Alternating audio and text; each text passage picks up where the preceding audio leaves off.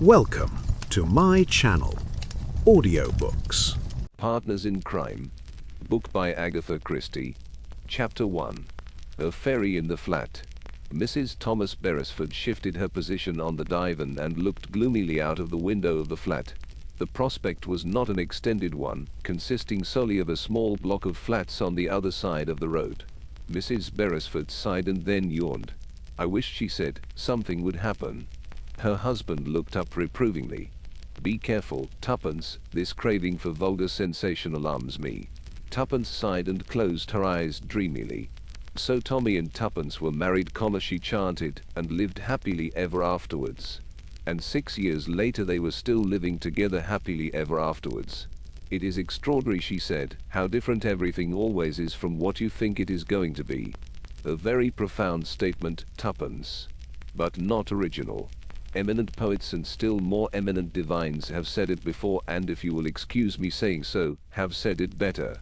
6 years ago," continued Tuppence, "I would have sworn that with sufficient money to buy things with, and with you for a husband, all life would have been one grand sweet song, as one of the poets you seem to know so much about puts it." "Is it me or the money that palls upon you?" inquired Tommy coldly. "Palls isn't exactly the word," said Tuppence kindly. "I'm used to my blessings, that's all. Just as one never thinks what a boon it is to be able to breathe through one's nose until one has a cold in the head." "Shall I neglect you a little?" suggested Tommy. "Take other women about to night clubs. That sort of thing." "Useless," said Tuppence.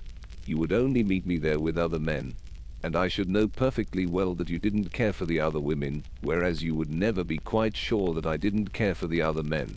Women are so much more thorough." "It's only in modesty that men score top marks," murmured her husband.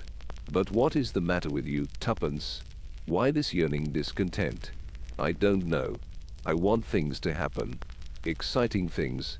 Wouldn't you like to go chasing German spies again, Tommy? Think of the wild days of peril we went through once. Of course I know you're more or less in the Secret Service now, but it's pure office work." "You mean you'd like them to send me into darkest Russia disguised as a Bolshevik bootlegger, or something of that sort?" "That wouldn't be any good," said Tuppence. "They wouldn't let me go with you, and I'm the person who wants something to do so badly." "Something to do? That is what I keep saying all day long." "Women's sphere," suggested Tommy, waving his hand. 20 minutes work after breakfast every morning keeps the flag going to perfection. You have nothing to complain of, have you? Your housekeeping is so perfect, Tuppence, as to be almost monotonous." "I do like gratitude," said Tuppence. "You, of course, have got your work," she continued, "but tell me, Tommy, don't you ever have a secret yearning for excitement, for things to happen?" "No," said Tommy, "at least I don't think so.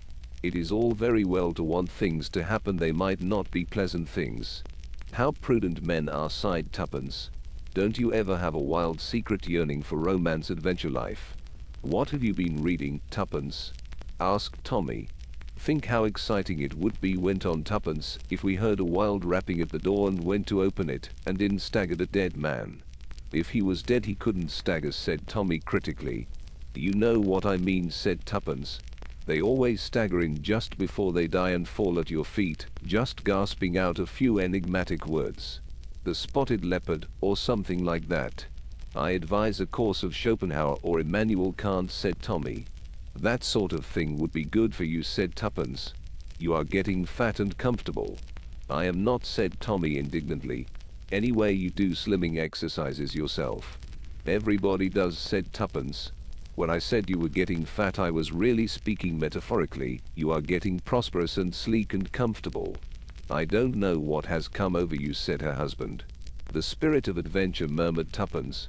"It is better than a longing for romance anyway. I have that sometimes too. I think of meeting a man, a really handsome man dash." "You have met me," said Tommy.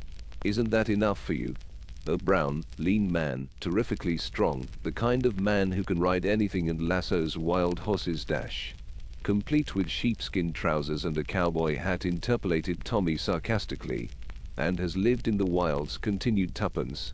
"I should like him to fall simply madly in love with me. I should, of course, rebuff him virtuously and be true to my marriage vows, but my heart would secretly go out to him."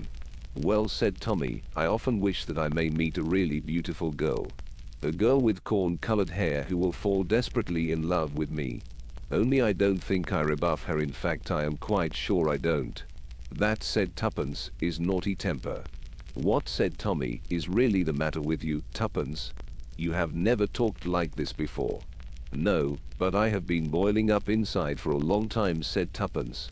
You see, it is very dangerous to have everything you want, including enough money to buy things. Of course there are always hats. You have got about 40 hats already, said Tommy, and they all look alike. Hats are like that, said Tuppence. They are not really alike. There are nuances in them. I saw rather a nice one in Violette's this morning. If you haven't anything better to do than going on buying hats, you don't need dash. That's it, said Tuppence, that's exactly it. If I had something better to do, I suppose I ought to take up good works.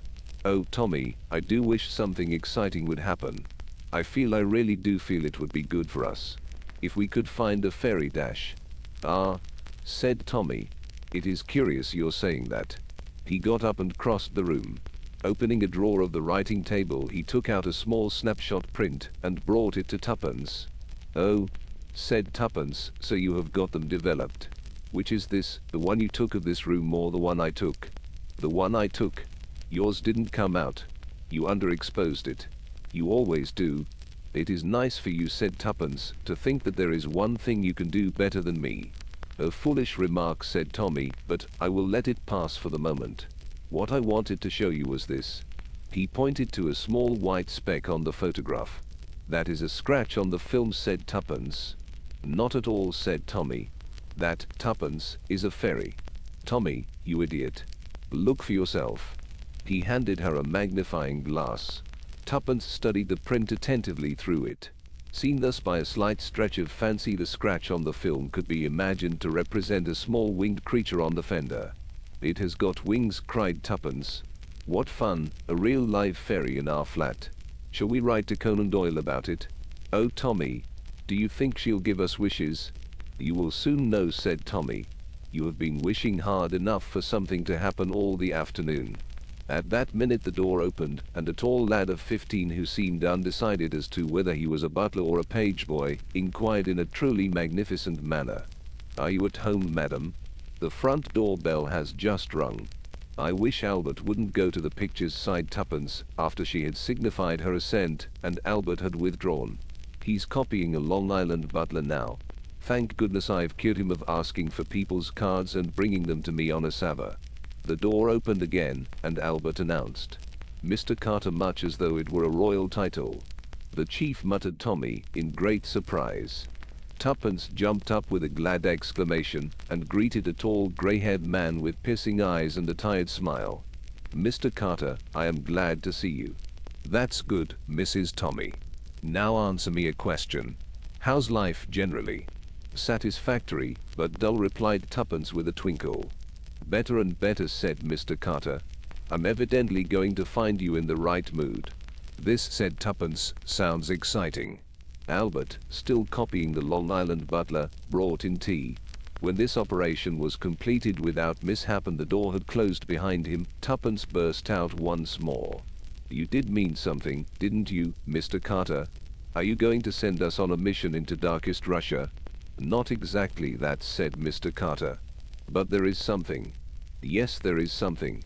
I don't think you are the kind who shrinks from risks, are you, Mrs. Tommy? Tuppence's eyes sparkled with excitement. There is certain work to be done for the department, and I just fancied that it might suit you too. Go on, said Tuppence. I see that you take the Daily Leader, continued Mr. Carter, picking up that journal from the table. He turned to the advertisement column and, indicating a certain advertisement with his finger, pushed the paper across to Tommy. Read that out, he said. Tommy complied. The International Detective Agency, Theodore Blunt, manager. Private inquiries. Large staff of confidential and highly skilled. Inquiry agents. Utmost discretion. Consultations free. 118 Hallam Street, W.C. He looked inquiringly at Mr. Carter. The latter nodded. That detective agency has been on its last legs for some time, he murmured. Friend of mine acquired it for a mere song. We're thinking of setting it going again, say, for a 6 months trial. And during that time, of course, it will have to have a manager." "What about Mr. Theodore Blunt?" asked Tommy. "Mr. Blunt has been rather indiscreet, I'm afraid. In fact, Scotland Yard have had to interfere. Mr. Blunt is being detained at Her Majesty's expense, and he won't tell us half of what we'd like to know." "I see, sir," said Tommy. "At least, I think I see. I suggest that you have 6 months leave from the office. Ill health. And, of course, if you like to run a detective agency under the name of Theodore Blunt, it's nothing to do with me." Tommy eyed his chief steadily. "Any instructions, sir?" "Mr. Blunt did some foreign business, I believe. Look out for blue letters with a Russian stamp on them. From a ham merchant anxious to find his wife who came as a refugee to this country some years ago. Moisten the stamp and you'll find the number 16 written underneath. Make a copy of these letters and send the originals on to me. Also, if anyone comes to the office and makes a reference to the number 16, inform me immediately." "I understand, sir," said Tommy. And apart from these instructions, Mr. Carter picked up his gloves from the table and prepared to depart. "You can run the agency as you please." I fancied his eyes twinkled a little that it might amuse Mrs. Tommy to try her hand at a little detective work. Chapter 2. A Pot of Tea. Mr. and Mrs. Beresford took possession of the offices of the International Detective Agency a few days later. They were on the second floor of a somewhat dilapidated building in Bloomsbury. In the small outer office, Albert relinquished the role of a Long Island butler and took up that of office boy, a part which he played to perfection. A paper bag of sweets, inky hands, and a tousled head was his conception of the character. From the outer office, 2 doors led into inner offices. On one door was painted the legend Clerks. On the other private. Behind the latter was a small comfortable room furnished with an immense business-like desk, a lot of artistically labeled files, all empty, and some solid leather-seated chairs. Behind the desk sat the pseudo Mr. Blunt, trying to look as though he had run a detective agency all his life. A telephone, of course, stood at his elbow. Tuppence and he had rehearsed several good telephone effects, and Albert also had his instructions. In the adjoining room was Tuppence, a typewriter, the necessary tables and chairs of an inferior type to those in the room of the great chief, and a gas ring for making tea. Nothing was wanting, in fact, save clients. Tuppence, in the first ecstasies of initiation, had a few bright hopes. "It will be too marvelous," she declared. "We will hunt down murderers, and discover the missing family jewels, and find people who've disappeared and detect embezzlers." At this point Tommy felt it his duty to strike a more discouraging note. "Calm yourself, Tuppence, and try to forget the cheap fiction you are in the habit of reading.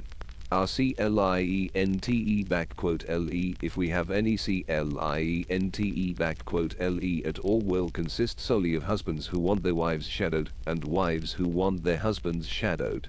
Evidence for divorce is the sole prop of private inquiry agents." "Ugh," said Tuppence, wrinkling a fastidious nose. "We shan't touch divorce cases. We must raise the tone of our new profession." "Yes," said Tommy doubtfully.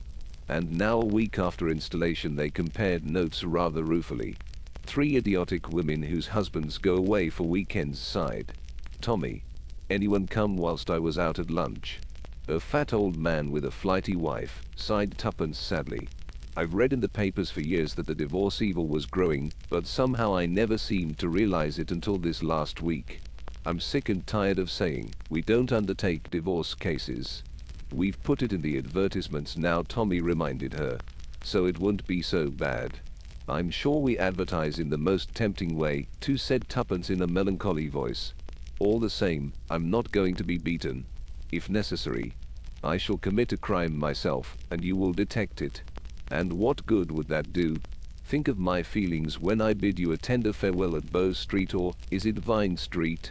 "You are thinking of your bachelor days," said Tuppence pointedly. "The Old Bailey, that is what I mean," said Tommy. "Well," said Tuppence, "something has got to be done about it. Here we are bursting with talent and no chance of exercising it. I always like your cheery optimism, Tuppence. You seem to have no doubt whatever that you have talent to exercise." "Of course," said Tuppence, opening her eyes very wide. And yet you have no expert knowledge whatever. Well, I have read every detective novel that has been published in the last 10 years. So have I, said Tommy, but I have a sort of feeling that that wouldn't really help us much. You always were a pessimist, Tommy. Belief in oneself, that is the great thing. Well, you have got it all right, said her husband. Of course it is easy in detective stories, said Tuppence thoughtfully, because one works backwards. I mean, if one knows the solution, one can arrange the clues. I wonder now, she paused, wrinkling her brows. Yes? Said Tommy inquiringly. I have got a sort of idea, said Tuppence. It hasn't quite come yet, but it's coming. She rose resolutely. I think I shall go and buy that hat I told you about. Oh, God, said Tommy, another hat. It's a very nice one, said Tuppence with dignity. She went out with a resolute look on her face. Once or twice in the following days Tommy inquired curiously about the idea. Tuppence merely shook her head and told him to give her time. And then, one glorious morning, the first client arrived, and all else was forgotten. There was a knock on the outer door of the office, and Albert, who had just placed an acid drop between his lips, roared out an indistinct "Come in." He then swallowed the acid drop whole in his surprise and delight. For this looked like the real thing. A tall young man, exquisitely and beautifully dressed, stood hesitating in the doorway. A toff, if ever there was one, said Albert to himself. His judgment in such matters was good. The young man was about 24 years of age, had beautifully slicked back hair, a tendency to pink rims around the eyes, and practically no chin to speak of. In an ecstasy, Albert pressed a button under his desk, and almost immediately a perfect fusillade of typing broke out from the direction of Cluck's. Tuppence had rushed to the post of duty. The effect of this hum of industry was to overawe the young man still further. I say, he remarked. Is this the Watnet Detective Agency, Blunt's brilliant detectives? All that sort of stuff, you know, eh? Did you want, sir, to speak to Mr. Blunt himself, inquired Albert, with an air of doubts as to whether such a thing could be managed. Well, yes, laddie, that was the jolly old idea. Can it be done? You haven't an appointment, I suppose? The visitor became more and more apologetic. Afraid I haven't. It's always wise, sir, to ring up on the phone first. Mr. Blunt is so terribly busy. He's engaged on the telephone at the moment. Called into consultation by Scotland Yard. The young man seemed suitably impressed. Albert lowered his voice and imparted information in a friendly fashion. Important theft of documents from a government office. They want Mr. Blunt to take up the case. Oh, really? I say, he must be no end of a fellow. The boss, sir, said Albert, is it? The young man sat down on a hard chair, completely unconscious of the fact that he was being subjected to keen scrutiny by two pairs of eyes, looking through cunningly contrived peepholes, those of Tuppence, in the intervals of frenzied typing, and those of Tommy awaiting the suitable moment. Presently a bell rang with violence on Albert's desk. The boss is free now. I will find out whether he can see you, said Albert, and disappeared through the door marked private. He reappeared immediately. Would you come this way, sir? The visitor was ushered into the private office, and a pleasant-faced young man with red hair and an air of brisk capability rose to greet him. Sit down. You wish to consult me. I am Mr. Blunt. Oh, really? I say, you're awfully young, aren't you? The day of the old men is over, said Tommy, waving his hand. Who caused the war? The old men. Who is responsible for the present state of unemployment? The old men. Who is responsible for every single rotten thing that has happened? Again I say, the old men. I expect you are right, said the client. I know a fellow who is a poet, at least he says he is a poet, and he always talks like that. Let me tell you this, sir, not a person on my highly trained staff is a day over 25. That is the truth. Since the highly trained staff consisted of Tuppence and Albert, the statement was truth itself. And now the facts, said Mr. Blunt. I want you to find someone that's missing, blurted out the young man. Quite so. Will you give me the details? Well, you see, it's rather difficult. I mean, it's a frightfully delicate business and all that. She might be frightfully waxy about it. I mean, well, it's so dashed difficult to explain. He looked helplessly at Tommy. Tommy felt annoyed. He had been on the point of going out to lunch, but he foresaw that getting the facts out of this client would be a long and tedious business. Did she disappear of her own free will, or do you suspect abduction? He demanded crisply. I don't know, said the young man. I don't know anything. Tommy reached for a pad and pencil. First of all, he said, will you give me your name? My office boy is trained never to ask names. In that way consultations can remain completely confidential. Oh, rather, said the young man. Jolly good idea. My name's Smith. Oh, no, said Tommy. The real one, please. His visitor looked at him in awe. St. Vincent, he said. Lawrence St. Vincent. It's a curious thing, said Tommy, how very few people there are whose real name is Smith. Personally, I don't know anyone called Smith. But 9 men out of 10 who wish to conceal their real name give that of Smith. I am writing a monograph upon the subject. At that moment a buzzer purred discreetly on his desk. That meant that Tuppence was requesting to take hold. Tommy, who wanted his lunch and who felt profoundly unsympathetic towards Mr. St. Vincent, was only too pleased to relinquish the helm. Excuse me, he said, and picked up the telephone. Across his face there shot rapid changes: surprise, consternation, slight elation. You don't say so, he said into the phone. The Prime Minister himself? Of course, in that case, I will come round at once. He replaced the receiver on the hook and turned to his client. My dear sir, I must ask you to excuse me. A most urgent summons. If you will give the facts of the case to my confidential secretary, she will deal with them. He strode to the adjoining door. Miss Robinson. Tuppence, very neat and demure with smooth black head and dainty collars and cuffs, tripped in. Tommy made the necessary introductions and departed. The lady you take an interest in has disappeared, I understand, Mr. Street. Vincent, said Tuppence in her soft voice, as she sat down and took up Mr. Blunt's pad and pencil. The young lady? Oh, rather, said St. Vincent. Young and awfully good looking and all that sort of thing. Tuppence's face grew grave. Dear me, she murmured. I hope that dash. You don't think anything's really happened to her? Demanded Mr. St. Vincent in lively concern. Oh, we must hope for the best, said Tuppence, with a kind of false cheerfulness which depressed Mr. St. Vincent horribly. Oh, look here, Miss Robinson. I say, you must do something. Spare no expense. I wouldn't have anything happen to her for the world. You seem awfully sympathetic, and I don't mind telling you in confidence that I simply worship the ground that girl walks on. She's a topper, an absolute topper. Please tell me her name and all about her. Her name's Jeanette. I don't know her second name. She works in a hat shop, Madame Violette's in Brook Street, but she's as straight as they make them. Has ticked me off no end of times. I went round there yesterday waiting for her to come out. All the others came, but not her. Then I found that she'd never turned up that morning to work at all. Sent no message either. Old Madam was furious about it. I got the address of her lodgings, and I went round there. She hadn't come home the night before, and they didn't know where she was. I was simply frantic. I thought of going to the police. But I knew that Jeanette would be absolutely furious with me for doing that if she were really all right and had gone off on her own. Then I remembered that she herself had pointed out your advertisement to me one day in the paper and told me that one of the women who'd been in buying hats had simply raved about your ability and discretion and all that sort of thing. So I toddled along here right away. I see, said Tuppence. What is the address of her lodgings? The young man gave it to her. That's all, I think, said Tuppence reflectively. That is to say, am I to understand that you are engaged to this young lady? Mr. St. Vincent turned a brick red. Well, no, not exactly. I never said anything.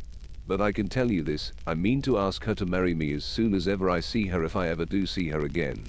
Tuppence laid aside her pad. Do you wish for our special 24-hour service? She asked in business-like tones. What's that? The fees are doubled, but we put all our available staff onto the case. Mr. St. Vincent, if the lady is alive, I shall be able to tell you where she is by this time tomorrow. What? I say, that's wonderful. We only employ experts and we guarantee results, said Tuppence crisply. But I say, you know, you must have the most topping staff. Oh, We have, said Tuppence. By the way, you haven't given me a description of the young lady. She's got the most marvelous hair, sort of golden but very deep, like a jolly old sunset. That's it, a jolly old sunset. You know, I never noticed things like sunsets until lately. Poetry too, there's a lot more in poetry than I ever thought.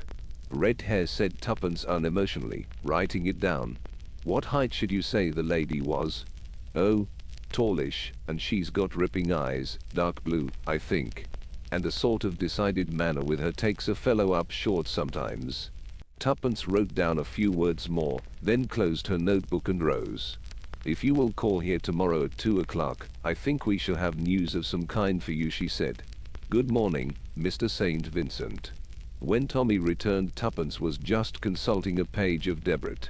I've got all the details, she said succinctly. Lawrence St. Vincent is the nephew and heir of the Earl of Cheriton. If we pull this through, we shall get publicity in the highest places. Tommy read through the notes on the pad. What do you really think has happened to the girl? He asked. I think, said Tuppence, that she has fled at the dictates of her heart, feeling that she loves this young man too well for her peace of mind. Tommy looked at her doubtfully. I know they do it in books, he said, but I've never known any girl who did it in real life. No, said Tuppence.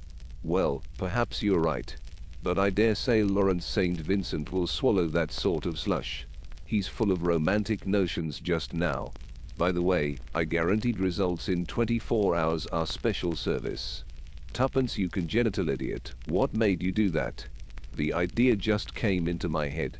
I thought it sounded rather well. Don't you worry. Leave it to Mother. Mother knows best. She went out, leaving Tommy profoundly dissatisfied. Presently he rose, sighed, and went out to do what could be done, cursing Tuppence's over-fervent imagination. When he returned weary and jaded at 4:30, he found Tuppence extracting a bag of biscuits from their place of concealment in one of the files. You look hot and bothered, she remarked. What have you been doing? Tommy groaned. Making a round of the hospitals with that girl's description. Didn't I tell you to leave it to me? Demanded Tuppence. You can't find that girl single-handed before 2 o'clock tomorrow. I can, and what's more, I have. You have? What do you mean? A simple problem, Watson, very simple indeed. Where is she now? Tuppence pointed a hand over her shoulder. She's in my office next door. What is she doing there? Tuppence began to laugh. Well, she said, early training will tell, and with a kettle, a gas ring, and half a pound of tea staring her in the face, the result is a foregone conclusion. You see, continued Tuppence gently, Madame Violette's is where I go for my hats, and the other day I ran across an old pal of hospital days amongst the girls there. She gave up nursing after the war and started a hat shop, failed, and took this job at Madame Violette's. We fixed up the whole thing between us. She was to rub the advertisement well into young St. Vincent and then disappear. Wonderful efficiency of Blunt's brilliant detectives. Publicity for us, and the necessary fillip to young St. Vincent to bring him to the point of proposing. Janet was in despair about it. Tuppence, said Tommy. You take my breath away. The whole thing is the most immoral business I ever heard of. You aid and abet this young man to marry out of his class dash. Stuff, said Tuppence. Janet is a splendid girl, and the queer thing is that she really adores that weak-kneed young man. You can see with half a glance what his family needs. Some good red blood in it. Janet will be the making of him.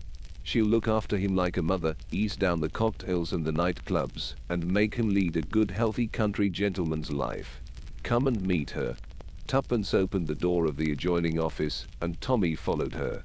A tall girl with lovely auburn hair and a pleasant face put down the steaming kettle in her hand and turned with a smile that disclosed an even row of white teeth. I hope you'll forgive me, Nurse Cowley, Mrs. Beresford, I mean. I thought that very likely you'd be quite ready for a cup of tea yourself. Many's the pot of tea you've made for me in the hospital at 3 o'clock in the morning. Tommy, said Tuppence. Let me introduce you to my old friend Nurse Smith. Smith, did you say? How curious, said Tommy, shaking hands. Oh, nothing, a little monograph that I was thinking of writing. Pull yourself together, Tommy, said Tuppence. She poured him out a cup of tea. Now, then, let's drink together. Here's to the success of the International Detective Agency. Blunt's brilliant detectives. May they never know failure. Chapter 3.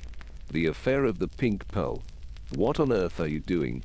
Demanded Tuppence, as she entered the inner sanctum of the International Detective Agency slogan Blunt's brilliant detectives, and discovered her lord and master prone on the floor in a sea of books. Tommy struggled to his feet. I was trying to arrange these books on the top shelf of that cupboard, he complained. And the damned chair gave way. What are they, anyway? Asked Tuppence, picking up a volume. The Hound of the Baskervilles. I wouldn't mind reading that again sometime. You see the idea, said Tommy, dusting himself with care. Half hours with the great masters, that sort of thing. You see, Tuppence, I can't help feeling that we are more or less amateurs at this business. Of course, amateurs in one sense we cannot help being, but it would do no harm to acquire the technique, so to speak. These books are detective stories by the leading masters of the art. I intend to try different styles and compare results. H''M, said Tuppence. I often wonder how these detectives would have got on in real life. She picked up another volume. You'll find a difficulty in being a Thorndyke. You've no medical experience and less legal, and I never heard that science was your strong point. Perhaps not, said Tommy. But at any rate I've bought a very good camera, and I shall photograph footprints and enlarge the negatives and all that sort of thing. Now, mon ami, use your little grey cells. What does this convey to you? He pointed to the bottom shelf of the cupboard. On it lay a somewhat futuristic dressing gown, a Turkish slipper, and a violin. Obvious, my dear Watson, said Tuppence. Exactly, said Tommy. The Sherlock Holmes touch. He took up the violin and drew the bow idly across the strings, causing Tuppence to give a wail of agony. At that moment the buzzer rang on the desk, a sign that a client had arrived in the outer office and was being held in parley by Albert, the office boy. Tommy hastily replaced the violin in the cupboard and kicked the books behind the desk. Not that there's any great hurry, he remarked. Albert will be handing them out the stuff about my being engaged with Scotland Yard on the phone. Get into your office and start typing, Tuppence. It makes the office sound busy and active. No, on second thoughts you shall be taking notes in shorthand from my dictation. Let's have a look before we get Albert to send the victim in. They approached the peephole, which had been artistically contrived so as to command a view of the outer office. The client was a girl of about Tuppence's age, tall and dark, with a rather haggard face and scornful eyes. Clothes cheap and striking, remarked Tuppence. Have her in, Tommy. In another minute the girl was shaking hands with the celebrated Mr. Blunt, whilst Tuppence sat by with eyes demurely downcast and pad and pencil in hand. My confidential secretary, Miss Robinson, said Mr. Blunt with a wave of his hand. You may speak freely before her. Then he laid back for a minute, half closed his eyes, and remarked in a tired tone, You must find travelling in a bus very crowded at this time of day. I came in a taxi, said the girl. Oh, exclamation point, said Tommy, aggrieved. His eyes rested reproachfully on a blue bus ticket protruding from her glove. The girl's eyes followed his glance, and she smiled and drew it out. You mean this? I picked it up on the pavement. A little neighbor of ours collects them. Tuppence coughed, and Tommy threw a baleful glare at her. We must get to business, he said briskly. You are in need of our services, Miss Dash. Kingston Bruce is my name, said the girl. We live at Wimbledon. Last night a lady who is staying with us lost a valuable pink pearl. Mr. St. Vincent was also dining with us, and during dinner he happened to mention your firm. My mother sent me off to you this morning to ask you if you would look into the matter for us. The girl spoke sullenly, almost disagreeably. It was clear as daylight that she and her mother had not agreed over the matter. She was here under protest. I see, said Tommy, a little puzzled. You have not called in the police. No, said Miss Kingston Bruce, we haven't. It would be idiotic to call in the police and then find the silly thing had rolled under the fireplace, or something like that. Oh, said Tommy. Then the jewel may only be lost after all. Miss Kingston Bruce shrugged her shoulders. People make such a fuss about things, she murmured. Tommy cleared his throat. Of course, he said doubtfully. I am extremely busy just now, Dash. I quite understand, said the girl, rising to her feet. There was a quick gleam of satisfaction in her eyes which Tuppence, for one, did not miss. "Nevertheless," continued Tommy, "I think I can manage to run down to Wimbledon. Will you give me the address, please?" "The Laurels, Edgeworth Road." "Make a note of it, please, Miss Robinson." Miss Kingston Bruce hesitated, then said rather ungraciously, "We'll expect you then. Good morning." "Funny girl," said Tommy when she had left. "I couldn't quite make her out." "I wonder if she stole the thing herself," remarked Tuppence meditatively. "Come on, Tommy, let's put away these books and take the car and go down there. By the way, who are you going to be, Sherlock Holmes still?" "I think I need practice for that," said Tommy. "I came rather a cropper over that bus ticket, didn't I?" "You did," said Tuppence. "If I were you I shouldn't try too much on that girl. She's as sharp as a needle. She's unhappy too, poor devil." "I suppose you know all about her already," said Tommy with sarcasm, "simply from looking at the shape of her nose." "I'll tell you my idea of what we shall find at the Laurels," said Tuppence, quite unmoved. "A household of snobs, very keen to move in the best society. The father, if there is a father, is sure to have a military title. The girl falls in with their way of life and despises herself for doing so." Tommy took a last look at the books now neatly arranged upon the shelf. "I think," he said thoughtfully, "that I shall be Thorndyke today." "I shouldn't have thought there was anything medico-legal about this case," remarked Tuppence. "Perhaps not," said Tommy. "But I'm simply dying to use that new camera of mine. It's supposed to have the most marvelous lens that ever was or could be." "I know those kind of lenses," said Tuppence. "By the time you've adjusted the shutter and stopped down and calculated the exposure and kept your eye on the spirit level, your brain gives out and you yearn for the simple brownie.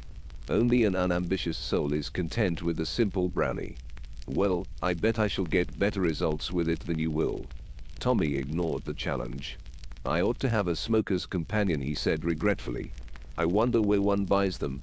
"There's always the patent corkscrew Aunt Araminta gave you last Christmas," said Tuppence helpfully. "That's true," said Tommy. "A curious-looking engine of destruction I thought it at the time, and rather a humorous present to get from a strictly teetotal aunt." "I," said Tuppence, "shall be Polton." Tommy looked at her scornfully. "Polton indeed. You couldn't begin to do one of the things that he does." "Yes, I can," said Tuppence. "I can rub my hands together when I'm pleased. That's quite enough to get on with. I hope you're going to take plaster casts of footprints." Tommy was reduced to silence. Having collected the corkscrew, they went round to the garage, got out the car and started for Wimbledon. The Laurels was a big house. It ran somewhat to gables and turrets, had an air of being very newly painted, and was surrounded with neat flower beds filled with scarlet geraniums. A tall man with a close-cropped white moustache and an exaggeratedly martial bearing opened the door before Tommy had time to ring. "I've been looking out for you," he explained fussily. "Mr. Blunt, is it not? I'm Colonel Kingston Bruce. Will you come into my study?" He led them into a small room at the back of the house. "Young St. Vincent was telling me wonderful things about your firm. I've noticed your advertisements myself. This guaranteed 24 hours service of yours a marvelous notion. That's exactly what I need." Inwardly anathematizing Tuppence for her irresponsibility in inventing this brilliant detail, Tommy replied, "Just so, Colonel. The whole thing is most distressing, sir, most distressing." "Perhaps you would kindly give me the facts," said Tommy, with a hint of impatience. "Certainly I will at once. We have at the present moment staying with us a very old and dear friend of ours, Lady Laura Barton, daughter of the late Earl of Caraway. The present Earl, her brother, made a striking speech in the House of Lords the other day. As I say, she is an old and dear friend of ours. Some American friends of mine who have just come over, the Hamilton Betts, were most anxious to meet her. Nothing easy, I said. She is staying with me now. Come down for the weekend.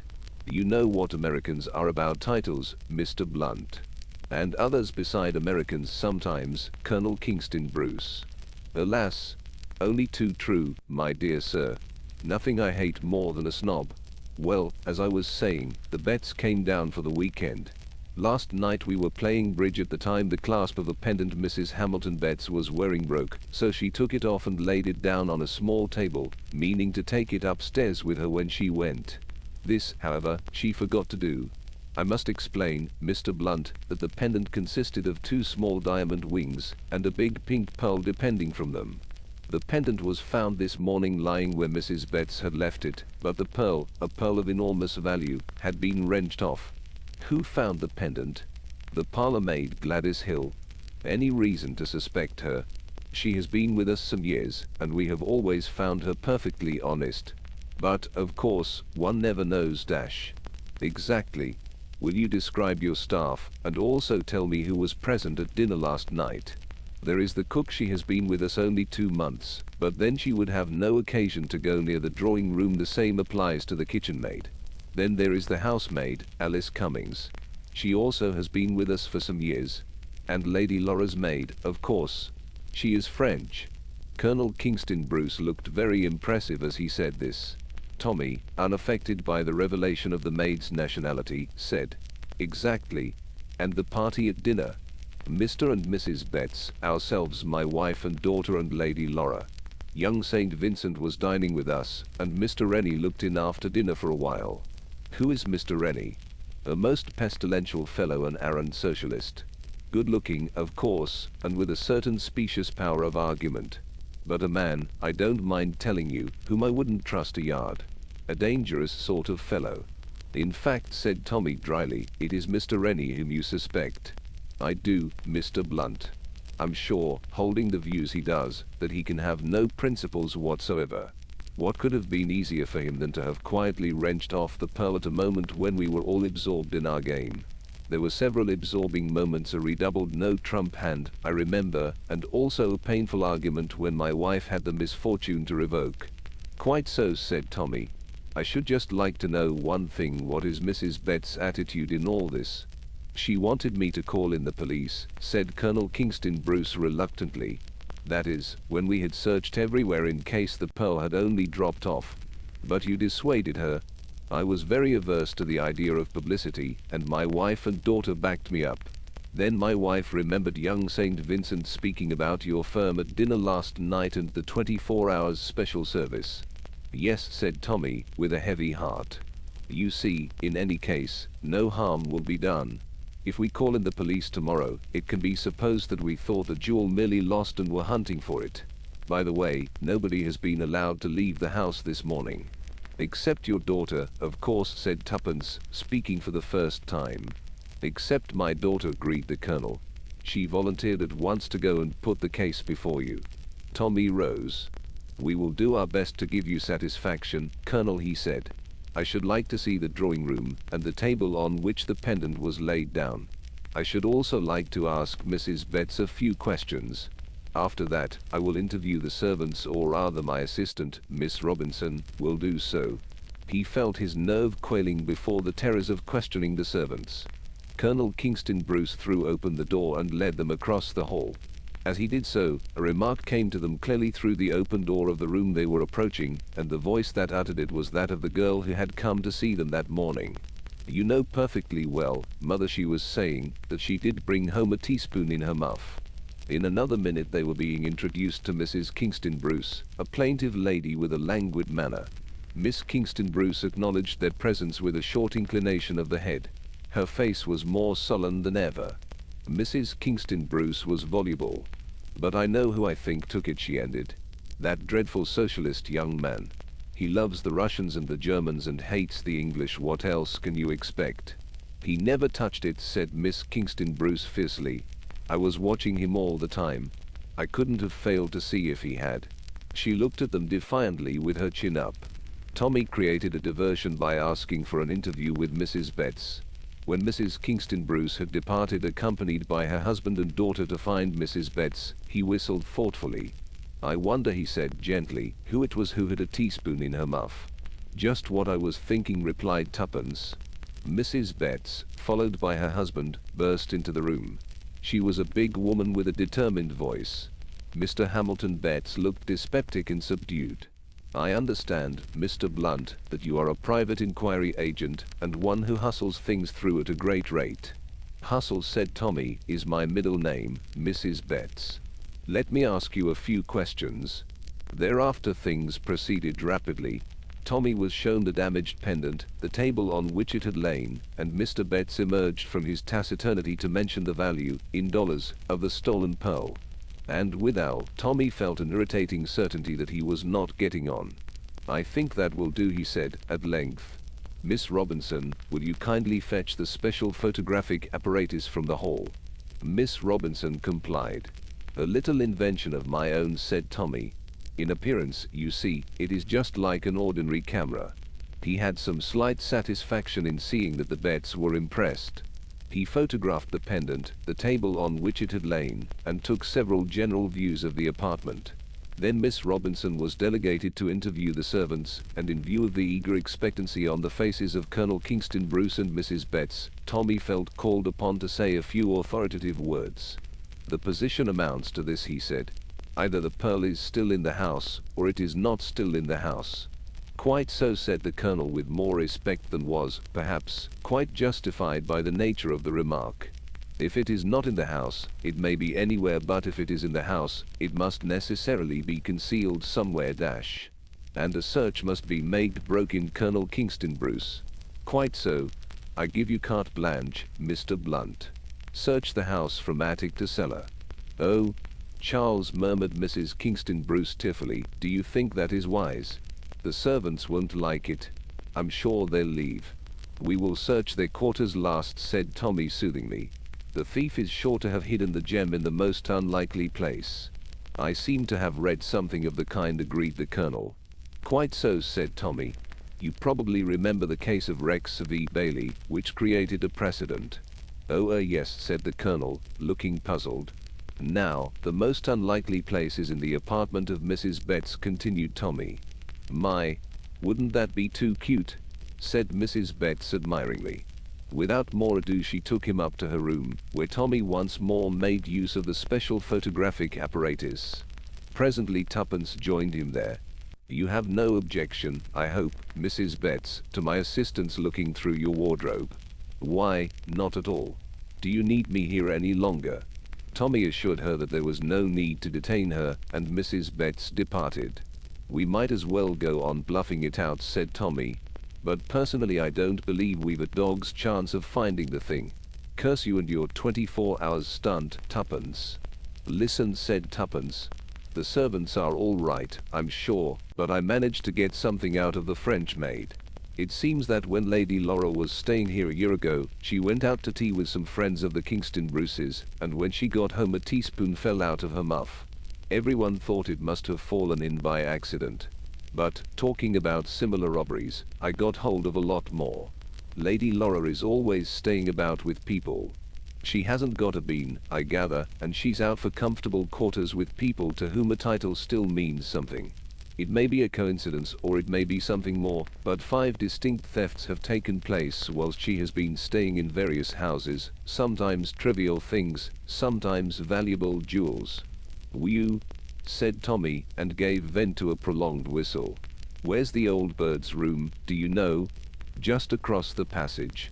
"Then I rather think, that we'll just slip across and investigate."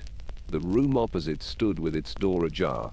It was a spacious apartment, with white enameled fitments and rose-pink curtains. An inner door led to a bathroom. At the door of this appeared a slim, dark girl, very neatly dressed. Tuppence checked the exclamation of astonishment on the girl's lips.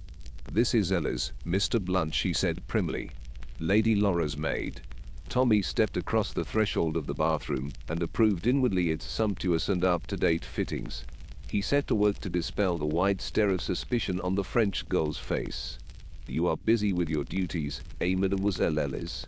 "Yes, monsieur, I clean Milady's bath." "Well, perhaps you'll help me with some photography instead. I have a special kind of camera here, and I am photographing the interiors of all the rooms in this house."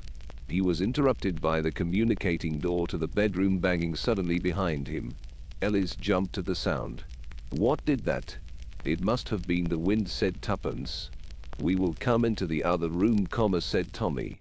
Ellis went to open the door for them, but the doorknob rattled aimlessly. "What's the matter?" said Tommy sharply. "Ah, monsieur, but somebody must have locked it on the other side." She caught up a towel and tried again. But this time the door handle turned easily enough, and the door swung open. VOA back quote C quiesced Q. It must have been stuck, said Ellis. There was no one in the bedroom.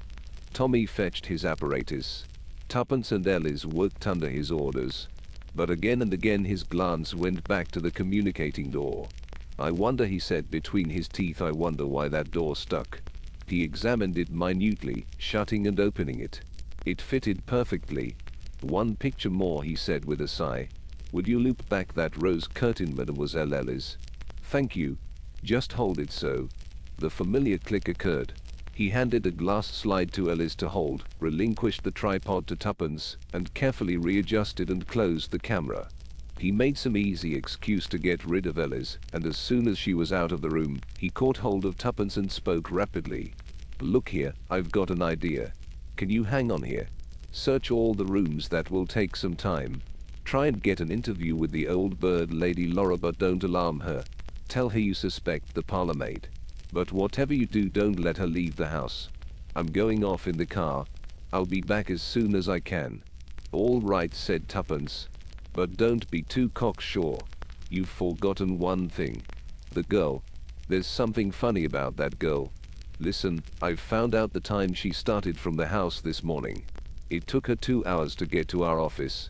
That's nonsense. Where did she go before she came to us? There's something in that, admitted her husband. Well, follow up any old clue you like, but don't let Lady Laura leave the house. What's that? His quick ear had caught a faint rustle outside on the landing. He strode across to the door, but there was no one to be seen. Well, so long, he said. I'll be back as soon as I can. 2. Tuppence watched him drive off in the car with a faint misgiving. Tommy was very sure she herself was not so sure. There were 1 or 2 things she did not quite understand. She was still standing by the window, watching the road, when she saw a man leave the shelter of a gateway opposite, cross the road and ring the bell. In a flash, Tuppence was out of the room and down the stairs. Gladys Hill, the parlour maid, was emerging from the back part of the house, but Tuppence motioned her back authoritatively. Then she went to the front door and opened it. A lanky young man with ill-fitting clothes and eager dark eyes was standing on the step. He hesitated a moment and then said, "Is Miss Kingston Bruce in?" "Will you come inside?" said Tuppence. She stood aside to let him enter, closing the door. "Mr. Rennie, I think," she said sweetly. He shot a quick glance at her. Yes. Will you come in here, please?" She opened the study door. The room was empty, and Tuppence entered it after him, closing the door behind her. He turned on her with a frown. "I want to see Miss Kingston Bruce." "I am not quite sure that you can," said Tuppence composedly. "Look here, who the devil are you?" said Mr. Rennie rudely. "International Detective Agency," said Tuppence succinctly, and noticed Mr. Rennie's uncontrollable start. "Please sit down, Mr. Rennie," she went on. "To begin with, we know all about Miss Kingston Bruce's visit to you this morning." It was a bold guess, but it succeeded. Perceiving his consternation, Tuppence went on quickly. "The recovery of the pearl is the great thing, Mr. Rennie. No one in this house is anxious for publicity. Can't we come to some arrangement?" The young man looked at her keenly. "I wonder how much you know," he said thoughtfully. "Let me think for a moment."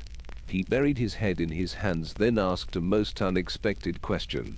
"I say, is it really true that young St. Vincent is engaged to be married?" "Quite true," said Tuppence.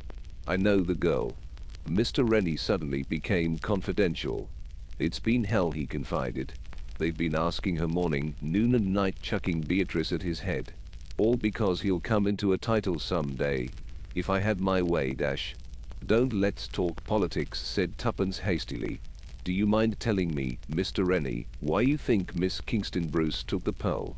I don't." "You do," said Tuppence calmly. "You wait to see the detective, as you think, drive off and the coast clear, and then you come and ask for her. It's obvious. If you'd taken the pearl yourself, you wouldn't be half so upset." "Her manner was so odd," said the young man. "She came this morning and told me about the robbery, explaining that she was on her way to a firm of private detectives. She seemed anxious to say something, and yet not able to get it out." "Well," said Tuppence, "all I want is the pearl. You'd better go and talk to her. But at that moment Colonel Kingston Bruce opened the door. Lunch is ready, Miss Robinson. You will lunch with us, I hope. Then he stopped and glared at the guest. Clearly, said Mr. Rennie, you don't want to ask me to lunch. All right. I'll go. Come back later, whispered Tuppence as he passed her. Tuppence followed Colonel Kingston Bruce, still growling into his moustache about the pestilential impudence of some people, into a massive dining room where the family was already assembled. Only one person present was unknown to Tuppence. This, Lady Laura, is Miss Robinson, who is kindly assisting us. Lady Laura bent her head, and then proceeded to stare at Tuppence through her pince-nez. She was a tall, thin woman, with a sad smile, a gentle voice, and very hard, shrewd eyes. Tuppence returned her stare, and Lady Laura's eyes dropped. After lunch Lady Laura entered into conversation with an air of gentle curiosity. How was the inquiry proceeding? Tuppence laid suitable stress on the suspicion attaching to the parlourmaid, but her mind was not really on Lady Laura. Lady Laura might conceal teaspoons and other articles in her clothing, but Tuppence felt fairly sure that she had not taken the pink pearl. Presently Tuppence proceeded with her search of the house. Time was going on. There was no sign of Tommy, and, what mattered far more to Tuppence, there was no sign of Mr. Rennie. Suddenly Tuppence came out of a bedroom and collided with Beatrice Kingston Bruce, who was going downstairs. She was fully dressed for the street. I'm afraid, said Tuppence, that you mustn't go out just now. The other girl looked at her haughtily. Whether I go out or not is no business of yours, she said coldly. It is my business whether I communicate with the police or not, though, said Tuppence. In a minute the girl had turned ashy pale. You mustn't, I won't go out, but don't do that. She clung to Tuppence beseechingly. My dear Miss Kingston Bruce, said Tuppence, smiling, the case has been perfectly clear to me from the start. But she was interrupted. In the stress of her encounter with the girl, Tuppence had not heard the front door bell. Now, to her astonishment, Tommy came bounding up the stairs, and in the hall below, she caught sight of a big burly man in the act of removing a bowler hat. Detective Inspector Marriott of Scotland Yard, he said with a grin. With a cry, Beatrice Kingston Bruce tore herself from Tuppence's grasp and dashed down the stairs, just as the front door was opened once more to admit Mr. Rennie. Now you have torn it, said Tuppence bitterly. Eh? Said Tommy, hurrying into Lady Laura's room. He passed on into the bathroom and picked up a large cake of soap which he brought out in his hands. The inspector was just mounting the stairs. She went quite quietly, he announced. She's an old hand and knows when the game is up. What about the pearl? I rather fancy, said Tommy, handing him the soap, that you'll find it in here. The inspector's eyes lit up appreciatively. An old trick and a good one. Cut a cake of soap in half, scoop out a place for the jewel, clap it together again, and smooth the join well over with hot water. A very smart piece of work on your part, sir. Tommy accepted the compliment gracefully. He and Tuppence descended the stairs. Colonel Kingston Bruce rushed at him and shook him warmly by the hand. My dear sir, I can't thank you enough. Lady Laura wants to thank you also. I am glad we have given you satisfaction, said Tommy. But, I'm afraid, I can't stop. I have a most urgent appointment. Member of the cabinet. He hurried out to the car and jumped in. Tuppence jumped in beside him. But Tommy, she cried, haven't they arrested Lady Laura after all? Oh, said Tommy, didn't I tell you? They've not arrested Lady Laura. They've arrested Ellis. You see, he went on, as Tuppence sat dumbfounded, I've often tried to open a door with soap on my hands myself. It can't be done, your hands slip. So I wondered what Ellis could have been doing with the soap to get her hands as soapy as all that. She caught up a towel, you remember, so there were no traces of soap on the handle afterwards. But it occurred to me that if you were a professional thief, it wouldn't be a bad plan to be made to a lady suspected of kleptomania who stayed about a good deal in different houses. So I managed to get a photo of her as well as of the room, induced her to handle a glass slide, and toddled off to dear old Scotland Yard. Lightning development of negative, successful identification of fingerprints and photo. Ellis was a long-lost friend. Useful place, Scotland Yard. And to think, said Tuppence, finding her voice, that those two young idiots were only suspecting each other in that weak way they do it in books. But why didn't you tell me what you were up to when you went off? ? In the first place, I suspected that Ellis was listening on the landing, and in the second place, Yes? My learned friend forgets, said Tommy.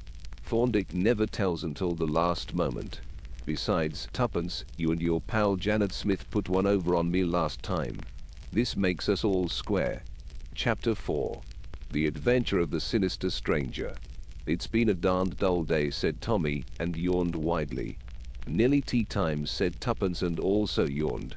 Business was not brisk in the International Detective Agency. The eagerly expected letter from the ham merchant had not arrived, and bona fide cases were not forthcoming. Albert, the office boy, entered with a sealed package which he laid on the table. The mystery of the sealed packet, murmured Tommy. Did it contain the fabulous pearls of the Russian Grand Duchess?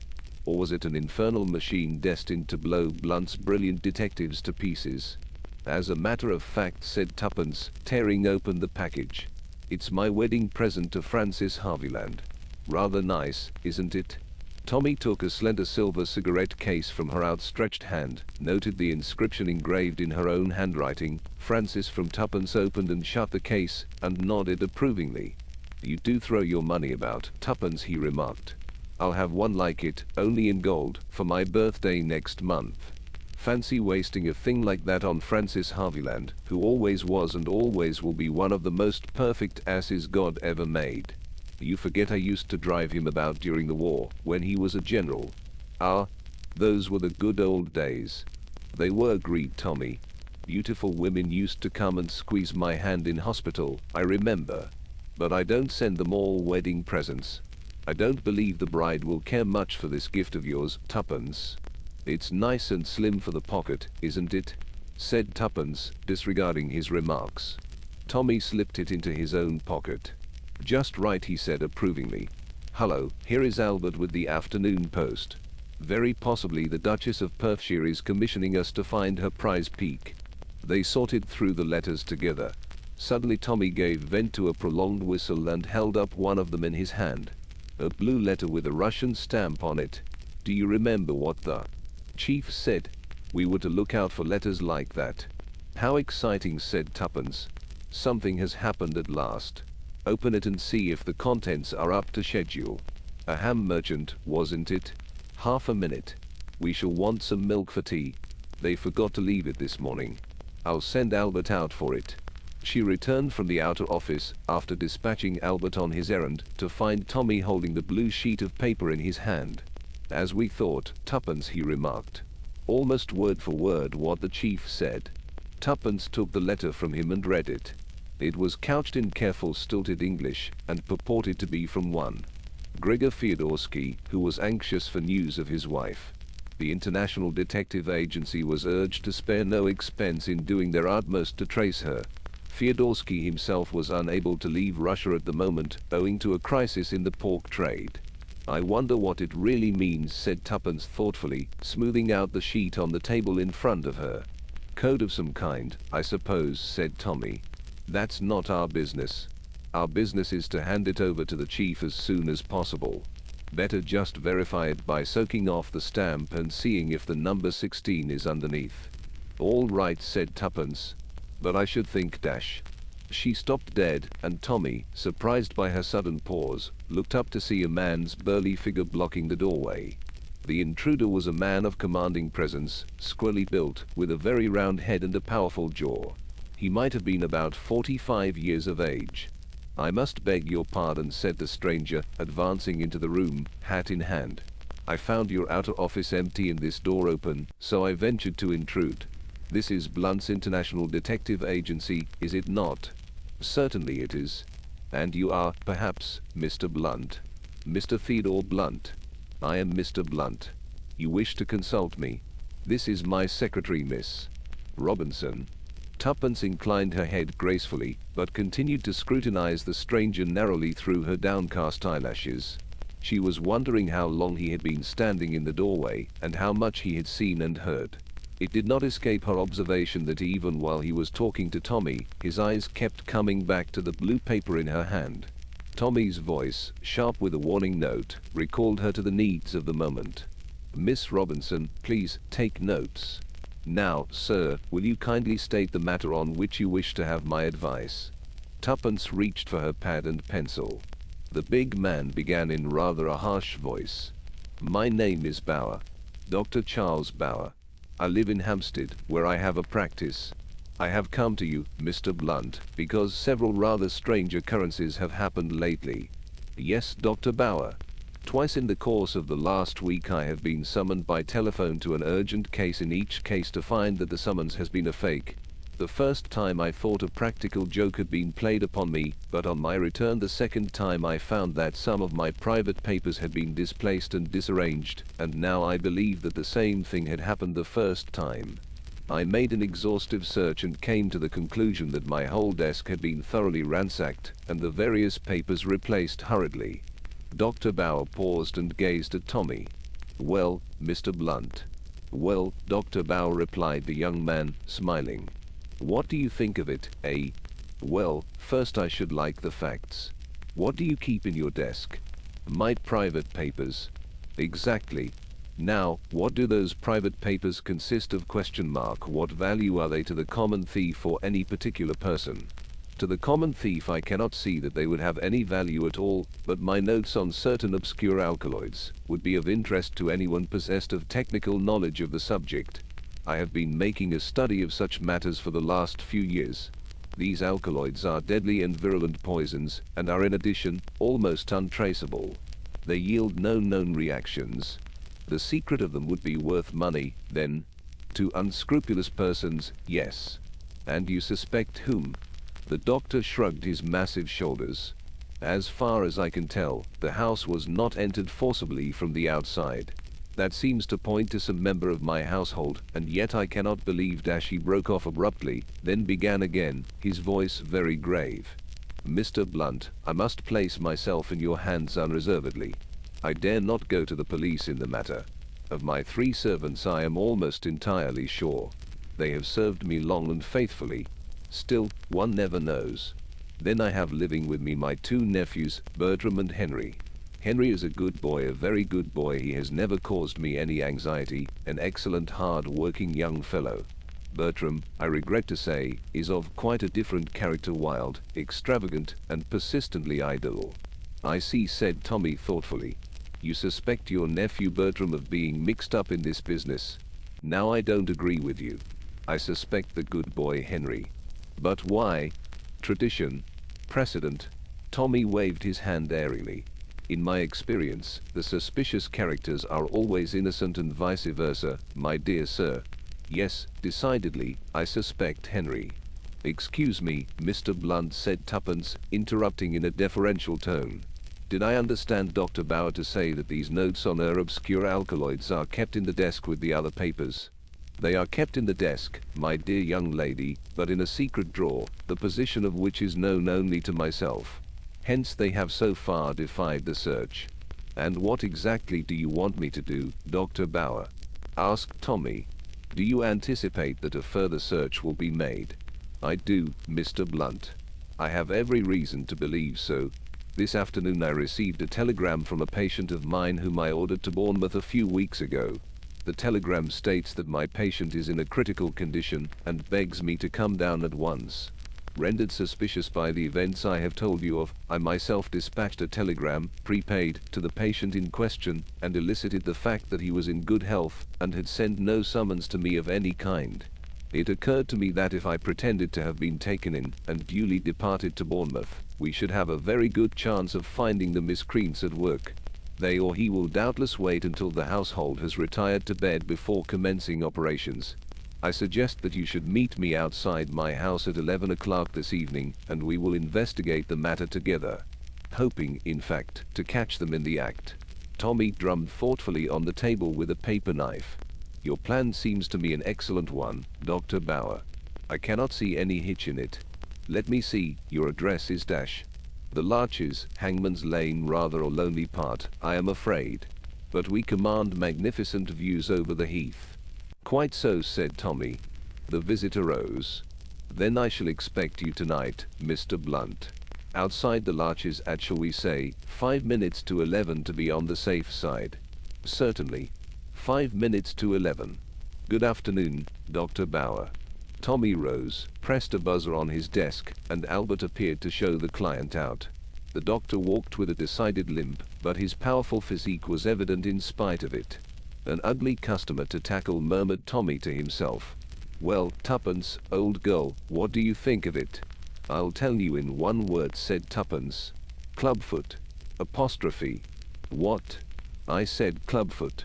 My study of the classics has not been in vain. Tommy, this thing's a plant. Obscure alkaloids indeed, I never heard a weaker story. Even I did not find it very convincing, admitted her husband. Did you see his eyes on the letter? Tommy, he's one of the gang.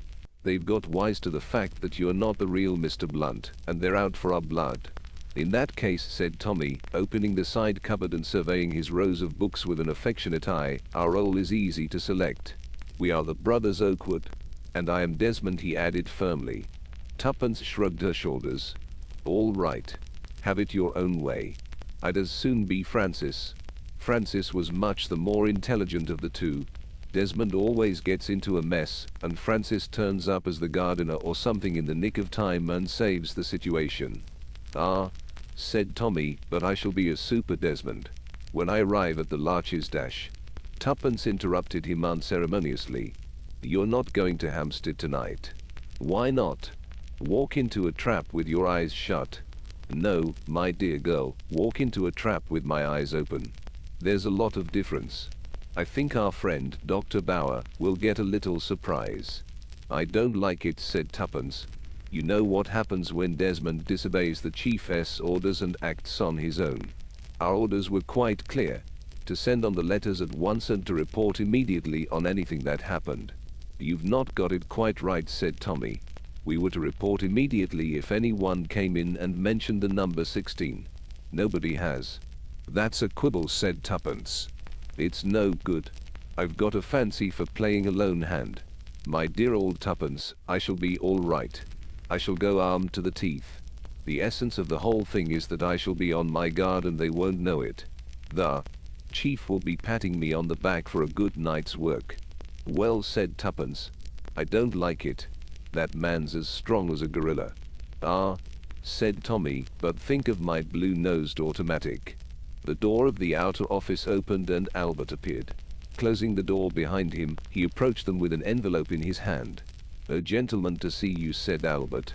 When I began the usual stunt of saying you were engaged with Scotland Yard, he told me he knew all about that. Said he came from Scotland Yard himself, ! And he wrote something on a card and stuck it up in this envelope. Tommy took the envelope and opened it. As he read the card, a grin passed across his face. The gentleman was amusing himself at your expense by speaking the truth, Albert, he remarked. Show him in. He tossed the card to Tuppence. It bore the name Detective Inspector Dymchurch, and across it was scrawled in pencil, a friend of Marriott's. In another minute the Scotland Yard detective was entering the inner office. In appearance, Inspector Dymchurch was of the same type as Inspector Marriott, short and thick-set, with shrewd eyes. Good afternoon, said the detective breezily. Marriott's away in South Wales, but before he went he 69 asked me to keep an eye on you too, and on this place in general. Oh, bless you, sir, he went on, as Tommy seemed about to interrupt him, we know all about it. It's not our department, and we don't interfere. But somebody's got wise lately to the fact that all is not what it seems. You had a gentleman here this afternoon. I don't know what he called himself, and I don't know what his real name is, but I know just a little about him. Enough to want to know more. Am I right in assuming that he made a date with you for some particular spot this evening? Quite right. I thought as much. 16 Westerham Road, Finsbury Park, was that it? You're wrong there, said Tommy with a smile. Dead wrong. The Larches, Hampstead. Dymchurch seemed honestly taken aback. Clearly he had not expected this. I don't understand it, he muttered. It must be a new layout. The Larches, Hampstead, you said? Yes. I'm to meet him there at 11 o'clock tonight. Don't you do it, sir. There. Burst from Tuppence. Tommy flushed. If you think, Inspector he began heatedly. But the inspector raised a soothing hand. I'll tell you what I think, Mr. Blunt. The place you want to be at 11 o'clock tonight is here in this office. What? Cried Tuppence, astonished. Here in this office. Never mind how I know departments overlap sometimes, but you got one of those famous blue letters today. Old what's his name is after that. He lures you up to Hampstead, makes quite sure of your being out of the way, and steps in here at night, when all the building is empty and quiet, to have a good search round at his leisure.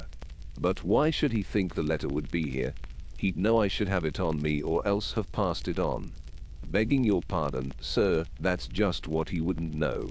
He may have tumbled to the fact that you're not the original Mr. Blunt, but he probably thinks that you're a bona fide gentleman who's bought the business. In that case, the letter would be all in the way of regular business, and would be filed as such. I see, said Tuppence. And that's just what we've got to let him think. We'll catch him red-handed here tonight. So that's the plan, is it? Yes. It's the chance of a lifetime. Now, let me see, what's the time? 6 o'clock. What time do you usually leave here, sir? About 6. You must seem to leave the place as usual. Actually, we'll sneak back to it as soon as possible. I don't believe they'll come here till about 11, but of course they might. If you'll excuse me, I'll just go and take a look round outside and see if I can make out anyone watching the place. Dymchurch departed, and Tommy began an argument with Tuppence. It lasted some time and was heated and acrimonious. In the end, Tuppence suddenly capitulated. All right, she said. I give in. I'll go home and sit there like a good little girl, whilst you tackle crooks and hobnob with detectives, but you wait, young man. I'll be even with you yet for keeping me out of the fun. Dymchurch returned at that moment. Coast seems clear enough, he said. But you can't tell. Better seem to leave in the usual manner. They won't go on watching the place once you've gone. Tommy called Albert and gave him instructions to lock up. Then the four of them made their way to the garage nearby where the car was usually left. Tuppence drove and Albert sat beside her. Tommy and the detective sat behind. Presently they were held up by a block in the traffic. Tuppence looked over her shoulder and nodded. Tommy and the detective opened the right-hand door and stepped out into the middle of Oxford Street. In a minute or two Tuppence drove on. "2.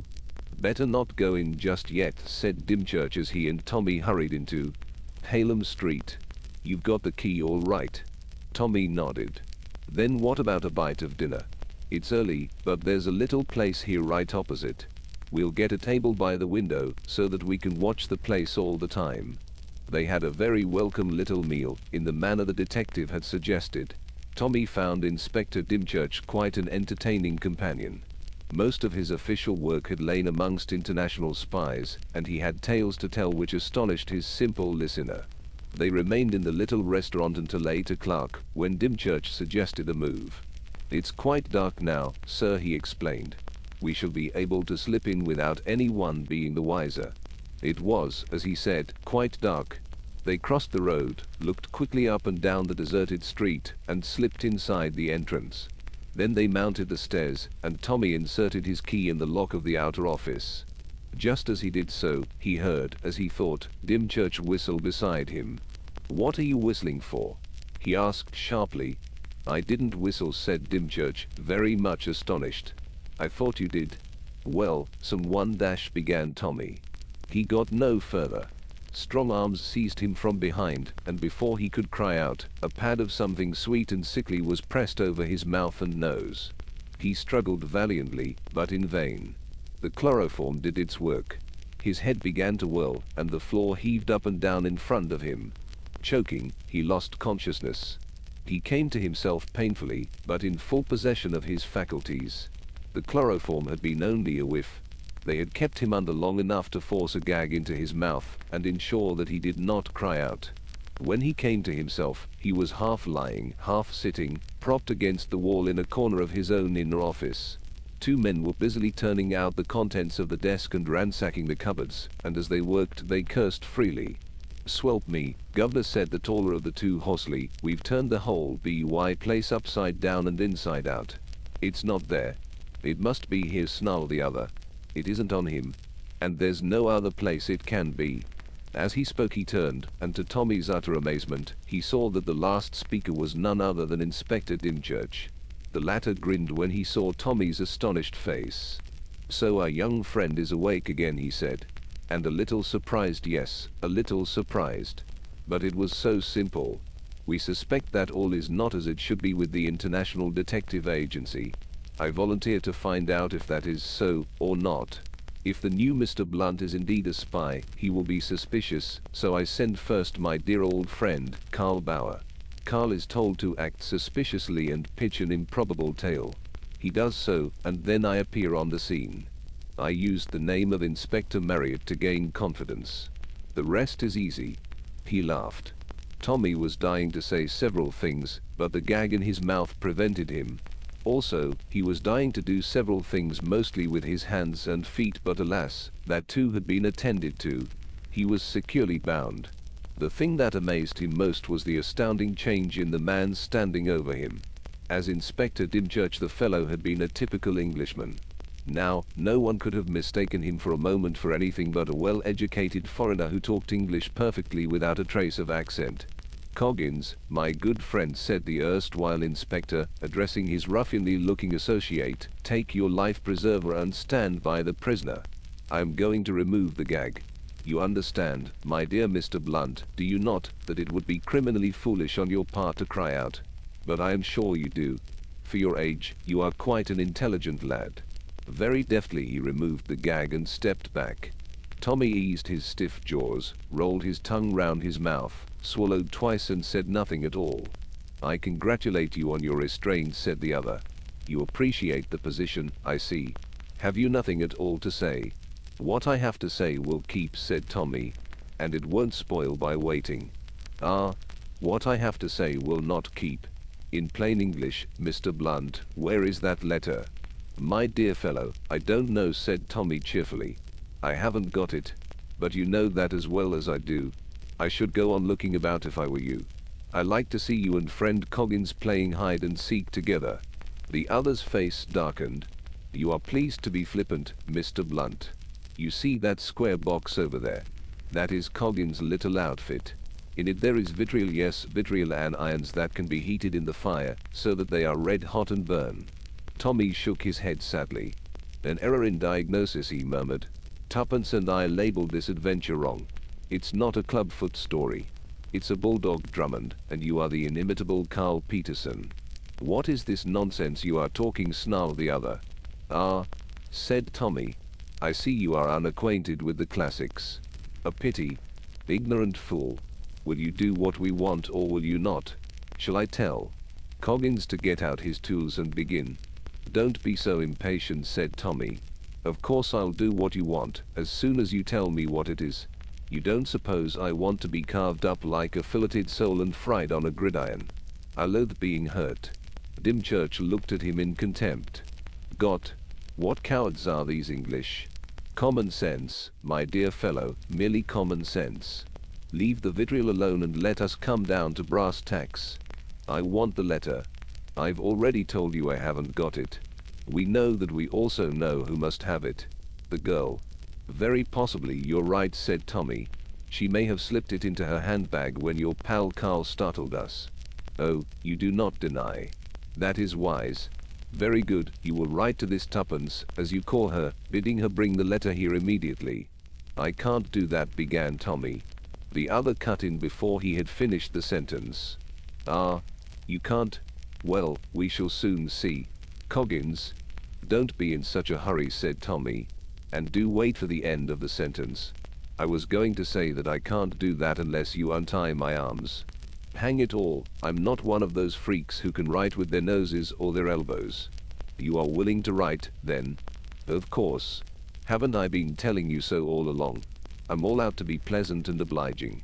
You won't do anything unkind to Tuppence, of course? I'm sure you won't. She's such a nice girl."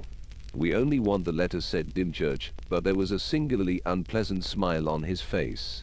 At a nod from him the brutal Coggins knelt down and unfastened Tommy's arms. The latter swung them to and fro. "That's better," he said cheerfully. "Will kind Coggins hand me my fountain pen?" It's on the table, I think, with my other miscellaneous property. Scowling, the man brought it to him and provided a sheet of paper. Be careful what you say, Dymchurch said menacingly. We leave it to you, but failure means death, and slow death at that. In that case, said Tommy, I will certainly do my best. He reflected a minute or two, then began to scribble rapidly. How will this do? He asked, handing over the completed epistle. Dear Tuppence, can you come along at once and bring that blue letter with you? We want to decode it here and now. In haste. Francis. Francis? Queried the bogus inspector, with lifted eyebrows. Was that the name she called you? As you weren't at my christening, said Tommy, I don't suppose you can know whether it's my name or not. But I think the cigarette case you took from my pocket is a pretty good proof that I'm speaking the truth. The other stepped over to the table and took up the case, read Francis from Tuppence with a faint grin, and laid it down again. I am glad to find you are behaving so sensibly, he said. Coggins, give that note to Vasily. He is on guard outside. Tell him to take it at once. The next 20 minutes passed slowly, the 10 minutes after that more slowly still. Dymchurch was striding up and down with a face that grew darker and darker. Once he turned menacingly on Tommy. If you have dared to double-cross us, he growled. If we'd had a pack of cards here, we might have had a game of piquet to pass the time, drawled Tommy. Women always keep one waiting. I hope you're not going to be unkind to little Tuppence when she comes. Oh, no, said Dymchurch. We shall arrange for you to go to the same place together. Will you, you swine, said Tommy under his breath. Suddenly there was a stir in the outer office. A man whom Tommy had not yet seen poked his head in and growled something in Russian. Good, said Dymchurch. She is coming, and coming alone. For a moment a faint anxiety caught at Tommy's heart. The next minute he heard Tuppence's voice. Oh, there you are, Inspector Dymchurch. I've brought the letter. Where is Francis? With the last words she came through the door, and Vasily sprang on her from behind, clapping his hand over her mouth. Dymchurch tore the handbag from her grasp and turned over its contents in a frenzied search. Suddenly he uttered an ejaculation of delight and held up a blue envelope with a Russian stamp on it. Coggins gave a hoarse shout. And just in that minute of triumph the door into Tuppence's own office, opened noiselessly, and Inspector Marriott and two men armed with revolvers stepped into the room with a sharp command. Hands up. There was no fight. The others were taken at a hopeless disadvantage. Dymchurch's automatic lay on the table, and the two others were not armed. A very nice little haul, said Inspector Marriott with approval, as he snapped the last pair of handcuffs. And we'll have more as time goes on, I hope. White with rage, Dymchurch glared at Tuppence. You little devil, he snarled. It was you put them on to us. Tuppence laughed. It wasn't all my doing. I ought to have guessed, I admit, when you brought in the number 16 this afternoon. But it was Tommy's note clinched matters.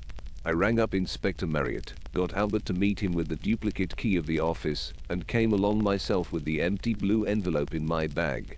The letter I forwarded according to my instructions as soon as I had parted with you two this afternoon. But one word had caught the other's attention. Tommy? He queried. Tommy, who had just been released from his bonds, came towards them. Well done, Brother Francis, he said to Tuppence, taking both her hands in his. And to Dymchurch, as I told you, my dear fellow, you really ought to read the classics. Chapter 5. Finessing the King. It was a wet Wednesday in the offices of the International Detective Agency. Tuppence let the Daily Leader fall idly from her hand. Do you know what I've been thinking, Tommy? It's impossible to say, replied her husband. You think of so many things, and you think of them all at once. I think it's time we went dancing again. Tommy picked up the Daily Leader hastily. Our advertisement looks well, he remarked, his head on one side. Blunt's Brilliant Detectives. Do you realize, Tuppence, that you and you alone are Blunt's Brilliant Detectives? There's glory for you, as Humpty Dumpty would say. I was talking about dancing. There's a curious point that I have observed about newspapers. I wonder if you have ever noticed it. Take these 3 copies of the Daily Leader. Can you tell me how they differ one from the other? Tuppence took them with some curiosity. It seems fairly easy, she remarked witheringly. One is today's, one is yesterday's, and one is the day before's. Positively scintillating, my dear Watson. But that was not my meaning. Observe the headline, Daily Leader. Compare the three. Do you see any difference between them? No, I don't, said Tuppence, and what's more, I don't believe there is any. Tommy sighed and brought the tips of his fingers together in the most approved Sherlock Holmes fashion. Exactly. Yet you read the papers as much, in fact, more than I do. But I have observed and you have not.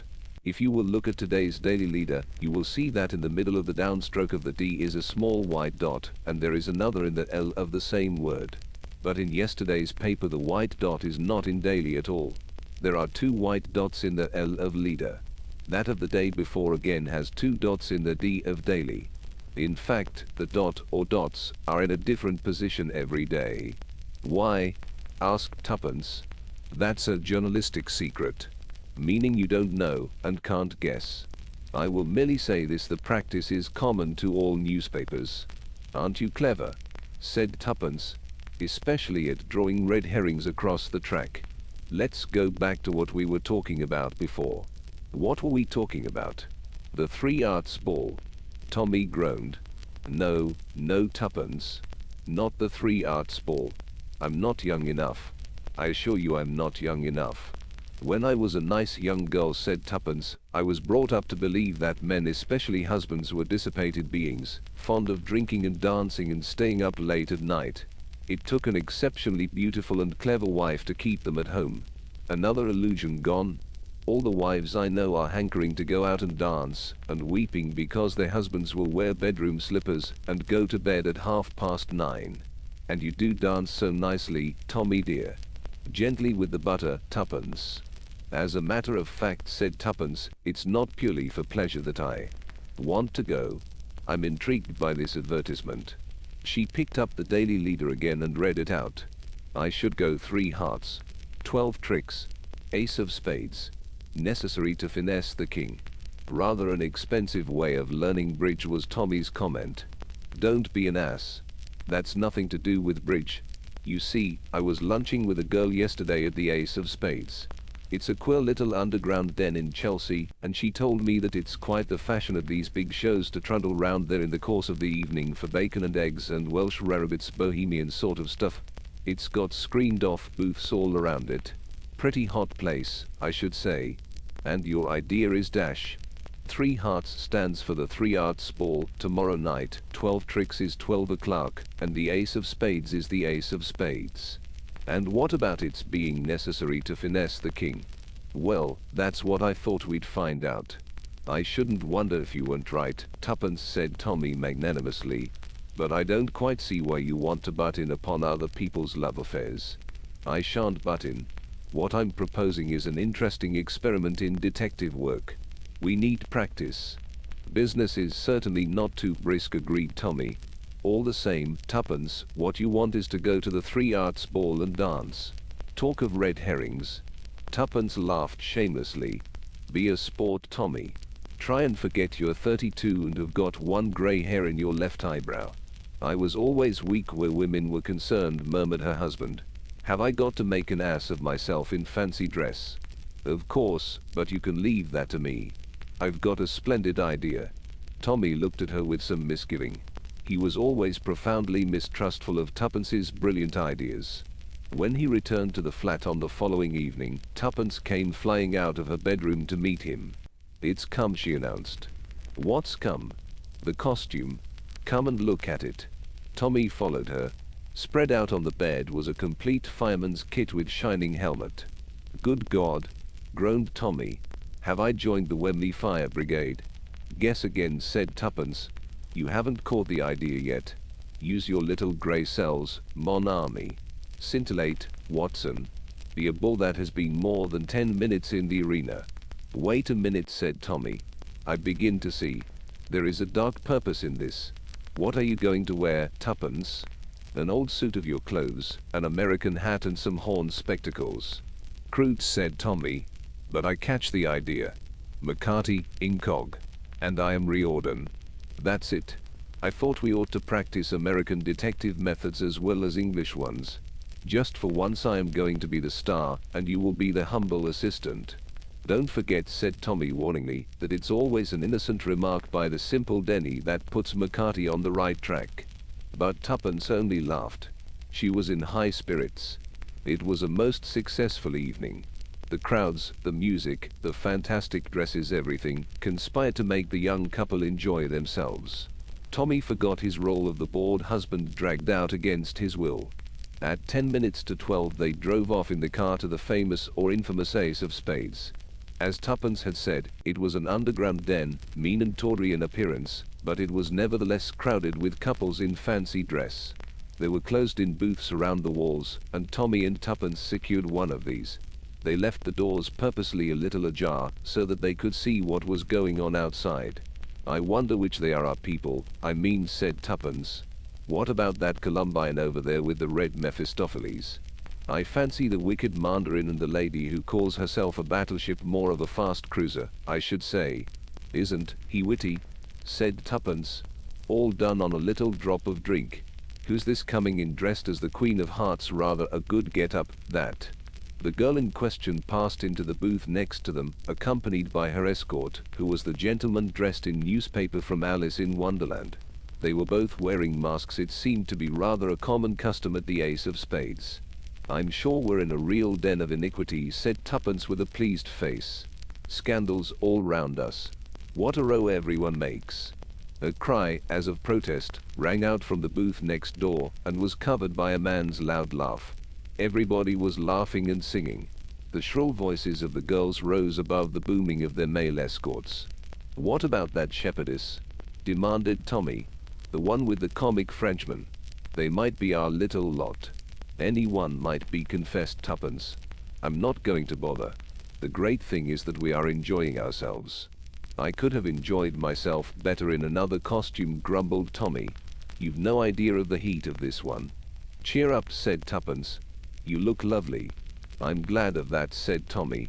It's more than you do. You're the funniest little guy I've ever seen. Will you keep a civil tongue in your head, Denny, my boy? Hullo, the gentleman in newspaper is leaving his lady alone. Where's he going, do you think? Going to hurry up the drinks, I expect, said Tommy. I wouldn't mind doing the same thing. He's a long time doing it, said Tuppence, when 4 or 5 minutes had passed. Tommy, would you think me an awful ass? She paused. Suddenly she jumped up. Call me an ass if you like. I'm going in next door. Look here, Tuppence, you can't dash. I've a feeling there's something wrong. I know there is. Don't try and stop me. She passed quickly out of their own booth, and Tommy followed her. The doors of the one next door were closed. Tuppence pushed them apart and went in, Tommy on her heels. The girl dressed as the Queen of Hearts sat in the corner leaning up against the wall in a queer huddled position. Her eyes regarded them steadily through her mask, but she did not move. Her dress was carried out in a bold design of red and white, but on the left-hand side the pattern seemed to have got mixed. There was more red than there should have been. With a cry, Tuppence hurried forward. At the same time, Tommy saw what she had seen, the hilt of a jeweled dagger just below the heart. Tuppence dropped on her knees by the girl's side. Quick, Tommy, she's still alive. Get hold of the manager and make him get a doctor at once. Right. Mind you don't touch the handle of that dagger, Tuppence. I'll be careful. Go quickly. Tommy hurried out, pulling the doors to behind him. Tuppence passed her arm round the girl. The latter made a faint gesture, and Tuppence realized that she wanted to get rid of the mask. Tuppence unfastened it gently. She saw a fresh, flower-like face, and wide starry eyes that were full of horror, suffering, and a kind of dazed bewilderment. My dear, said Tuppence, very gently. Can you speak at all? Will you tell me, if you can, who did this? She felt the eyes fix themselves on her face. The girl was sighing, the deep palpitating sighs of a failing heart. And still she looked steadily at Tuppence. Then her lips parted.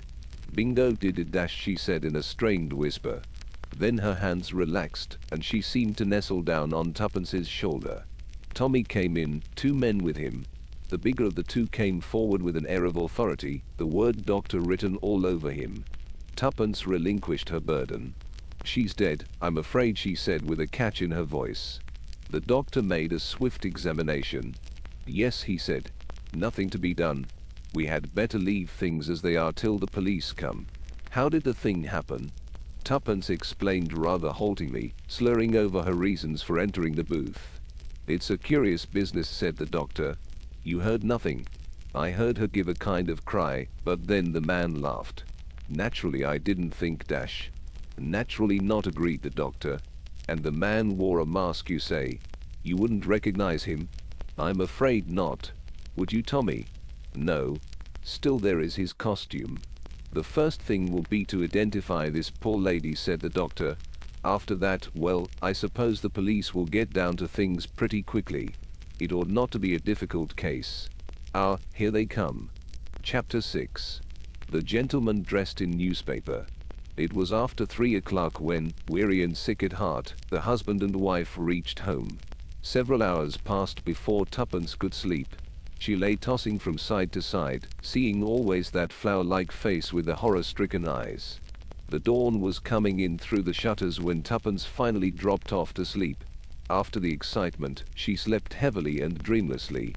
It was broad daylight when she awoke to find Tommy, up and dressed, standing by the bedside, shaking her gently by the arm. Wake up, old thing. Inspector Marriott and another man are here and want to see you.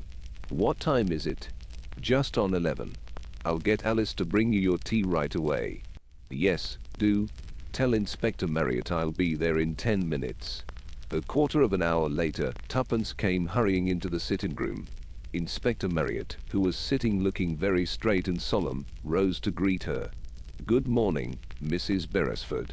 This is Sir Arthur Merivale. Tuppence shook hands with a tall, thin man with haggard eyes and greying hair. It's about this sad business last night, said Inspector Marriott. I want Sir Arthur to hear from your own lips what you told me, the words the poor lady said before she died. Sir Arthur has been very hard to convince. I can't believe, said the other, and I won't believe, that Bingo Hale ever hurt a hair of Vere's head. Inspector Marriott went on. We've made some progress since last night, Mrs. Beresford, he said. First of all, we managed to identify the lady as Lady Merivale. We communicated with Sir Arthur here. He recognized the body at once, and was horrified beyond words, of course. Then I asked him if he knew anyone called Bingo. You must understand, Mrs. Beresford, said Sir Arthur, that Captain Hale, who is known to all his friends as Bingo, is the dearest pal I have. He practically lives with us. He was staying at my house when they arrested him this morning. I cannot but believe that you have made a mistake. It was not his name that my wife uttered. There is no possibility of mistake, said Tuppence gently. She said, Bingo did it dash. You see, Sir Arthur, said Marriott. The unhappy man sank into a chair and covered his face with his hands. It's incredible. What earthly motive could there be? Oh, I know your idea, Inspector Marriott. You think Hale was my wife's lover, but even if that were so, which I don't admit for a moment, what motive was there for killing her? Inspector Marriott coughed. It's not a very pleasant thing to say, sir, but Captain Hale has been paying a lot of attention to a certain young American lady of late, a young lady with a considerable amount of money. If Lady Merivale liked to turn nasty, she could probably stop his marriage. This is outrageous, Inspector. Sir Arthur sprang angrily to his feet. The other calmed him with a soothing gesture. I beg your pardon, I'm sure, Sir Arthur. You say that you and Captain Hale both decided to attend this show. Your wife was away on a visit at the time, and you had no idea that she was to be there. Not the least idea. Just show him that advertisement you told me about, Mrs. Beresford. Tuppence complied. That seems to me clear enough. It was inserted by Captain Hale to catch your wife's eye. They had already arranged to meet there, but you only made up your mind to go the day before, hence it was necessary to warn her. That is the explanation of the phrase, necessary to finesse the king. You ordered your costume from a theatrical firm at the last minute, but Captain Hale's was a homemade affair. He went as the gentleman dressed in newspaper. Do you know, Sir Arthur, what we found clasped in the dead lady's hand? A fragment torn from a newspaper. My men have orders to take Captain Hale's costume away with them from your house. I shall find it at the yard when I get back. If there's a tyrannid corresponding to the missing piece, well, it'll be the end of the case. You won't find it, said Sir Arthur. I know, Bingo Hale. Apologizing to Tuppence for disturbing her, they took their leave. Late that evening there was a ring at the bell, and somewhat to the astonishment of the young pair, Inspector Marriott once more walked in. I thought Blunt's brilliant detectives would like to hear the latest developments, he said, with a hint of a smile. They would, said Tommy. Have a drink? He placed materials hospitably at Inspector Marriott's elbow. It's a clear case, said the latter, after a minute or two. Dagger was the lady's own. The idea was to have made it look like suicide evidently, but thanks to you two being on the spot, that didn't come off. We've found plenty of letters they'd been carrying on together for some time, that's clear without Sir Arthur tumbling to it. Then we found the last link dash. The last what? Said Tuppence sharply. The last link in the chain, that fragment of the Daily Leader. It was torn from the dress he wore, fits exactly. Oh, yes, it's a perfectly clear case. By the way, I brought round a photograph of those two exhibits. I thought they might interest you. It's very seldom that you get such a perfectly clear case. Tommy, said Tuppence, when her husband returned from showing the Scotland Yard man out. Why do you think Inspector Marriott keeps repeating that it's a perfectly clear case? I don't know. Smug satisfaction, I suppose. Not a bit of it. He's trying to get us irritated. You know, Tommy, butchers, for instance, know something about meat, don't they? I should say so, but what on earth dash? And in the same way, greengrocers know all about vegetables, and fishermen about fish. Detectives, professional detectives, must know all about criminals. They know the real thing when they see it, and they know when it isn't the real thing.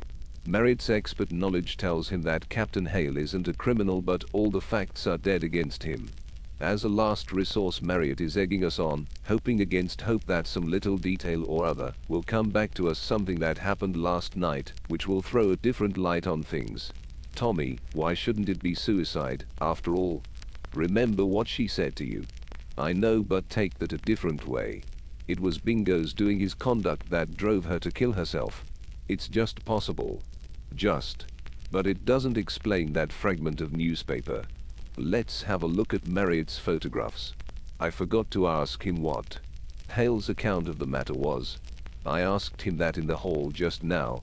Hale declared he had never spoken to Lady Mirivale at the show. Says somebody shoved a note into his hand which said, "Don't try and speak to me tonight." Arthur suspects. He couldn't produce the piece of paper, though, and it doesn't sound a very likely story. Anyway, you and I know he was with her at the Ace of Spades, because we saw him. Tuppence nodded and pored over the two photographs. One was a tiny fragment with the legend Daily Leader and the rest torn off. The other was the front sheet of the Daily Leader with the small round tear at the top of it. There was no doubt about it. Those two fitted together perfectly. What are all those marks down the side? Asked Tommy. Stitches, said Tuppence. Where it was sewn to the others, you know. I thought it might be a new scheme of dots, said Tommy. Then he gave a slight shiver. My word, Tuppence, how creepy it makes one feel. To think that you and I were discussing dots and puzzling over that advertisement, all as light-hearted as anything. Tuppence did not answer. Tommy looked at her and was startled to observe that she was staring ahead of her, her mouth slightly open, and a bewildered expression on her face. Tuppence, said Tommy gently, shaking her by the arm, what's the matter with you? Are you just going to have a stroke or something? But Tuppence remained motionless. Presently she said in a faraway voice, Dennis Riordan. Eh? Said Tommy, staring. It's just as you said. One simple innocent remark. Find me all this week's Daily Leaders. What are you up to? I'm being McCarty. I've been worrying round, and thanks to you, I've got a notion at last. This is the front sheet of Tuesday's paper. I seem to remember that Tuesday's paper was the one with two dots in the L of Leader. This has a dot in the D of Daily and one in the L too.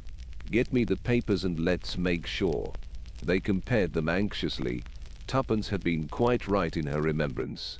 You see, this fragment wasn't torn from Tuesday's paper. But Tuppence, we can't be sure. It may merely be different editions.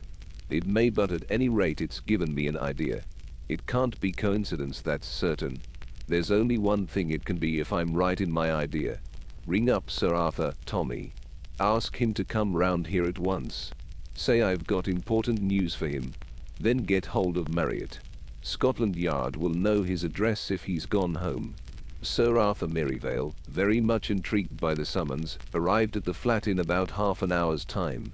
Tuppence came forward to greet him.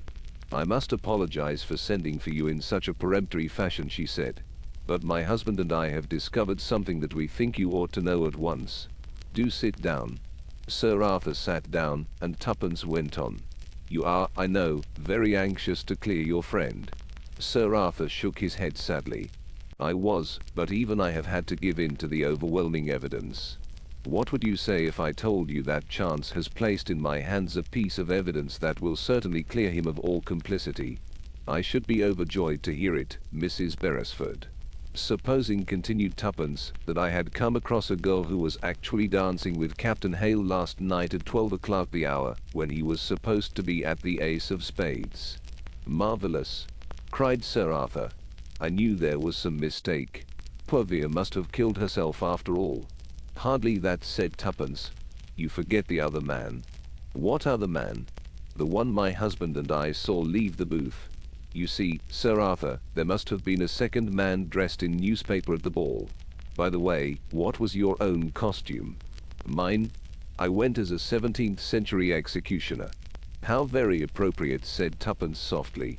"Appropriate, Mrs. Beresford? What do you mean by appropriate?" "For the part you played.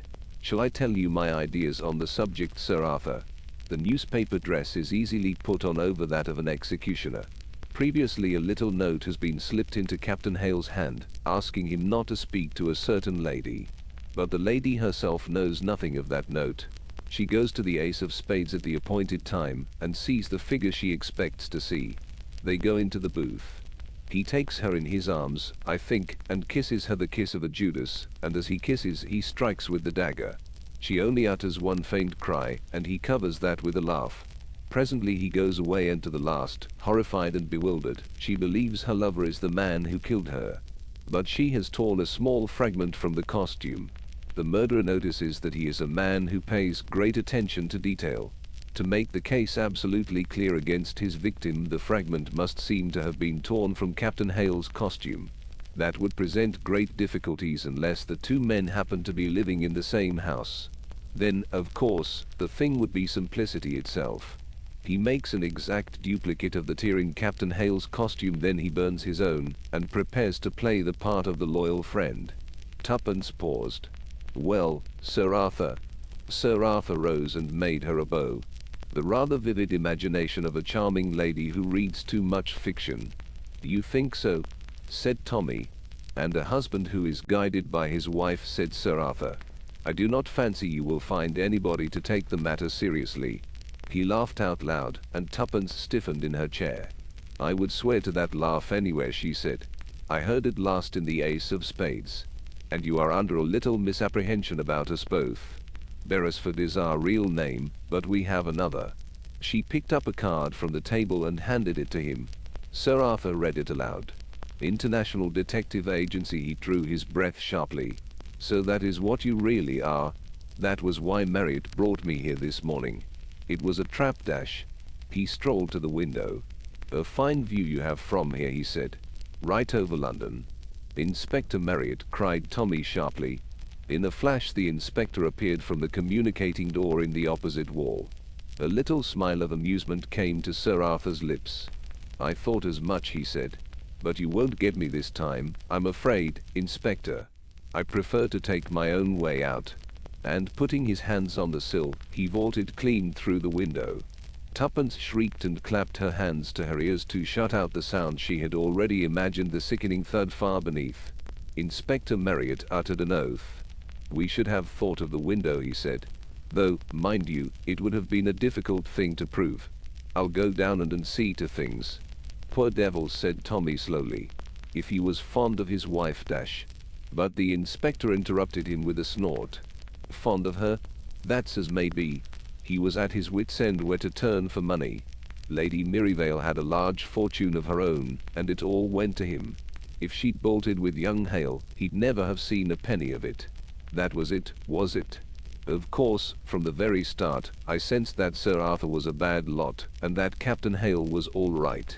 We know pretty well what's what at the Yard, but it's awkward when you're up against facts. I'll be going down now. I should give your wife a glass of brandy if I were you, Mr. Beresford. It's been upsetting like for her. Greengrocers, said Tuppence in a low voice as the door closed behind the imperturbable inspector, butchers, fishermen, detectives. I was right, wasn't I? He knew. Tommy, who had been busy at the sideboard, approached her with a large glass. Drink this. What is it? Brandy? No, it's a large cocktail suitable for a triumphant Macati. Yes, Marriott's right all round. That was the way of it. A bold finesse for game and rubber. Tuppence nodded. But he finessed the wrong way round. And so, said Tommy, exit the king. Chapter 7. The Case of the Missing Lady. The buzzer on Mr. Blunt's desk. International Detective Agency manager Theodore Blunt uttered its warning call. Tommy and Tuppence both flew to their respective peepholes, which commanded a view of the outer office. There it was Albert's business to delay the prospective client with various artistic devices. I will see, sir, he was saying.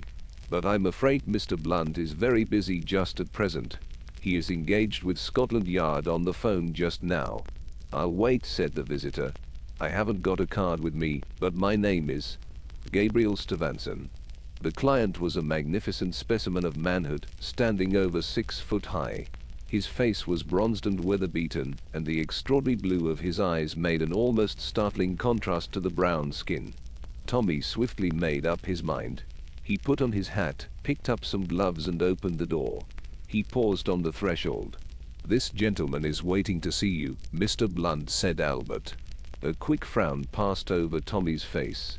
He took out his watch. I am due at the Duke's at 11:15, he said. Then he looked keenly at the visitor. I can give you a few minutes if you will come this way. The latter followed him obediently into the inner office, where Tuppence was sitting demurely with pad and pencil. My confidential secretary, Miss Robinson, said Tommy. Now, sir, perhaps you will state your business. Beyond the fact that it is urgent, that you came here in a taxi, and that you have lately been in the Arctic or possibly the Antarctic, I know nothing. The visitor stared at him in amazement. But this is marvelous, he cried. I thought detectives only did such things in books. Your office boy did not even give you my name. Tommy sighed deprecatingly. Tut, tut, all that was very easy, he said. The rays of the midnight sun within the Arctic Circle have a peculiar action upon the skin. The actinic rays have certain properties. I am writing a little monograph on the subject shortly. But all this is wide of the point. What is it that has brought you to me in such distress of mind? To begin with, Mr. Blunt, my name is Gabriel Stevenson dash. Ah, of course, said Tommy, the well-known explorer. You have recently returned from the region of the North Pole, I believe. I landed in England 3 days ago. A friend who was cruising in northern waters brought me back on his yacht. Otherwise I should not have got back for another fortnight. Now I must tell you, Mr. Blunt, that before I started on this last expedition 2 years ago, I had the great good fortune to become engaged to Mrs. Maurice Lee Gordon dash. Tommy interrupted. Mrs. Lee Gordon was, before her marriage dash. The Honourable Hermione Crane, second daughter of Lord Lanchester, reeled off Tuppence glibly. Tommy threw her a glance of admiration. Her first husband was killed in the war, added Tuppence. Gabriel Stevenson nodded. That is quite correct. As I was saying, Hermione and I became engaged. I offered, of course, to give up this expedition, but she wouldn't hear of such a thing, bless her. She's the right kind of woman for an explorer's wife. Well, my first thought on landing was to see Hermione. I sent a telegram from Southampton and rushed up to town by the first train. I knew that she was living for the time being with an aunt of hers, Lady Susan Clunray, in Pont Street, and I went straight there. To my great disappointment, I found that Hermie was away visiting some friends in Northumberland. Lady Susan was quite nice about it, after getting over her first surprise at seeing me. As I told you, I wasn't expected for another fortnight. She said Hermie would be returning in a few days' time. Then I asked for her address, but the old woman hummed and hawed, said Hermie was staying at 1 or 2 different places, and that she wasn't quite sure what order she was taking them in. I may as well tell you, Mr. Blunt, that Lady Susan and I have never got on very well. She's one of those fat women with double chins. I loathe fat women, always have fat women, and fat dogs are an abomination unto the Lord, and unfortunately they so often go together. It's an idiosyncrasy of mine, I know, but there it is, I never can get on with a fat woman. Fashion agrees with you, Mr. Stevenson, said Tommy dryly. And everyone has their own pet aversion. That of the late Lord Roberts was cats. Mind you, I'm not saying that Lady Susan isn't a perfectly charming woman. She may be, but I've never taken to her. I've always felt, deep down, that she disapproved of our engagement, and I feel sure that she would influence Hermie against me if that were possible. I'm telling you this for what it's worth. Count it out as prejudice if you like. Well, to go on with my story, I'm the kind of obstinate brute who likes his own way. I didn't leave Pont Street until I'd got out of her the names and addresses of the people Hermie was likely to be staying with. Then I took the mail train north. You are, I perceive, a man of action, Mr. Stevenson, said Tommy, smiling. The thing came upon me like a bombshell. Mr. Blunt, none of these people had seen a sign of Hermie. Of the 3 houses, only one had been expecting her. Lady Susan must have made a bloomer over the other 2, and she had put off her visit there at the last moment by telegram. I returned post haste to London, of course, and went straight to Lady Susan. I will do her the justice to say that she seemed upset. She admitted that she had no idea where Hermie could be. All the same, she strongly negatived any idea of going to the police. She pointed out that Hermie was not a silly young girl, but an independent woman who had always been in the habit of making her own plans. She was probably carrying out some idea of her own. I thought it quite likely that Hermie didn't want to report all her movements to Lady Susan. But I was still worried. I had that queer feeling one gets when something is wrong. I was just leaving when a telegram was brought to Lady Susan. She read it with an expression of relief and handed it to me. It ran as follows. Changed my plans. Just off to Monte Carlo for a week. Hermie. Tommy held out his hand. You have got the telegram with you? No, I haven't. But it was handed in at Malden, Surrey. I noticed that at the time, because it struck me as odd. What should Hermie be doing at Malden? She'd no friends there that I had ever heard of. You didn't think of rushing off to Monte Carlo in the same way that you had rushed north? I thought of it, of course. But I decided against it. You see, Mr. Blunt, whilst Lady Susan seemed quite satisfied by that telegram, I wasn't. It struck me as odd that she should always telegraph, not write. A line or 2 in her own handwriting would have set all my fears at rest. But anyone can sign a telegram, Hermie. The more I thought it over, the more uneasy I got. In the end I went down to Malden. That was yesterday afternoon. It's a fair-sized place, good links there and all that, 2 hotels. I inquired everywhere I could think of, but there wasn't a sign that Hermie had ever been there. Coming back in the train I read your advertisement and I thought I'd put it up to you. If Hermie has really gone off to Monte Carlo, I don't want to set the police on her track and make a scandal, but I'm not going to be sent off on a wild goose chase myself. I stay here in London, in case there's been foul play of any kind. Tommy nodded thoughtfully. What do you suspect exactly? I don't know. But I feel there's something wrong. With a quick movement, Stevenson took a case from his pocket and laid it open before them. That is Hermione, he said. I will leave it with you. The photograph represented a tall, willowy woman, no longer in her first youth, but with a charming frank smile and lovely eyes. Now, Mr. Stevenson, said Tommy, there is nothing you have omitted to tell me. Nothing whatever. No detail, however small. I don't think so. Tommy sighed. That makes the task harder, he observed. You must often have noticed, Mr. Stevenson, in reading of crime, how one small detail is all the great detective needs to set him on the track. I may say that this case presents some unusual features. I have, I think, partially solved it already, but time will show. He picked up a violin which lay on the table and drew the bow once or twice across the strings. Tuppence ground her teeth, and even the explorer blenched. The performer laid the instrument down again. A few chords from Moskowskensky, he murmured. Leave me your address, Mr. Stevenson, and I will report progress to you. As the visitor left the office, Tuppence grabbed the violin and, putting it in the cupboard, turned the key in the lock. "If you must be Sherlock Holmes," she observed, "I'll get you a nice little syringe in the bottle labeled cocaine, but for God's sake, leave that violin alone.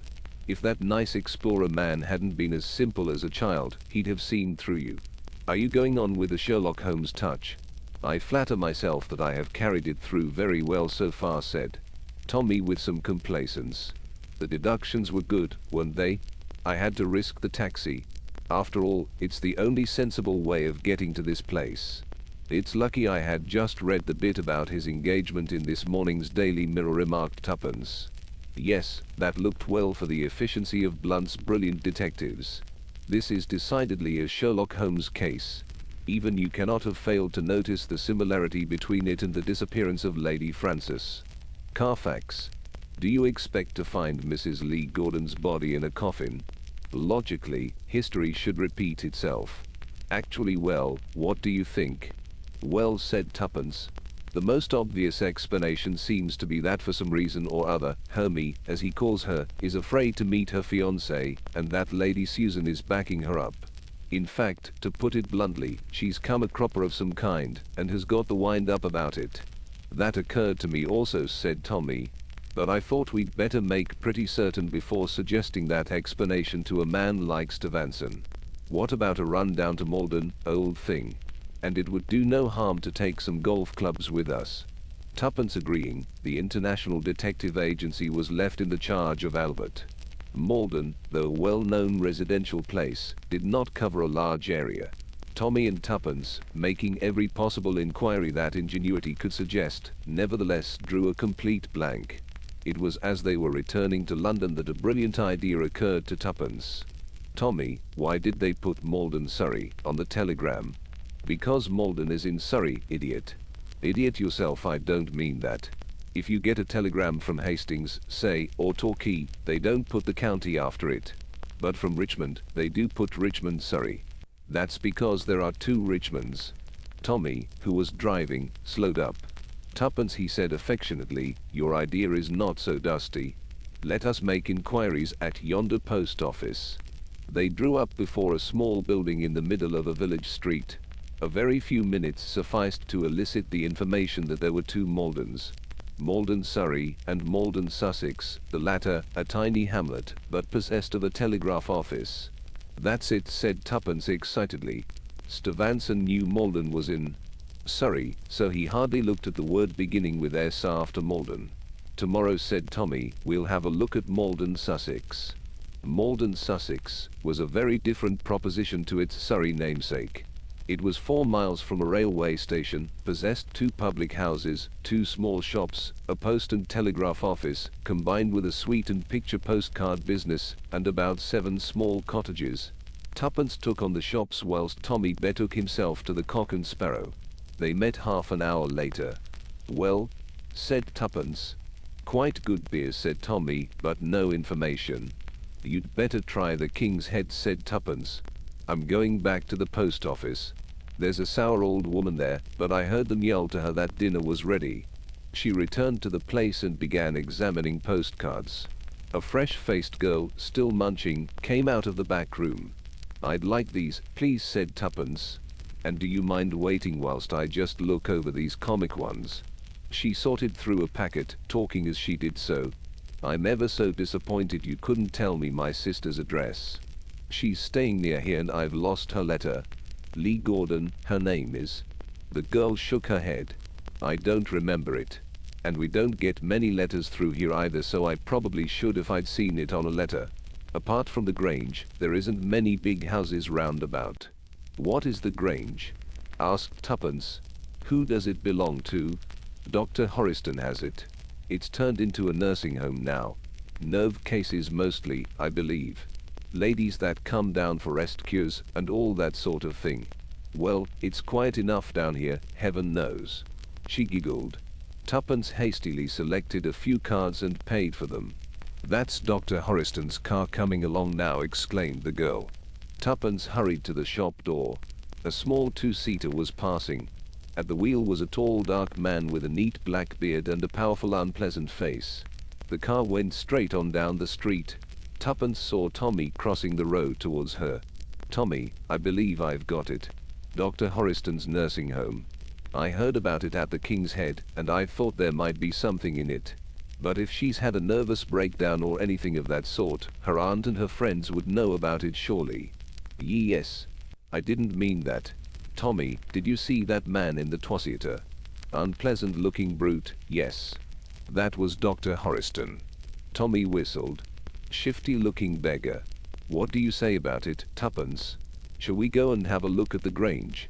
They found the place at last, a big rambling house, surrounded by deserted grounds, with a swift mill stream running behind the house. "Dismal sort of abode," said Tommy. "It gives me the creeps, Tuppence. You know, I've a feeling this is going to turn out a far more serious matter than we thought at first." "Oh, don't. If only we are in time. That woman's in some awful danger. I feel it in my bones. Don't let your imagination run away with you. I can't help it. I mistrust that man. What shall we do? I think it would be a good plan if I went and rang the bell alone first and asked boldly for Mrs. Lee Gordon, just to see what answer I get. Because, after all, it may be perfectly fair and above board." Tuppence carried out her plan. The door was opened almost immediately by a manservant with an impassive face. "I want to see Mrs. Lee Gordon, if she is well enough to see me." She fancied that there was a momentary flicker of the man's eyelashes, but he answered readily enough. "There is no one of that name here, madam." "Oh, surely. This is Dr. Horiston's place, the Grange, is it not?" "Yes, madam, but there is nobody of the name of Mrs. Lee Gordon here." Baffled, Tuppence was forced to withdraw and hold a further consultation with Tommy outside the gate. Perhaps he was speaking the truth. After all, we don't know. He wasn't. He was lying. I'm sure of it. "Wait until the doctor comes back," said Tommy. "Then I'll pass myself off as a journalist anxious to discuss his new system of rest cure with him. That will give me a chance of getting inside and studying the geography of the place." The doctor returned about half an hour later. Tommy gave him about 5 minutes, then he in turn marched up to the front door. But he too returned baffled. The doctor was engaged and couldn't be disturbed. And he never sees journalists. "Tuppence, you're right. There's something fishy about this place. It's ideally situated miles from anywhere. Any mortal thing could go on here, and no one would ever know." "Come on," said Tuppence, with determination. "What are you going to do?" "I'm going to climb over the wall and see if I can't get up to the house quietly without being seen." "Right. I'm with you." The garden was somewhat overgrown and afforded a multitude of cover. Tommy and Tuppence managed to reach the back of the house unobserved. Here there was a wide terrace with some crumbling steps leading down from it. In the middle some French windows opened onto the terrace, but they dared not step out into the open, and the windows where they were crouching were too high for them to be able to look in. It did not seem as though their reconnaissance would be much use, when suddenly Tuppence tightened her grasp of Tommy's arm. Someone was speaking in the room close to them. The window was open, and the fragment of conversation came clearly to their ears. Come in, and shut the door," said a man's voice irritably. "A lady came about an hour ago, you said, and asked for Mrs. Lee Gordon." Tuppence recognized the answering voice as that of the impassive manservant. "Yes, sir. You said she wasn't here, of course." "Of course, sir." "And now this journalist fellow," fumed the other. He came suddenly to the window, throwing up the sash, and the two outside, peering through a screen of bushes, recognized Dr. Horiston. "It's the woman I mind most about," continued the doctor. "What did she look like?"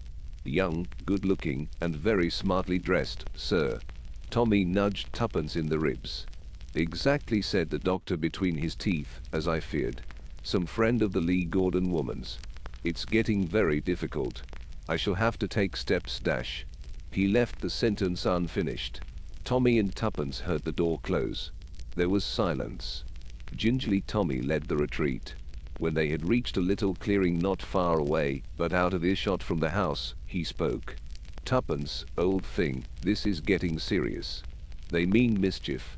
I think we ought to get back to town at once and see Stevenson." To his surprise, Tuppence shook her head. "We must stay down here. Didn't you hear him say he was going to take steps that might mean anything?" The worst of it is we've hardly got a case to go to the police on. Listen, Tommy. Why not ring up Stevenson from the village? I'll stay around here. Perhaps that is the best plan, agreed her husband. But, I say Tuppence dash. Well, take care of yourself, won't you? Of course I shall, you silly old thing. Cut along. It was some 2 hours later that Tommy returned. He found Tuppence awaiting him near the gate. Well, I couldn't get on to Stevenson. Then I tried Lady Susan. She was out too. Then I thought of ringing up old Brady. I asked him to look up Horiston in the medical directory or whatever the thing calls itself. Well, what did Dr. Brady say? Oh, he knew the name at once. Horiston was once a bona fide doctor, but he came a cropper of some kind. Brady called him a most unscrupulous quack, and said he, personally, wouldn't be surprised at anything. The question is, what are we to do now? We must stay here, said Tuppence instantly. I've a feeling they mean something to happen tonight. By the way, a gardener has been clipping ivy round the house. Tommy, I saw where he put the ladder. Good for you, Tuppence said her husband appreciatively. Then tonight dash. As soon as it's dark dash. We shall see dash. What we shall see. Tommy took his turn at watching the house whilst Tuppence went to the village and had some food. Then she returned and they took up the vigil together. At 9 o'clock they decided that it was dark enough to commence operations. They were now able to circle round the house in perfect freedom. Suddenly Tuppence clutched Tommy by the arm. Listen. The sound she had heard came again, borne faintly on the night air. It was the moan of a woman in pain. Tuppence pointed upward to a window on the first floor. It came from that room, she whispered. Again that low moan rent the stillness of the night. The two listeners decided to put their original plan into action. Tuppence led the way to where she had seen the gardener put the ladder. Between them they carried it to the side of the house from which they had heard the moaning. All the blinds of the ground floor rooms were drawn, but this particular window upstairs was unshuttered. Tommy put the ladder as noiselessly as possible against the side of the house. I'll go up, whispered Tuppence. You stay below. I don't mind climbing ladders and you can steady it better than I could. And in case the doctor should come round the corner you'd be able to deal with him and I shouldn't. Nimbly Tuppence swarmed up the ladder and raised her head cautiously to look in at the window. Then she ducked it swiftly, but after a minute or two brought it very slowly up again. She stayed there for about 5 minutes. Then she descended again. It's her, she said breathlessly and ungrammatically. But, oh, Tommy, it's horrible. She's lying there in bed, moaning, and turning to and fro, and just as I got there a woman dressed as a nurse came in. She bent over her and injected something in her arm, and then went away again. What shall we do? Is she conscious? I think so. I'm almost sure she is. I fancy she may be strapped to the bed. I'm going up again, and if I can I'm going to get into that room. I say, Tuppence dash. If I'm in any sort of danger, I'll yell for you. So long. Avoiding further argument, Tuppence hurried up the ladder again. Tommy saw her try the window, then noiselessly push up the sash. Another second and she had disappeared inside. And now an agonizing time came for Tommy. He could hear nothing at first. Tuppence and Mrs. Lee Gordon must be talking in whispers if they were talking at all. Presently he did hear a low murmur of voices and drew a breath of relief. But suddenly the voices stopped. Dead silence. Tommy strained his ears. Nothing. What could they be doing? Suddenly a hand fell on his shoulder. Come on, said Tuppence's voice out of the darkness. Tuppence? How did you get here? Through the front door. Let's get out of this. Get out of this? That's what I said. But Mrs. Lee Gordon? In a tone of indescribable bitterness Tuppence replied. Getting thin. Tommy looked at her, suspecting irony. What do you mean? What I say. Getting thin. Slinkiness. Reduction of weight. Didn't you hear Stevenson say he hated fat women? In the 2 years he's been away, his Hermie has put on weight. Got a panic when she knew he was coming back and rushed off to do this new treatment of Dr. Horiston's. It's injections of some sort, and he makes a deadly secret of it, and charges through the nose. I dare say he is a quack, but he's a damned successful one. Stevenson comes home a fortnight too soon, when she's only beginning the treatment. Lady Susan has been sworn to secrecy and plays up. And we come down here and make blithering idiots of ourselves. Tommy drew a deep breath. I believe, Watson, he said with dignity, that there is a very good concert at the Queen's Hall tomorrow. We shall be in plenty of time for it. And you will oblige me by not placing this case upon your records. It has absolutely no distinctive features. Chapter 8. Blindman's Buff. Right, said Tommy, and replaced the receiver on its hook. Then he turned to Tuppence. That was the chief. Seems to have got the wind up about us.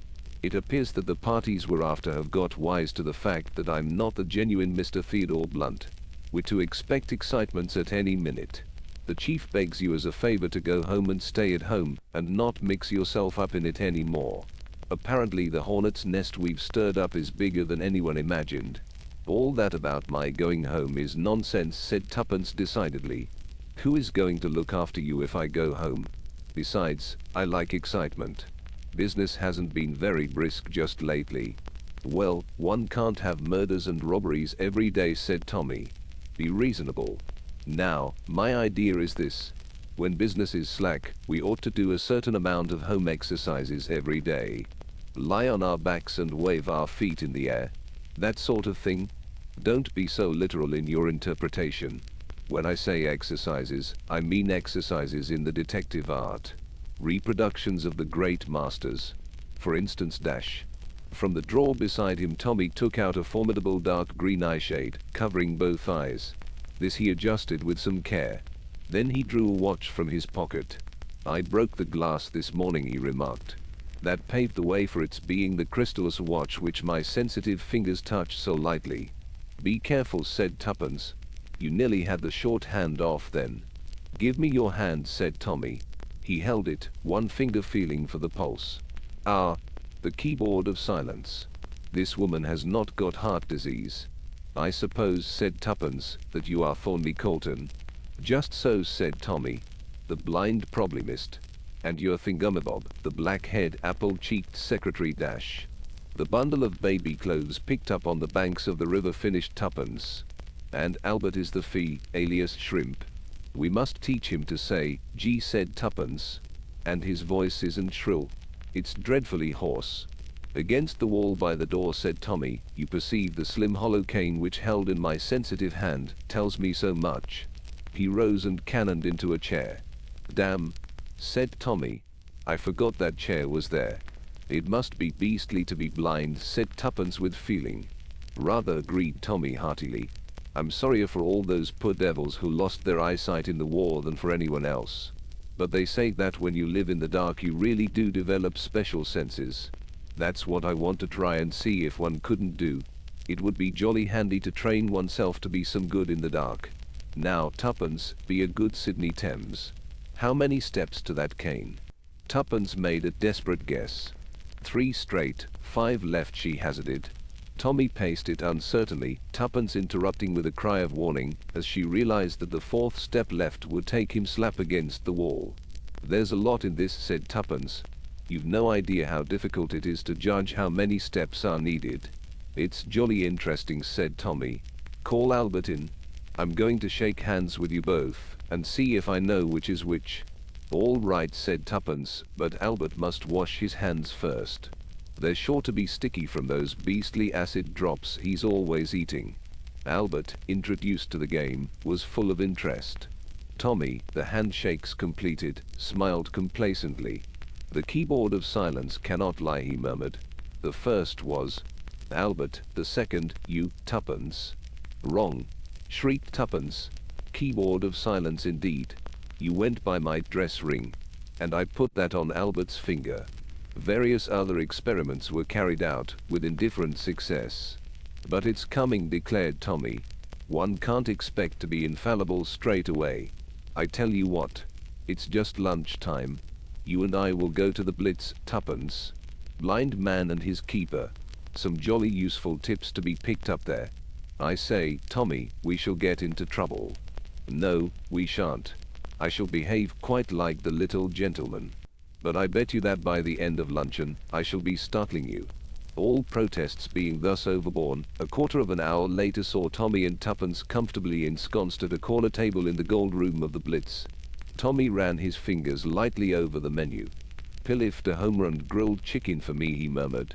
Tuppence also made her selection, and the waiter moved away. "So far, so good," said Tommy. "Now for a more ambitious venture. What beautiful legs that girl in the short skirt has, the one who has just come in." "How was that done, Fawn?" "Beautiful legs impart a particular vibration to the floor, which is received by my hollow cane. Or, to be honest, in a big restaurant there is nearly always a girl with beautiful legs standing in the doorway looking for her friends, and with short skirts going about, she'd be sure to take advantage of them."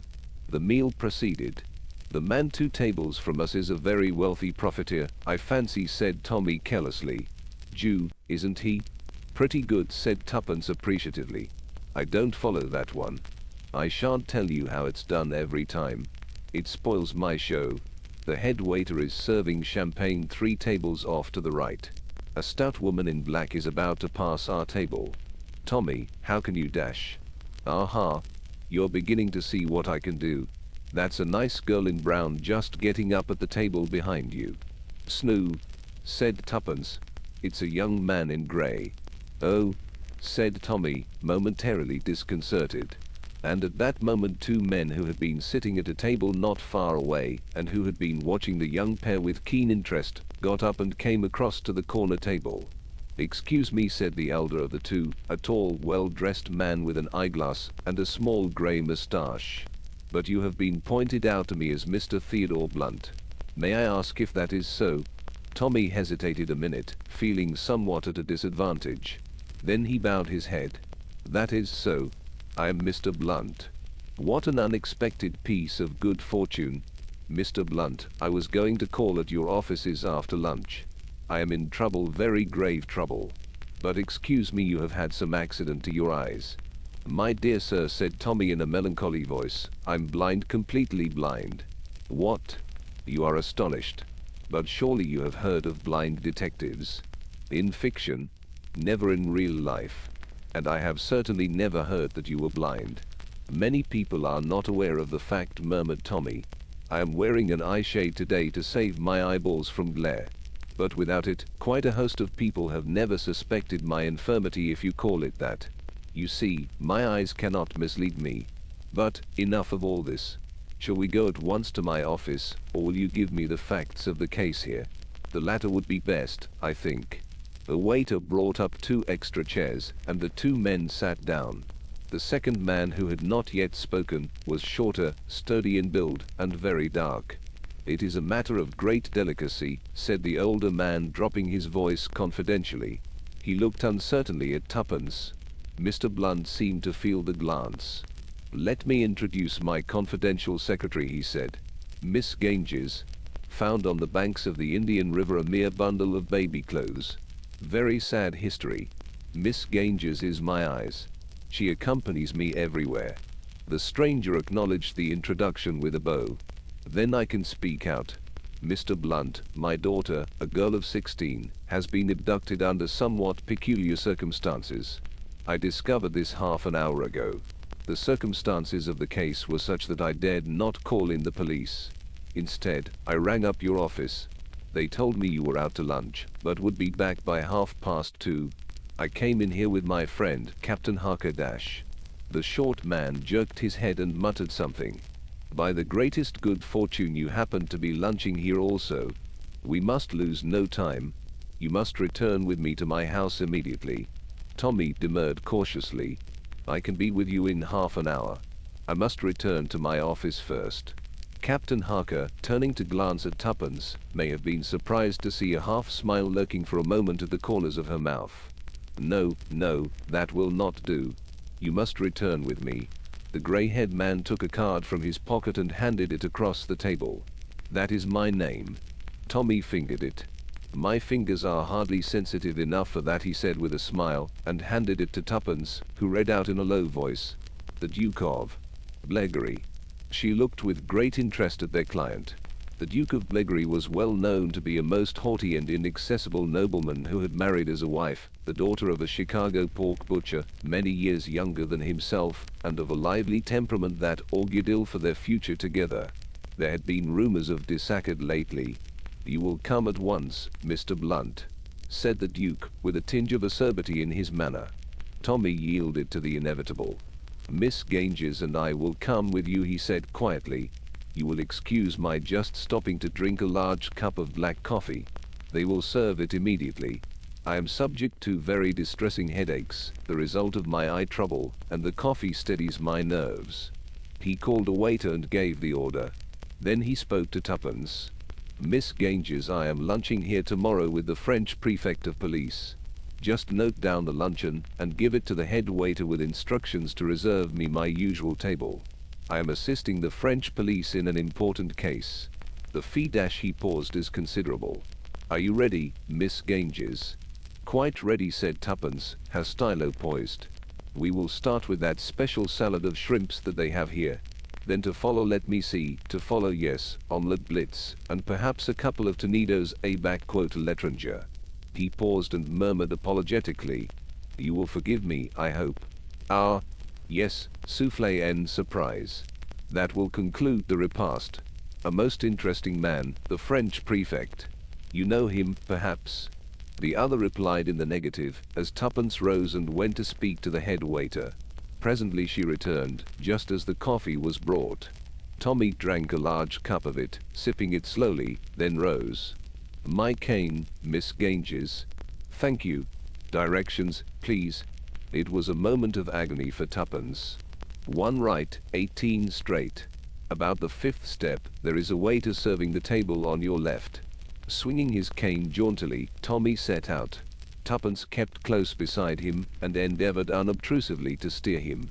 All went well until they were just passing out through the doorway. A man entered rather hurriedly, and before Tuppence could warn the blind Mr. Blunt, he had barged right into the newcomer. Explanations and apologies ensued. At the door of the Blitz, a smart landaulet was waiting. The Duke himself aided Mr. Blunt to get in. "Your car here, Harker?" he asked over his shoulder. "Yes. Just round the corner. Take Miss Ganges in it, will you?" Before another word could be said, he had jumped in beside Tommy, and the car rolled smoothly away. "A very delicate matter," murmured the Duke. "I can soon acquaint you with all the details." Tommy raised his hand to his head. "I can remove my eye shade now," he observed pleasantly. It was only the glare of artificial light in the restaurant necessitated its use. But his arm was jerked down sharply. At the same time he felt something hard and round being poked between his ribs. "No, my dear Mr. Blunt," said the Duke's voice, but a voice that seemed suddenly different. "You will not remove that eye shade. You will sit perfectly still and not move in any way. You understand? I don't want this pistol of mine to go off. You see, I happen not to be the Duke of Blegory at all. I borrowed his name for the occasion, knowing that you would not refuse to accompany such a celebrated client. I am something much more prosaic, a ham merchant who has lost his wife." He felt the start the other gave. "That tells you something," he laughed. "My dear young man, you have been incredibly foolish. I'm afraid, I'm very much afraid that your activities will be curtailed in future." He spoke the last words with a sinister relish. Tommy sat motionless. He did not reply to the other's taunts. Presently the car slackened its pace and drew up. "Just a minute," said the pseudo-duke. He twisted a handkerchief deftly into Tommy's mouth and drew up his scarf over it. "In case you should be foolish enough to think of calling for help," he explained suavely. The door of the car opened and the chauffeur stood ready. He and his master took Tommy between them and propelled him rapidly up some steps and in at the door of a house. The door closed behind them. There was a rich oriental smell in the air. Tommy's feet sank deep into velvet pile. He was propelled in the same fashion up a flight of stairs and into a room which he judged to be at the back of the house. Here the two men bound his hands together. The chauffeur went out again, and the other removed the gag. "You may speak freely now," he announced pleasantly. "What have you to say for yourself, young man?" Tommy cleared his throat and eased the aching corners of his mouth. "I hope you haven't lost my hollow cane," he said mildly. "It cost me a lot to have that made." You have nerve, said the other, after a minute's pause. Or else you are just a fool. Don't you understand that I have got you in the hollow of my hand? That you're absolutely in my power? That no one who knows you is ever likely to see you again? Can't you cut out the melodrama? Asked Tommy plaintively. Have I got to say, you villain, I'll foil you yet? That sort of thing is so very much out of date. What about the girl? Said the other, watching him. Doesn't that move you? Putting two and two together during my enforced silence just now, said Tommy. I have come to the inevitable conclusion that that chatty lad Harker is another of the doers of desperate deeds, and that therefore my unfortunate secretary will shortly join this little tea party. Right as to one point, but wrong on the other. Mrs. Beresford, you see, I know all about you. Mrs. Beresford will not be brought here. That is a little precaution I took. It occurred to me that just probably your friends in high places might be keeping you shadowed. In that case, by dividing the pursuit, you could not both be trailed. I should still keep one in my hands. I am waiting now. He broke off as the door opened. The chauffeur spoke. We've not been followed, sir. It's all clear. Good. You can go, Gregory. The door closed again. So far, so good, said the Duke. And now what are we to do with you, Mr. Beresford Blunt? I wish you'd take this confounded eye shade off me, said Tommy. I think not. With it on, you are truly blind. Without it you would see as well as I do, and that would not suit my little plan. For I have a plan. You are fond of sensational fiction, Mr. Blunt. This little game that you and your wife were playing today proves that. Now I, too, have arranged a little game, something rather ingenious, as I am sure you will admit when I explain it to you. You see, this floor on which you are standing is made of metal, and here and there on its surface are little projections. I touch a switch so. A sharp click sounded. Now the electric current is switched on. To tread on one of those little knobs now means death. You understand? If you could see but you cannot see, you are in the dark. That is the game, blindman's buff with death. If you can reach the door in safety, freedom. But I think that long before you reach it you will have trodden on one of the danger spots. And that will be very amusing for me. He came forward and unbound Tommy's hands. Then he handed him his cane with a little ironical bow. The blind probably missed. Let us see if he will solve this problem. I shall stand here with my pistol ready. If you raise your hands to your head to remove that eye shade, I shoot. Is that clear? Perfectly clear, said Tommy. He was rather pale, but determined. I haven't a dog's chance, I suppose. Oh, that the other shrugged his shoulders. Damned ingenious devil, aren't you? Said Tommy. But you've forgotten one thing. May I light a cigarette, by the way? My poor little heart's going pit-a-pat. You may light a cigarette, but no tricks. I'm watching you, remember, with the pistol ready. I'm not a performing dog, said Tommy. I don't do tricks. He extracted a cigarette from his case, then felt for a matchbox. It's all right. I'm not feeling for a revolver. But you know well enough that I'm not armed.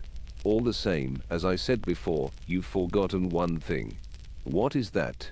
Tommy took a match from the box and held it ready to strike. I'm blind and you can see. That's admitted. The advantage is with you. But supposing we were both in the dark, eh? Where's your advantage then? He struck the match, thinking of shooting at the switch of the lights, plunging the room into darkness. It can't be done. Just so, said Tommy. I can't give you darkness. But extremes meet, you know. What about light? As he spoke, he touched the match to something he held in his hand and threw it down upon the table. A blinding glare filled the room. Just for a minute, blinded by the intense white light, the Duke blinked and fell back, his pistol hand lowered. He opened his eyes again to feel something sharp pricking his breast. Drop that pistol, ordered Tommy. Drop it quick. I agree with you that a hollow cane is a pretty rotten affair. So I didn't get one. A good sword stick is a very useful weapon, though. Don't you think so? Almost as useful as magnesium wire. Drop that pistol. Obedient to the necessity of that sharp point, the man dropped it. Then, with a laugh, he sprang back. But I still have the advantage, he mocked. For I can see, and you cannot. That's where you're wrong, said Tommy. I can see perfectly. The eye shades are fake. I was going to put one over on Tuppence. Make 1 or 2 bloomers to begin with, and then put in some perfectly marvelous stuff towards the end of lunch. Why, bless you, I could have walked to the door and avoided all the knobs with perfect ease. But I didn't trust you to play a sporting game. You'd never have let me get out of this alive. Careful now, dash. For, with his face distorted with rage, the Duke sprang forward, forgetting in his fury to look where he put his feet. There was a sudden blue crackle of flame, and he swayed for a minute, then fell like a log. A faint odor of singed flesh filled the room, mingling with a stronger smell of ozone. "Whew," said Tommy. He wiped his face. Then, moving gingerly, and with every precaution, he reached the wall, and touched the switch he had seen the other manipulate. He crossed the room to the door, opened it carefully, and looked out. There was no one about. He went down the stairs and out through the front door. Safe in the street, he looked up at the house with a shudder, noting the number. Then he hurried to the nearest telephone box. There was a moment of agonizing anxiety, and then a well-known voice spoke. "Tuppence, thank goodness." "Yes, I'm all right. I got all your points. The fee, shrimp, come to the Blitz and follow the 2 strangers." Albert got there in time, and when we went off in separate cars, followed me in a taxi, saw where they took me, and rang up the police. "Albert's a good lad," said Tommy. "Chivalrous. I was pretty sure he'd choose to follow you. But I've been worried, all the same. I've got lots to tell you. I'm coming straight back now. And the first thing I shall do when I get back is to write a thumping big check for St. Dunstan's. Lord, it must be awful not to be able to see." Chapter 9. The Man in the Mist. Tommy was not pleased with life. Blunt's brilliant detectives had met with a reverse, distressing to their pride if not to their pockets. Called in professionally to elucidate the mystery of a stolen pearl necklace at Adlington Hall, Adlington, Blunt's brilliant detectives had failed to make good. Whilst Tommy, hard on the track of a gambling countess, was tracking her in the disguise of a Roman Catholic priest, and Tuppence was getting off apostrophe with the nephew of the house on the golf links, the local inspector of police had unemotionally arrested the second footman, who proved to be a thief well known at headquarters, and who admitted his guilt without making any bones about it. Tommy and Tuppence, therefore, had withdrawn with what dignity they could muster, and were at the present moment solacing themselves with cocktails at the Grand Adlington Hotel. Tommy still wore his clerical disguise. "Hardly a Father Brown touch, that," he remarked gloomily. "And yet, I've got just the right kind of umbrella." "It wasn't a Father Brown problem," said Tuppence. "One needs a certain atmosphere from the start. One must be doing something quite ordinary, and then bizarre things begin to happen. That's the idea." "Unfortunately," said Tommy, "we have to return to town. Perhaps something bizarre will happen on the way to the station." He raised the glass he was holding to his lips, but the liquid in it was suddenly spilled, as a heavy hand smacked him on the shoulder, and a voice to match the hand boomed out words of greeting. "Upon my soul, it is old Tommy. And Mrs. Tommy too. Where did you blow in from? Haven't seen or heard anything of you for years." "Why, it's Bulger," said Tommy, setting down what was left of the cocktail, and turning to look at the intruder, a big square-shouldered man of 30 years of age, with a round red beaming face, and dressed in golfing kit. "Good old Bulger." "But I say, old chap," said Bulger, whose real name, by the way, was Marvin Estcourt, "I never knew you'd taken orders. Fancy you a blinking parson." Tuppence burst out laughing, and Tommy looked embarrassed. And then they suddenly became conscious of a fourth person. A tall, slender creature, with very golden hair and very round blue eyes, almost impossibly beautiful, with an effect of really expensive black topped by wonderful ermines, and very large pearl earrings. She was smiling. And her smile said many things. It asserted, for instance, that she knew perfectly well that she herself was the thing best worth looking at, certainly in England, and possibly in the whole world. She was not vain about it in any way, but she just knew, with certainty and confidence, that it was so. Both Tommy and Tuppence recognized her immediately. They had seen her 3 times in The Secret of the Heart, and an equal number of times in that other great success, Pillars of Fire, and in innumerable other plays. There was, perhaps, no other actress in England who had so firm a hold on the British public as Miss Gilda Glenn. She was reported to be the most beautiful woman in England. It was also rumored that she was the stupidest. Old friends of mine, Miss Glenn, said Estcourt, with a tinge of apology in his voice for having presumed, even for a moment, to forget such a radiant creature. Tommy and Mrs. Tommy, let me introduce you to Miss Gilda Glenn. The ring of pride in his voice was unmistakable. By merely being seen in his company, Miss Glenn had conferred great glory upon him. The actress was staring with frank interest at Tommy. "Are you really a priest?" she asked. "A Roman Catholic priest, I mean. Because I thought they didn't have wives." Estcourt went off in a boom of laughter again. "That's good," he exploded. "You sly dog, Tommy. Glad he hasn't renounced you, Mrs. Tommy, with all the rest of the pomps and vanities." Gilda Glenn took not the faintest notice of him. She continued to stare at Tommy with puzzled eyes. "Are you a priest?" she demanded. "Very few of us are what we seem to be," said Tommy gently. "My profession is not unlike that of a priest. I don't give absolution, but I listen to confessions. Don't you listen to him," interrupted Estcourt. "He's pulling your leg. If you're not a clergyman, I don't see why you're dressed up like one," she puzzled. "That is, unless not a criminal flying from justice," said Tommy. "The other thing." "Oh." She frowned and looked at him with beautiful, bewildered eyes. "I wonder if she'll ever get that," thought Tommy to himself. "Not unless I put it in words of one syllable for her, I should say." Aloud he said, "Know anything about the trains back to town, Bulger? We've got to be pushing for home." "How far is it to the station?" 10 minutes walk. But no hurry. Next train up is the 6.35, and it's only about 20 to 6 now. You've just missed one. Which way is it to the station from here?" "Sharp to the left when you turn out of the hotel. Then let me see down. Morgan's Avenue would be the best way, wouldn't it?" "Morgan's Avenue?" Miss Glenn started violently and stared at him with startled eyes. "I know what you're thinking of," said Estcourt, laughing. "The ghost. Morgan's Avenue is bounded by the cemetery on one side, and tradition has it that a policeman who met his death by violence gets up and walks on his old beat, up and down Morgan's Avenue. A spook policeman. Can you beat it? But lots of people swear to having seen him." "A policeman?" said Miss Glenn. She shivered a little. "But there aren't really any ghosts, are there? I mean, there aren't such things." She got up, folding her wrap tight around her. "Goodbye," she said vaguely. She had ignored Tuppence completely throughout, and now she did not even glance in her direction. But, over her shoulder, she threw one puzzled, questioning glance at Tommy. Just as she got to the door, she encountered a tall man with gray hair and a puffy face, who uttered an exclamation of surprise. His hand on her arm, he led her through the doorway, talking in an animated fashion. "Beautiful creature, isn't she?" said Estcourt. "Brains of a rabbit. Rumor has it that she's going to marry Lord Leconbury." That was Leconbury in the doorway. "He doesn't look a very nice sort of man to marry," remarked Tuppence. Estcourt shrugged his shoulders. "The title has a kind of glamour still, I suppose," he said.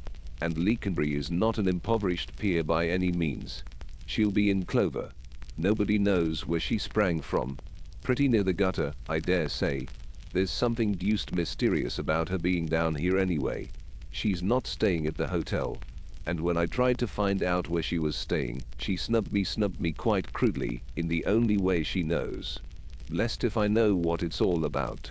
He glanced at his watch and uttered an exclamation. "I must be off. Jolly glad to have seen you two again. We must have a bust in town together some night. So long." He hurried away, and as he did so, a page approached with a note on a salver. The note was unaddressed. "But it's for you, sir," he said to Tommy. "From Miss Gilda Glenn." Tommy tore it open and read it with some curiosity. Inside were a few lines written in a straggling, untidy hand.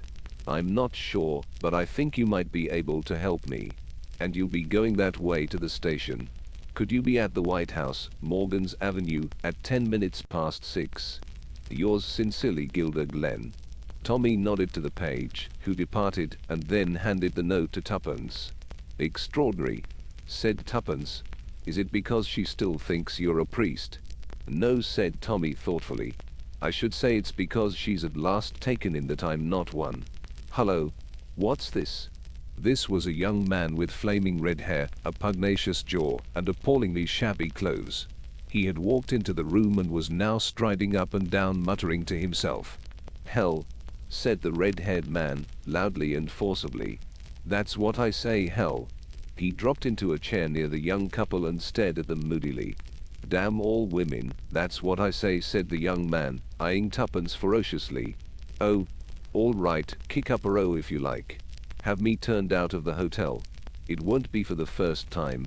Why shouldn't we say what we think? Why should we go about bottling up our feelings and smirking and saying things exactly like everyone else? I don't feel pleasant and polite. I feel like getting hold of someone round the throat and gradually choking them to death." He paused. "Any particular person?" asked Tuppence. "Or just anybody?" "One particular person," said the young man grimly. "This is very interesting," said Tuppence. "Won't you tell us some more?" "My name's Riley," said the red-haired man. "James Riley. You may have heard it. I wrote a little volume of pacifist poems, good stuff, although I say so." "Pacifist poems?" said Tuppence. "Yes, why not?" demanded Mr. Riley belligerently. "Oh, nothing," said Tuppence hastily. "I'm for peace all the time," said Mr. Riley fiercely. "To hell with war. And women. Women.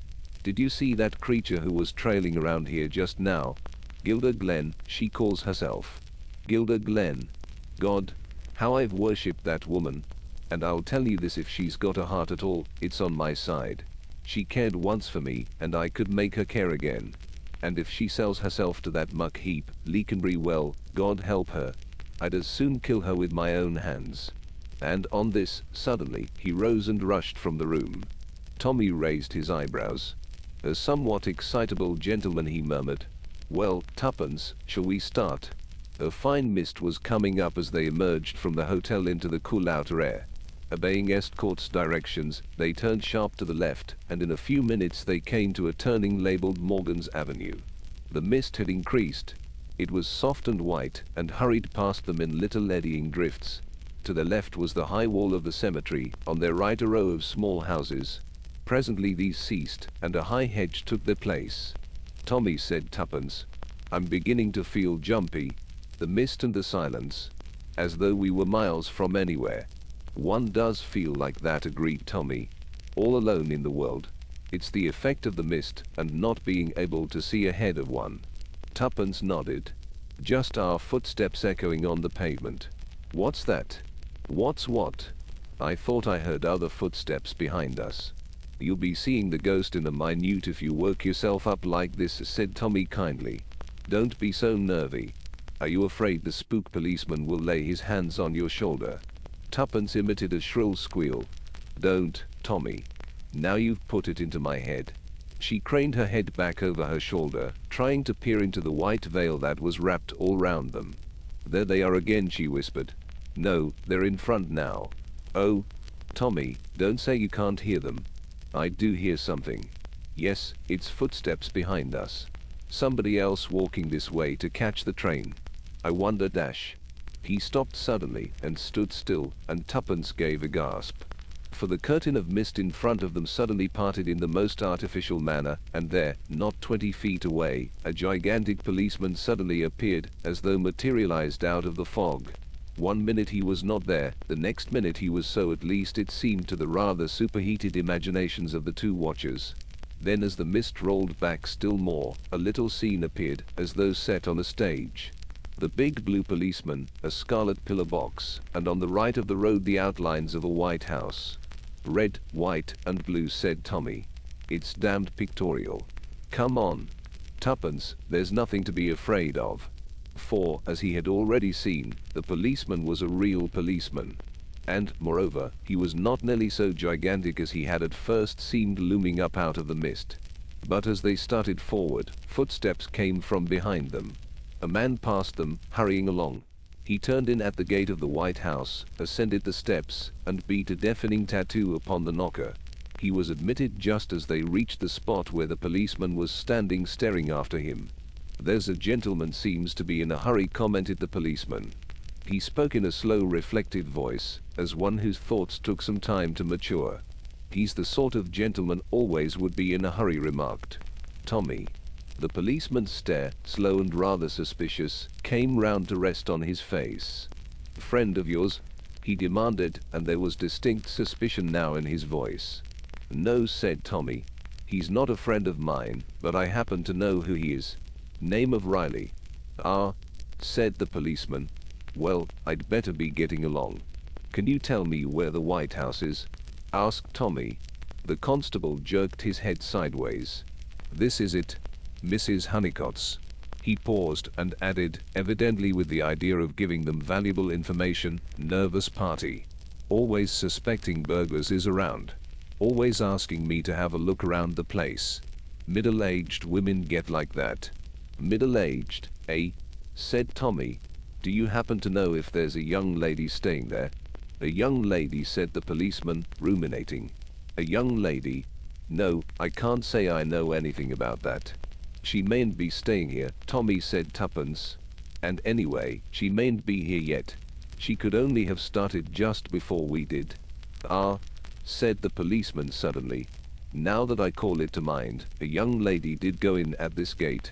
I saw her as I was coming up the road. About 3 or 4 minutes ago it might be." "With ermine furs on?" asked Tuppence eagerly. "She had some kind of white rabbit round her throat," admitted the policeman. Tuppence smiled. The policeman went on in the direction from which they had just come, and they prepared to enter the gate of the White House. Suddenly, a faint, muffled cry sounded from inside the house, and almost immediately afterwards the front door opened, and James Riley came rushing down the steps. His face was white and twisted, and his eyes glared in front of him unseeingly. He staggered like a drunken man. He passed Tommy and Tuppence as though he did not see them, muttering to himself with a kind of dreadful repetition, "My God! My God! Oh, my God!"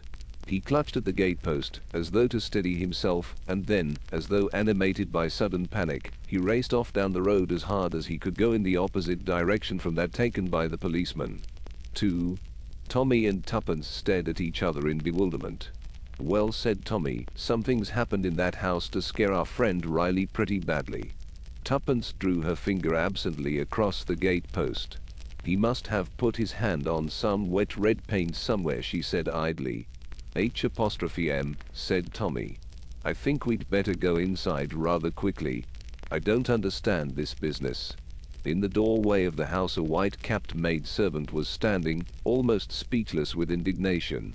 "Did you ever see the likes of that now, father?" she burst out, as Tommy ascended the steps.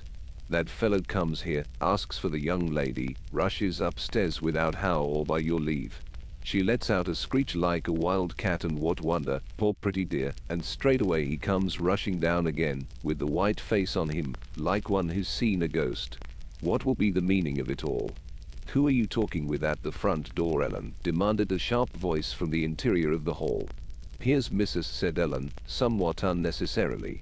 She drew back, and Tommy found himself confronting a grey-haired, middle-aged woman, with frosty blue eyes imperfectly concealed by pince-nez, and a spare figure clad in black with bugle trimming.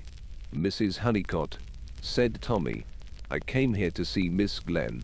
Mrs. Honeycott gave him a sharp glance, then went on to Tuppence and took in every detail of her appearance. "Oh, you did you?" she said. "Well, you'd better come inside." She led the way into the hall and along it into a room at the back of the house, facing on the garden. It was a fair-sized room, but looked smaller than it was, owing to the large amount of chairs and tables crowded into it. A big fire burned in the grate, and a chintz-covered sofa stood at one side of it.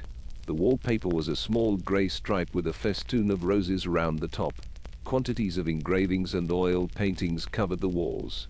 It was a room almost impossible to associate with the expensive personality of Miss Gilda Glenn. "Sit down," said Mrs. Honeycott. "To begin with, you excuse me if I say I don't hold with the Roman Catholic religion. Never did I think to see a Roman Catholic priest in my house. But if Gilda's gone over to the Scarlet Woman, it's only what's to be expected in a life like hers, and I dare say it might be worse. She mightn't have any religion at all. I should think more of Roman Catholics if their priests were married. I always speak my mind."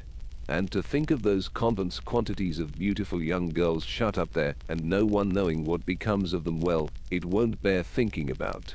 Mrs. Honeycott came to a full stop and drew a deep breath. Without entering upon a defense of the celibacy of the priesthood or the other controversial points touched upon, Tommy went straight to the point. I understand, Mrs. Honeycott, that Miss Glenn is in this house. She is. Mind you, I don't approve. Marriage is marriage and your husband's your husband. As you make your bed, so you must lie on it. I don't quite understand, began Tommy, bewildered. I thought as much. That's the reason I brought you in here. You can go up to Gilda after I've spoken my mind. She came to me after all these years, think of it, and asked me to help her. Wanted me to see this man and persuade him to agree to a divorce. I told her straight out I'd have nothing whatever to do with it. Divorce is sinful. But I couldn't refuse my own sister shelter in my house, could I now? Your sister? Exclaimed Tommy. Yes, Gilda's my sister. Didn't she tell you? Tommy stared at her appended. The thing seemed fantastically impossible. Then he remembered that the angelic beauty of Gilda Glenn had been in evidence for many years.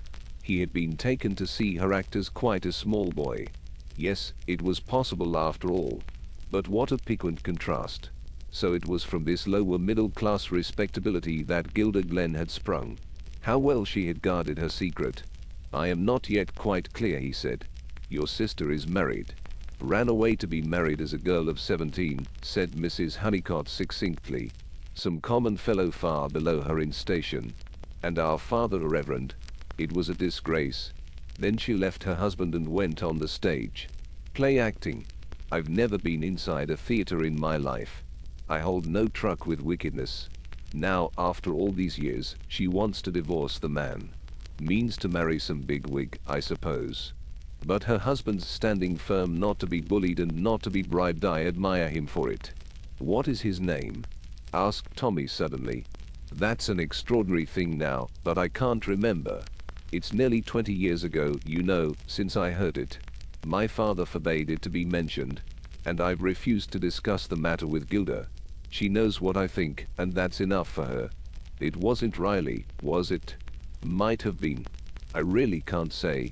It's gone clean out of my head. The man I mean was here just now. That man. I thought he was an escaped lunatic. I'd been in the kitchen giving orders to Ellen. I'd just got back into this room and was wondering whether Gilda had come in yet. She has a latchkey when I heard her. She hesitated a minute or two in the hall and then went straight upstairs. About 3 minutes later all this tremendous rat-tatting began. I went out into the hall and just saw a man rushing upstairs. Then there was a sort of cry upstairs, and presently down he came again and rushed out like a madman. Pretty goings on. Tommy rose. Mrs. Honeycott, let us go upstairs at once. I am afraid What of ? Afraid that you have no red wet paint in the house. Mrs. Honeycott stared at him. Of course I haven't. That is what I feared, said Tommy gravely. Please let us go to your sister's room at once. Momentarily silenced, Mrs. Honeycott led the way. They caught a glimpse of Ellen in the hall, backing hastily into one of the rooms. Mrs. Honeycott opened the first door at the top of the stairs. Tommy and Tuppence entered close behind her. Suddenly she gave a gasp and fell back. A motionless figure in black and ermine lay stretched on the sofa. The face was untouched, a beautiful soulless face like a mature child asleep. The wound was on the side of the head. A heavy blow with some blunt instrument had crushed in the skull.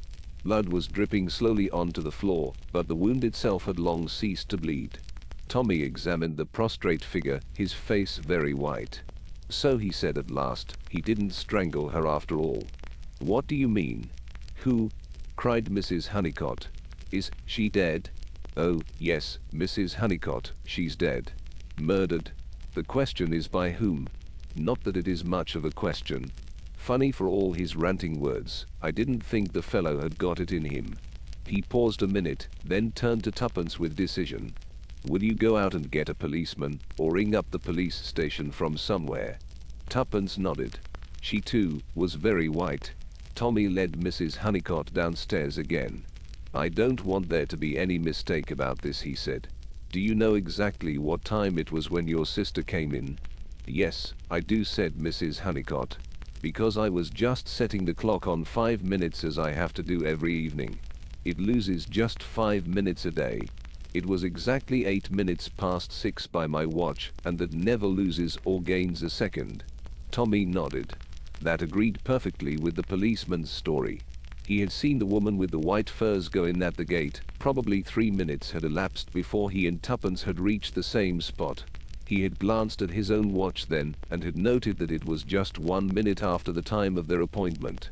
There was just the faint chance that someone might have been waiting for Gilda Glenn in the room upstairs. But if so, he must still be hiding in the house. No one but James Riley had left it. He ran upstairs and made a quick but efficient search of the premises. But there was no one concealed anywhere. Then he spoke to Ellen. After breaking the news to her, and waiting for her first lamentations and invocations to the saints to have exhausted themselves, he asked a few questions. Had anyone else come to the house that afternoon asking for Miss Glenn? No one whatsoever. Had she herself been upstairs at all that evening? Yes, she'd gone up at 6 o'clock as usual to draw the curtains, or it might have been a few minutes after 6. Anyway, it was just before that wild fellow came breaking the knocker down. She'd run downstairs to answer the door. And him a black-hearted murderer all the time. Tommy let it go at that. But he still felt a curious pity for Riley, and unwillingness to believe the worst of him. And yet there was no one else who could have murdered Gilda Glenn. Mrs. Honeycott and Ellen had been the only 2 people in the house. He heard voices in the hall, and went out to find Tuppence and the policeman from the beat outside. The latter had produced a notebook and a rather blunt pencil, which he licked surreptitiously. He went upstairs and surveyed the victim stolidly, merely remarking that if he was to touch anything the inspector would give him beans. He listened to all Mrs. Honeycott's hysterical outbursts and confused explanations, and occasionally he wrote something down. His presence was calming and soothing. Tommy finally got him alone for a minute or 2 on the steps outside ere he departed to telephone headquarters.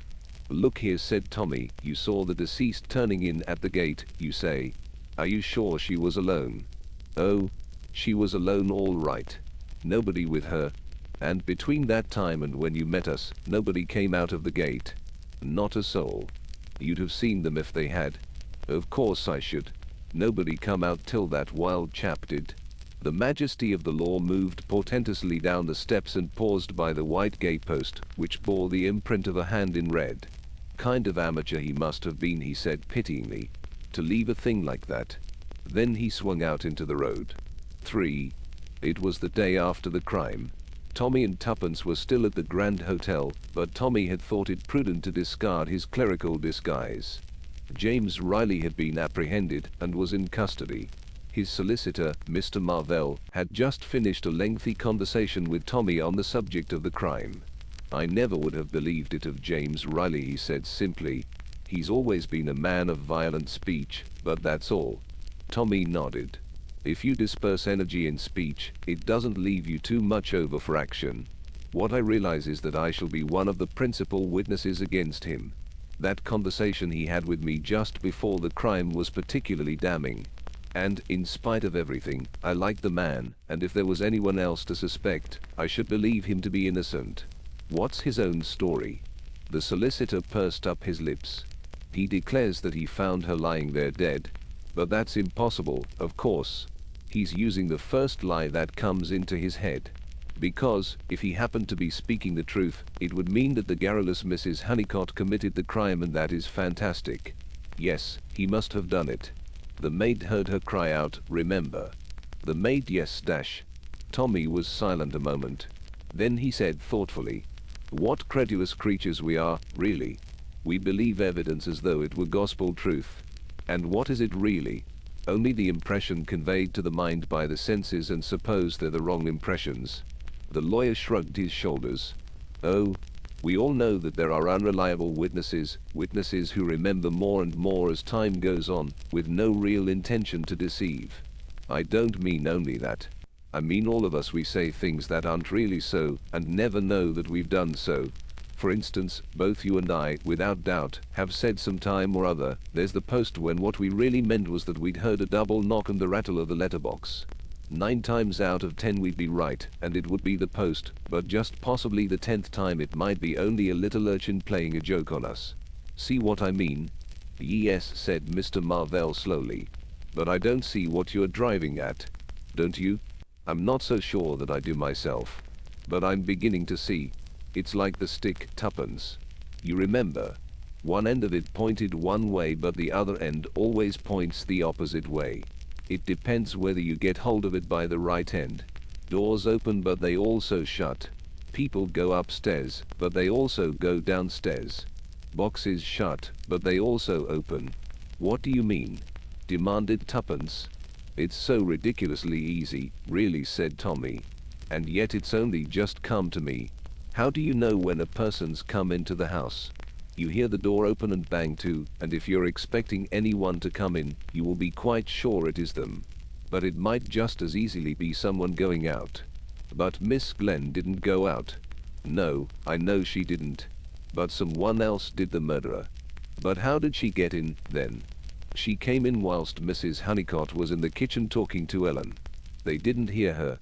Mrs. Honeycott went back to the drawing room, wondered if her sister had come in, and began to put the clock right, and then, as she thought, she heard her come in and go upstairs. Well, what about that? The footsteps going upstairs? That was Ellen, going up to draw the curtains. You remember, Mrs. Honeycott said her sister paused before going up. That pause was just the time needed for Ellen to come out from the kitchen into the hall. She just missed seeing the murderer. But, Tommy, cried Tuppence. The cry she gave. That was James Riley. Didn't you notice what a high-pitched voice he has? In moments of great emotion, men often squeal just like a woman. But the murderer, we'd have seen him. We did see him. We even stood talking to him. Do you remember the sudden way that policeman appeared? That was because he stepped out of the gate, just after the mist cleared from the road. It made us jump, don't you remember? After all, though we never think of them as that, policemen are men just like any other men. They love and they hate. They marry. I think Gilda Glenn met her husband suddenly just outside that gate, and took him in with her to thrash the matter out. He hadn't Riley's relief of violent words, remember. He just saw red and he had his truncheon handy. Chapter 10. The Crackler. Tuppence, said Tommy. We shall have to move into a much larger office. Nonsense, said Tuppence. You mustn't get swollen-headed and think you are a millionaire just because you solved 2 or 3 two-penny halfpenny cases with the aid of the most amazing luck. What some call luck, others call skill. Of course, if you really think you are Sherlock Holmes, Thorndyke, McCarthy and the brothers Oakwood all rolled into one, there is no more to be said. Personally, I would much rather have luck on my side than all the skill in the world. Perhaps there is something in that, conceded Tommy. All the same, Tuppence, we do need a larger office. Why? The classics, said Tommy. We need several hundreds of yards of extra bookshelf if Edgar Wallace is to be properly represented. We haven't had an Edgar Wallace case yet. I'm afraid we never shall, said Tommy. If you notice, he never does give the amateur sleuth much of a chance. It is all stern Scotland Yard kind of stuff, the real thing, and no base counterfeit. Albert, the office boy, appeared at the door. Inspector Marriott to see you, he announced. The mystery man of Scotland Yard, murmured Tommy. The busiest of the busies, said Tuppence. Or is it noses? I always get mixed between busies and noses. The inspector advanced upon them with a beaming smile of welcome. Well, and how are things? He asked breezily. None the worse for our little adventure the other day. Oh, rather not, said Tuppence. Too marvelous, wasn't it? Well, I don't know that I would describe it exactly that way, myself, said Marriott cautiously. What has brought you here today, Marriott? Asked Tommy. Not just solicitude for our nervous systems, is it? No, said the inspector. It is work for the brilliant Mr. Blunt. Ha, said Tommy. Let me put my brilliant expression on. I have come to make you a proposition, Mr. Beresford. What would you say to rounding up a really big gang? Is there such a thing? Asked Tommy. What do you mean, is there such a thing? I always thought that gangs were confined to fiction like master crooks and super criminals. The master crook isn't very common, agreed the inspector. But Lord bless you, sir, there's any amount of gangs knocking about. I don't know that I should be at my best dealing with a gang, said Tommy. The amateur crime, the crime of quiet family life, that is where I flatter myself that I shine. Drama of strong domestic interest. That's the thing, with Tuppence at hand to supply all those little feminine details which are so important and so apt to be ignored by the denser male. His eloquence was arrested abruptly as Tuppence threw a cushion at him and requested him not to talk nonsense. We'll have your little bit of fun, won't you, sir, said Inspector Marriott, smiling paternally at them both. If you'll not take offense at my saying so, it's a pleasure to see two young people enjoying life as much as you two do. Do we enjoy life? Said Tuppence, opening her eyes very wide. I suppose we do. I've never thought about it before. To return to that gang you were talking about, said Tommy. In spite of my extensive private practice, duchesses, millionaires, and all the best charwomen, I might, perhaps, condescend to look into the matter for you. I don't like to see Scotland Yard at fault. You have the Daily Mail after you before you know where you are. As I said before, you must have your bit of fun. Well, it's like this. Again he hitched his chair forward. There's any amount of forged notes going about just now, hundreds of them. The amount of counterfeit treasury notes in circulation would surprise you. Most artistic bit of work it is. Here's one of them. He took a £1 note from his pocket and handed it to Tommy. Looks all right, doesn't it? Tommy examined the note with great interest. By Jove, I'd never spot there was anything wrong with that. No more would most people. Now here's a genuine one. I'll show you the differences, very slight they are, but you'll soon learn to tell them apart. Take this magnifying glass. At the end of 5 minutes coaching, both Tommy and Tuppence were fairly expert.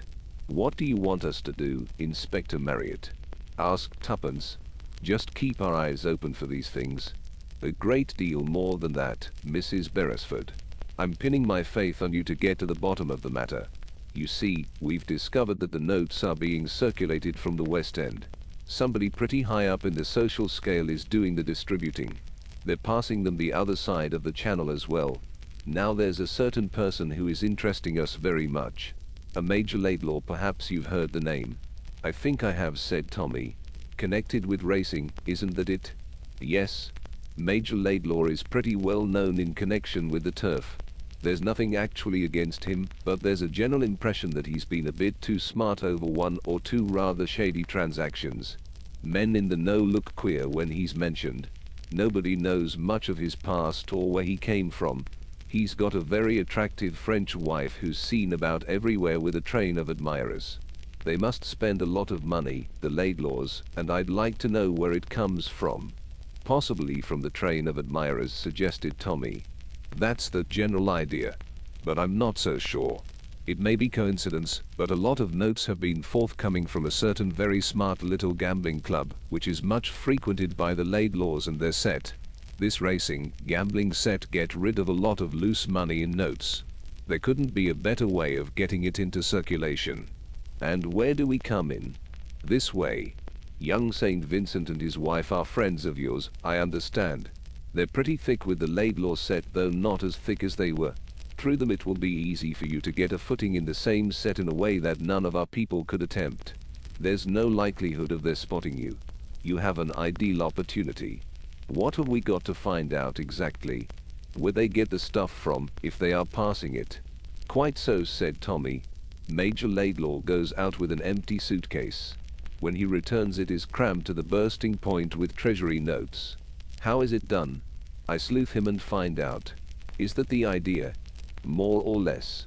But don't neglect the lady and her father, M. Harrowlade. Remember, the notes are being passed on both sides of the channel. My dear Marriott, exclaimed Tommy reproachfully, Blunt's brilliant detectives do not know the meaning of the word neglect. The inspector rose. Well, good luck to you, he said, and departed.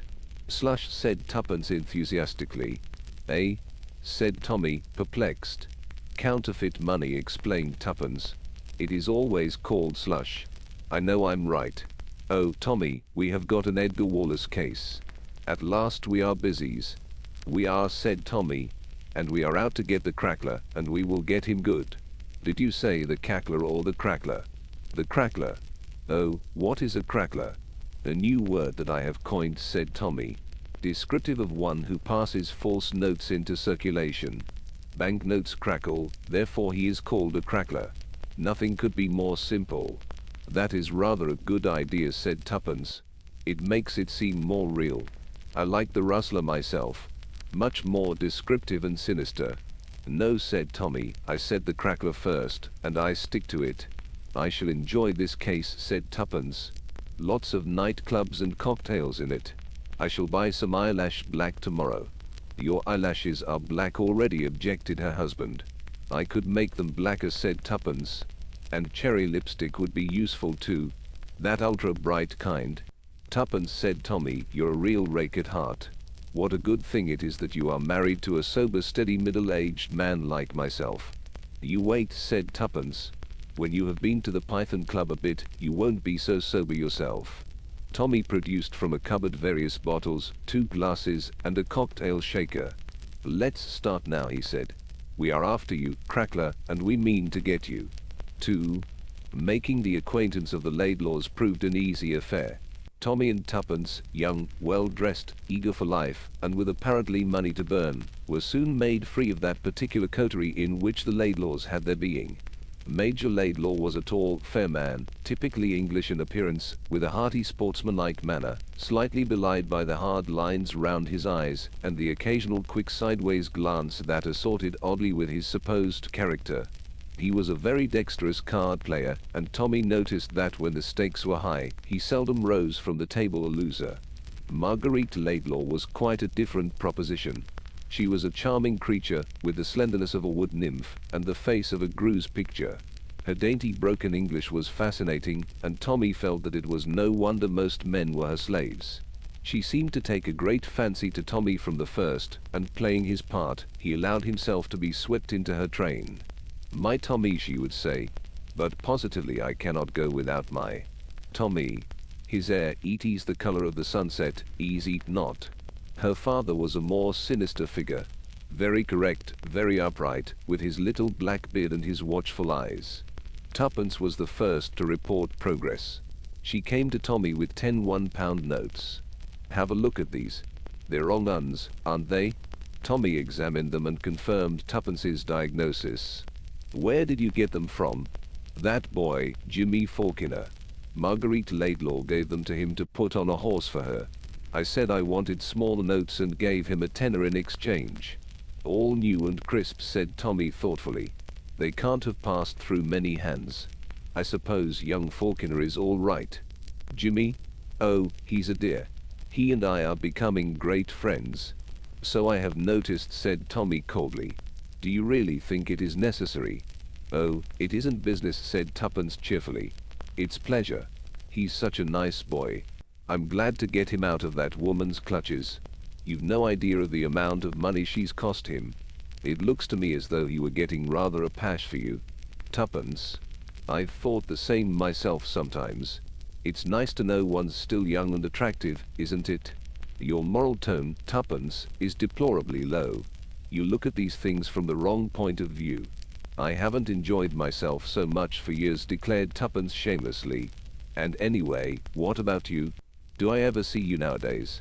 Aren't you always living in Marguerite Laidlaw's pocket? Business, said Tommy crisply. But she is attractive, isn't she? Not my type, said Tommy. I don't admire her. Liar, laughed Tuppence. But I always did think I'd rather marry a liar than a fool. I suppose, said Tommy, that there's no absolute necessity for a husband to be either. But Tuppence merely threw him a pitying glance and withdrew. Amongst Mrs. Laidlaw's train of admirers was a simple but extremely wealthy gentleman of the name of Hank Ryder. Mr. Ryder came from Alabama, and from the first he was disposed to make a friend and confidant of Tommy. That's a wonderful woman, sir, said Mr. Ryder, following the lovely Marguerite with reverential eyes. Plumb full of civilization. Can't beat La Gay France, can you?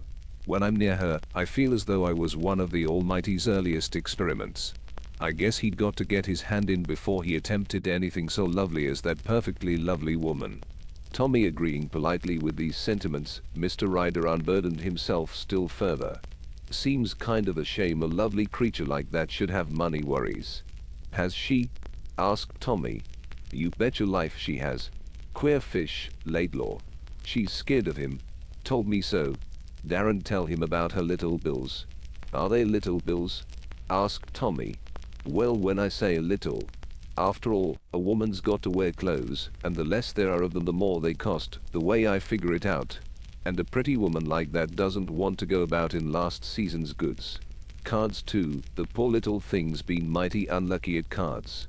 Why, she lost 50 to me last night. She won 200 from Jimmy Faulkner the night before, said Tommy dryly. Did she indeed? That relieves my mind some. By the way, there seems to be a lot of dud notes floating around in your country just now. I paid in a bunch at my bank this morning, and 25 of them were down and outers, so the polite gentleman behind the counter informed me. That's rather a large proportion. Were they new looking? New and crisp as they make 'em. Why, they were the ones Mrs. Laidlaw paid over to me, I reckon.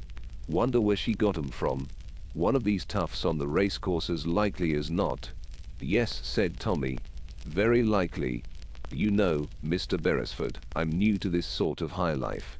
All these swell dames and the rest of the outfit. Only made my pile a short while back. Came right over to Europe to see life. Tommy nodded. He made a mental note to the effect that with the aid of Margarita Laidlaw, Mr. Ryder would probably see a good deal of life, and that the price charged would be heavy. Meantime, for the second time, he had evidence that the forged notes were being distributed pretty near at hand, and that in all probability Margarita Laidlaw had a hand in their distribution. On the following night he himself was given a proof. It was at that small select meeting place mentioned by Inspector Marriott. There was dancing there, but the real attraction of the place lay behind a pair of imposing folding doors.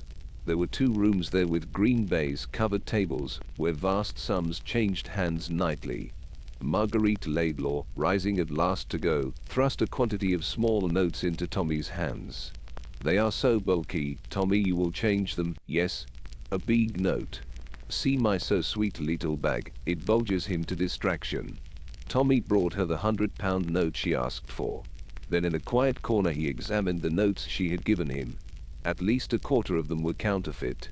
But where did she get her supplies from? To that he had as yet no answer. By means of Albert's cooperation, he was almost sure that Laidlaw was not the man. His movements had been watched closely and had yielded no result. Tommy suspected her father, the saturnine M. Haralaid.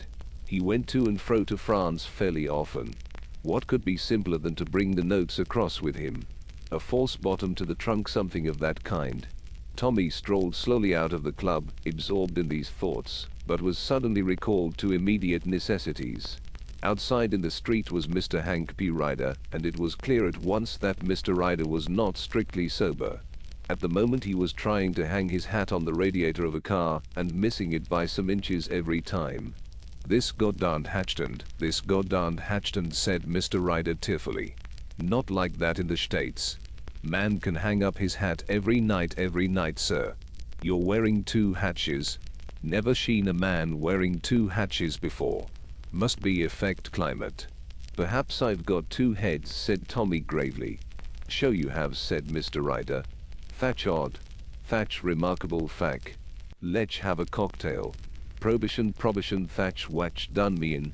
I guess I'm drunk, constitutionally drunk. Cocktails mixed 'em angel's kiss, that's Marguerite lovely creature, fon oh me too. Horse's neck, 2 Martinez 3 road to ruin no, road to ruin mixed 'em all in a beer tankard. Bet me I wouldn't, I shay to hell, I shay dash. Tommy interrupted. That's all right, he said soothingly. Now what about getting home? No home to go to, said Mr. Ryder sadly, and wept. What hotel are you staying at? Asked Tommy. Can't go home, said Mr. Ryder. Treasure hunt. Swell thing to do. She did it. White Capel, White Hitch, White Heats and Shorrow to the grave dash. But Mr. Ryder became suddenly dignified. He drew himself erect and attained a sudden miraculous command over his speech. Young man, I'm telling you. Margie took me, In her car. Treasure hunting. English aristocracy all do it. Under the cobblestones. £500 Solemn thought, 'tis solemn thought. I'm telling you, young man. You've been kind to me. I've got your welfare at heart, sir, at heart.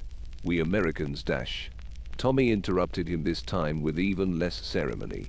What's that you say? Mrs. Laidlaw took you in a car.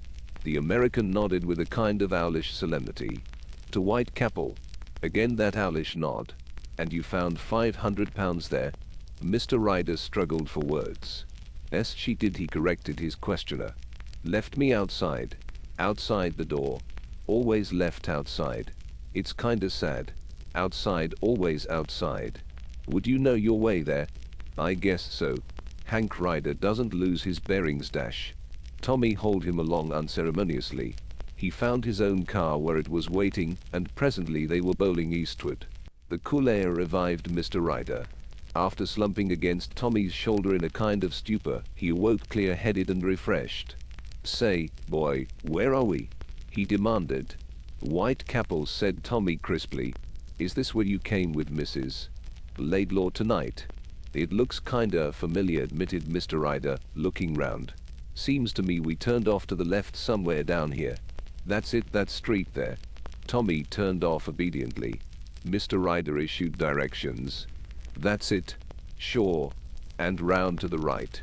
Say, aren't the smells awful? Yes, past that pub at the corner, sharp round, and stop at the mouth of that little alley. But what's the big idea? Hand it to me. Some of the youth left behind. Are we going to put one over on them? That's exactly it, said Tommy. We're going to put one over on them. Rather a joke, isn't it? I'll tell the world, assented Mr. Ryder. Though I'm just a mite hazed about it all, he ended wistfully. Tommy got out and assisted Mr. Ryder to alight also. They advanced into the alleyway. On the left were the backs of a row of dilapidated houses, most of which had doors opening into the alley. Mr. Ryder came to a stop before one of these doors. In here she went, he declared. It was this door, I'm plumb certain of. It? They all look very alike, said Tommy. Reminds me of the story of the soldier and the princess. You remember, they made a cross on the door to show which one it was. Shall we do the same? Laughing, he drew a piece of white chalk from his pocket and made a rough cross low down on the door. Then he looked up at various dim shapes that prowled high on the walls of the alley, one of which was uttering a blood-curdling yawl. Lots of cats about, he remarked cheerfully. What is the procedure? Asked Mr. Ryder. Do we step inside? Adopting due precautions, we do, said Tommy. He glanced up and down the alleyway, then softly tried the door. It yielded. He pushed it open and peered into a dim yard. Noiselessly he passed through, Mr. Ryder on his heels. Gee, said the latter, there's someone coming down the alley. He slipped outside again. Tommy stood still for a minute, then hearing nothing went on. He took a torch from his pocket and switched on the light for a brief second. That momentary flash enabled him to see his way ahead. He pushed forward and tried the closed door ahead of him. That too gave, and very softly he pushed it open and went in. After standing still a second and listening, he again switched on the torch, and at that flash, as though at a given signal, the place seemed to rise round him. 2 men were in front of him, 2 men were behind him. They closed in on him and bore him down. Lights, growled a voice. An incandescent gas burner was lit. By its light Tommy saw a circle of unpleasing faces. His eyes wandered gently round the room and noted some of the objects in it. Ah, he said pleasantly. The headquarters of the counterfeiting industry, if I am not mistaken. Shut your jaw, growled one of the men. The door opened and shut behind Tommy, and a genial and well-known voice spoke. Got him, boys. That's right. Now, Mr. Busy, let me tell you you're up against it. That dear old word, said Tommy. How it thrills me. Yes. I am the mystery man of Scotland Yard. Why, it's Mr. Hank Ryder. This is a surprise. I guess you mean that too. I've been laughing fit to bust all this evening leading you here like a little child. And you so pleased with your cleverness. Why, Sonny, I was on to you from the start. You weren't in with that crowd for your health. I let you play about for a while, and when you got real suspicious of the lovely Marguerite, I said to myself, Now's the time to lead him to it. I guess your friends won't be hearing of you for some time. Going to do me in? That's the correct expression, I believe. You have got it in for me. You've got a nerve, all right. No, we shan't attempt violence. Just keep you under restraint, so to speak. I'm afraid you're backing the wrong horse, said Tommy. I've no intention of being kept under restraint, as you call it. Mr. Ryder smiled genially. From outside, a cat uttered a melancholy cry to the moon. Banking on that cross you put on the door, eh, Sonny? Said Mr. Ryder.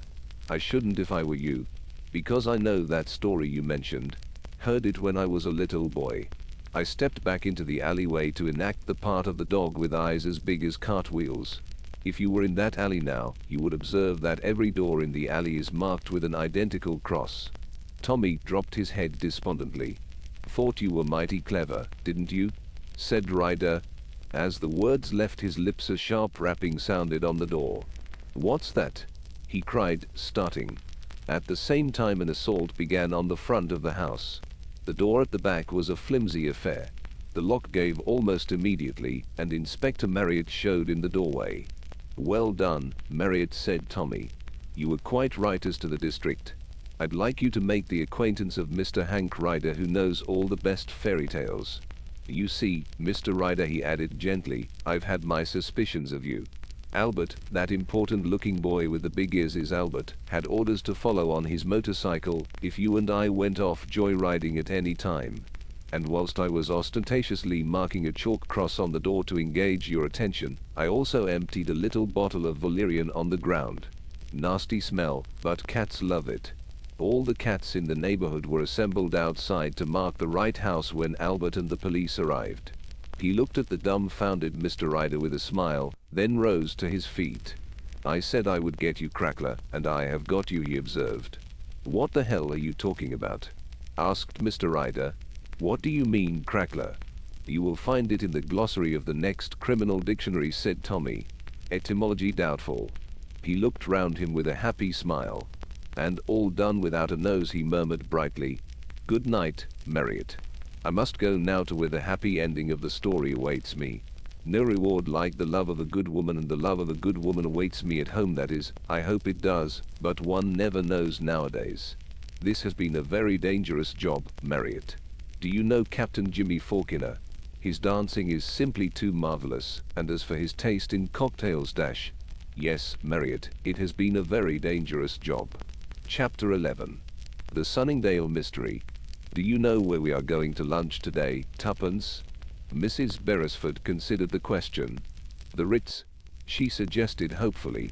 Think again. That nice little place in Soho. No. Tommy's tone was full of importance.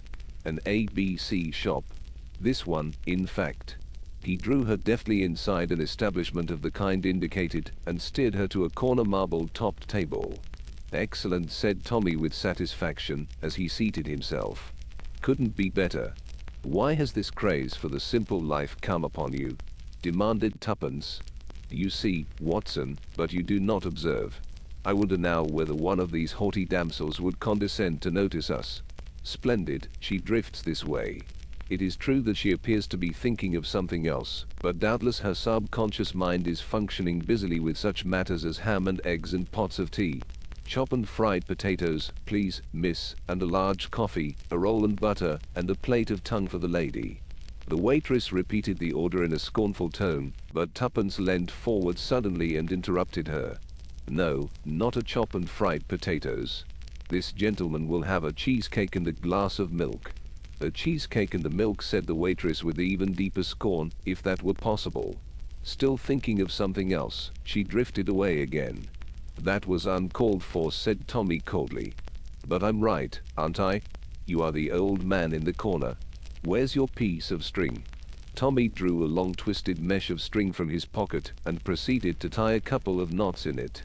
Complete to the smallest detail, he murmured. You made a small mistake in ordering your meal, though. Women are so literal-minded, said Tommy. If there's one thing I hate, it's milk to drink, and cheesecakes are always so yellow and bilious-looking. Be an artist, said Tuppence. Watch me attack my cold tongue. Jolly good stuff, cold tongue. Now then, I'm all ready to be Miss Polly Burton. Tie a large knot and begin. First of all, said Tommy, speaking in a strictly unofficial capacity, let me point out this. Business is not too brisk lately. If business does not come to us, we must go to business. Apply our minds to one of the great public mysteries of the moment. Which brings me to the point, the Sunningdale mystery. Ah, said Tuppence, with deep interest. The Sunningdale mystery. Tommy drew a crumpled piece of newspaper from his pocket and laid it on the table. That is the latest portrait of Captain Cecil as it appeared in the Daily Leader. Just so, said Tuppence. I wonder someone doesn't sue these newspapers sometimes. You can see it's a man and that's all. When I said the Sunningdale mystery, I should have said the so-called Sunningdale mystery, went on Tommy rapidly. A mystery to the police perhaps, but not to an intelligent mind. Tie another knot, said Tuppence. I don't know how much of the case you remember, continued Tommy quietly. All of it, said Tuppence, but don't let me cramp your style. It was just over 3 weeks ago, said Tommy, that the gruesome discovery was made on the famous golf links. 2 members of the club, who were enjoying an early round, were horrified to find the body of a man lying face downwards on the 7th tee. Even before they turned him over, they had guessed him to be Captain Cecil, a well-known figure on the links, and who always wore a golf coat of a peculiarly bright blue color. Captain Cecil was often seen out on the links early in the morning, practicing, and it was thought at first that he had been suddenly overcome by some form of heart disease. But examination by a doctor revealed the sinister fact that he had been murdered, stabbed to the heart with a significant object, a woman's hatpin. He was also found to have been dead at least 12 hours.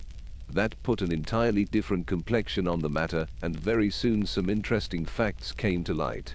Practically the last person to see Captain Cecil alive was his friend and partner, Mr. Hollerby of the Porcupine Assurance Company, and he told his story as follows. Cecil and he had played a round earlier in the day. After tea the other suggested that they should play a few more holes before it got too dark to see. Hollerby assented. Cecil seemed in good spirits, and was in excellent form. There is a public footpath that crosses the links, and just as they were playing up to the 6th green, Hollerby noticed a woman coming along it. She was very tall, and dressed in brown, but he did not observe her particularly, and Cecil, he thought, did not notice her at all. The footpath in question crossed in front of the 7th tee, continued Tommy. The woman had passed along this and was standing at the farther side, as though waiting. Captain Cecil was the first to reach the tee, as Mr. Hollerby was replacing the pin in the hole. As the latter came towards the tee, he was astonished to see Cecil and the woman talking together. As he came nearer, they both turned abruptly, Cecil calling over his shoulder, "Shan't be a minute." The two of them walked off side by side, still deep in earnest conversation. The footpath there leaves the course, and, passing between the 2 narrow hedges of neighboring gardens, comes out on the road to Windlesham. Captain Cecil was as good as his word. He reappeared within a minute or two, much to Hollerby's satisfaction, as 2 other players were coming up behind them, and the light was failing rapidly. They drove off, and at once Hollerby noticed that something had occurred to upset his companion. Not only did he foozle his drive badly, but his face was worried and his forehead creased in a big frown. He hardly answered his companion's remarks, and his golf was atrocious. Evidently something had occurred to put him completely off his game. They played that hole in the 8th, and then Captain Cecil declared abruptly that the light was too bad, and that he was off home. Just at that point there is another of those narrow slips leading to the Windlesham Road, and Captain Cecil departed that way, which was a short cut to his home, a small bungalow on the road in question. The other 2 players came up, a Major Barnard and Mr. Lecky, and to them Hollerby mentioned Captain Cecil's sudden change of manner. They also had seen him speaking to the woman in brown, but had not been near enough to see her face. All 3 men wondered what she could have said to upset their friend to that extent. They returned to the clubhouse together, and as far as was known at the time, were the last people to see Captain Cecil alive. The day was a Wednesday, and on Wednesday cheap tickets to London are issued. The man and wife who ran Captain Cecil's small bungalow were up in town, according to custom, and did not return until the late train. They entered the bungalow as usual, and supposed their master to be in his room asleep. Mrs. Cecil, his wife, was away on a visit. The murder of the captain was a 9 days wonder. Nobody could suggest a motive for it. The identity of the tall woman in brown was eagerly discussed, but without result. The police were, as usual, blamed for their supiness most unjustly, as time was to show. For a week later, a girl called Doris Evans was arrested and charged with the murder of Captain Anthony Cecil. The police had had little to work upon. A strand of fair hair caught in the dead man's fingers, and a few threads of flame-colored wool caught on one of the buttons of his blue coat. Diligent inquiries at the railway station and elsewhere had elicited the following facts.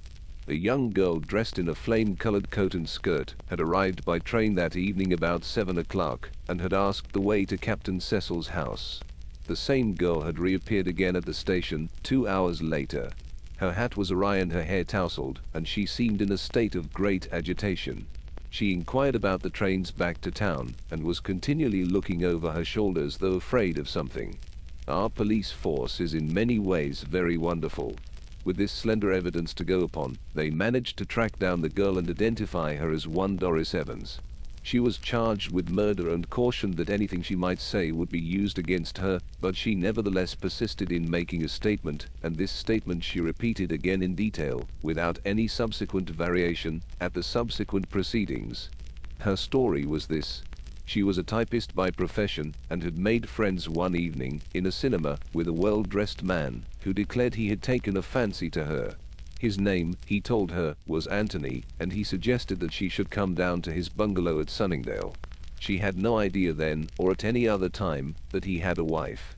It was arranged between them that she should come down on the following Wednesday, the day, you will remember, when the servants would be absent and his wife away from home. In the end he told her his full name was Anthony Cecil, and gave her the name of his house. She duly arrived at the bungalow on the evening in question, and was greeted by Cecil, who had just come in from the links. Though he professed himself delighted to see her, the girl declared that from the first his manner was strange and different. A half-acknowledged fear sprang up in her, and she wished fervently that she had not come. After a simple meal, which was all ready and prepared, Cecil suggested going out for a stroll.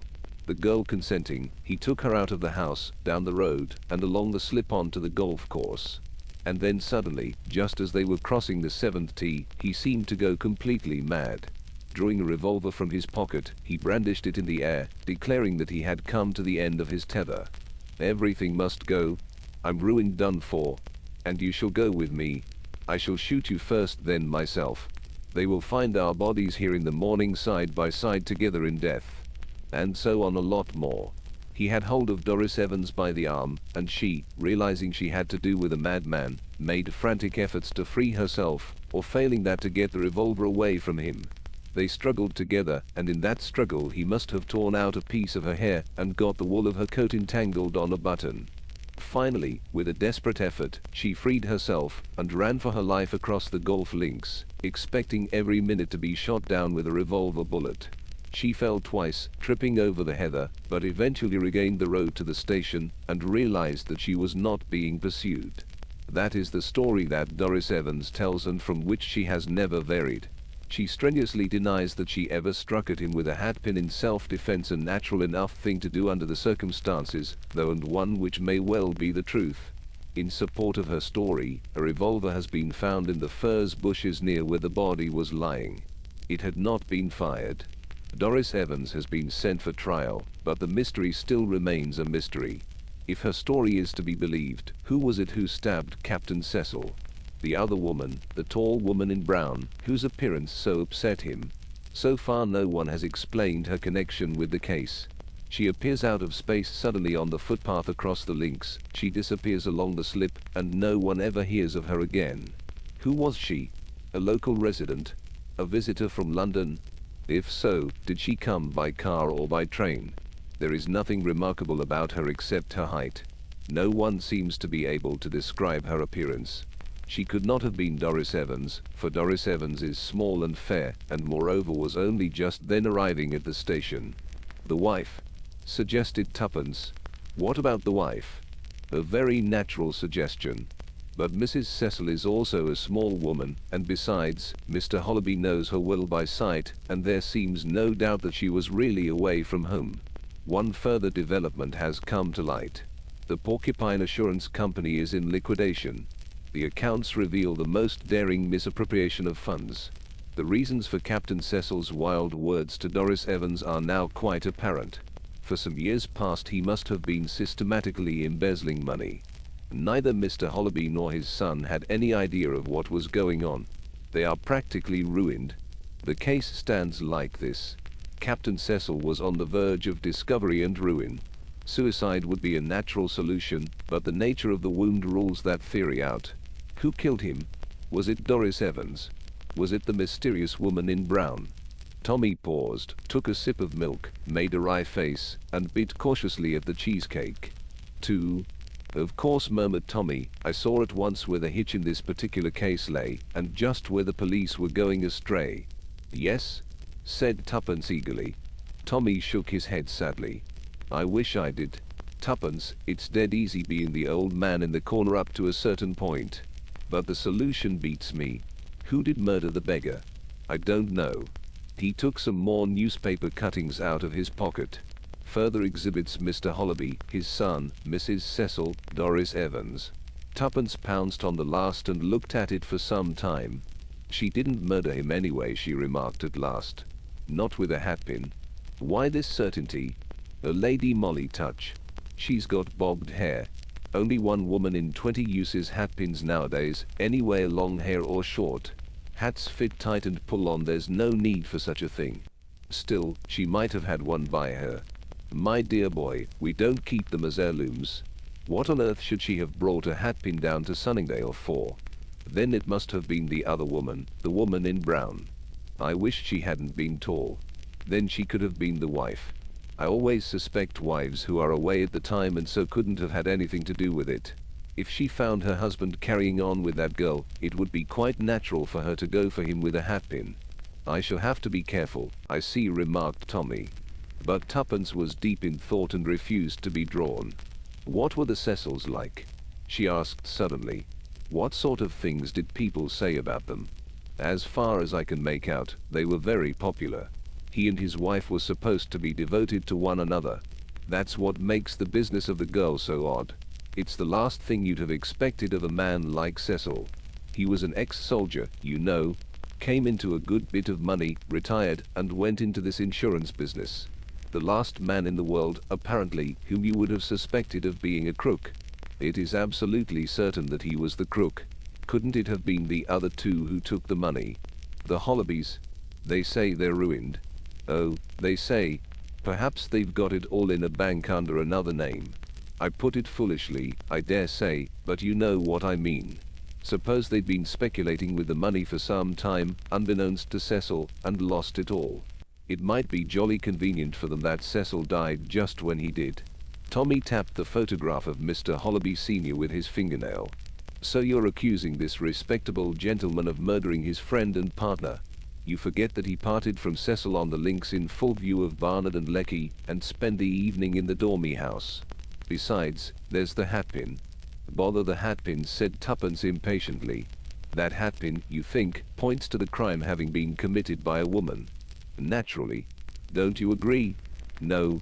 Men are notoriously old-fashioned. It takes the majors to rid themselves of preconceived ideas. They associate hatpins and hairpins with the female sex, and call them women's weapons. They may have been in the past, but they're both rather out of date now. Why, I haven't had a hatpin or a hairpin for the last 4 years." "Then you think that it was a man killed Cecil.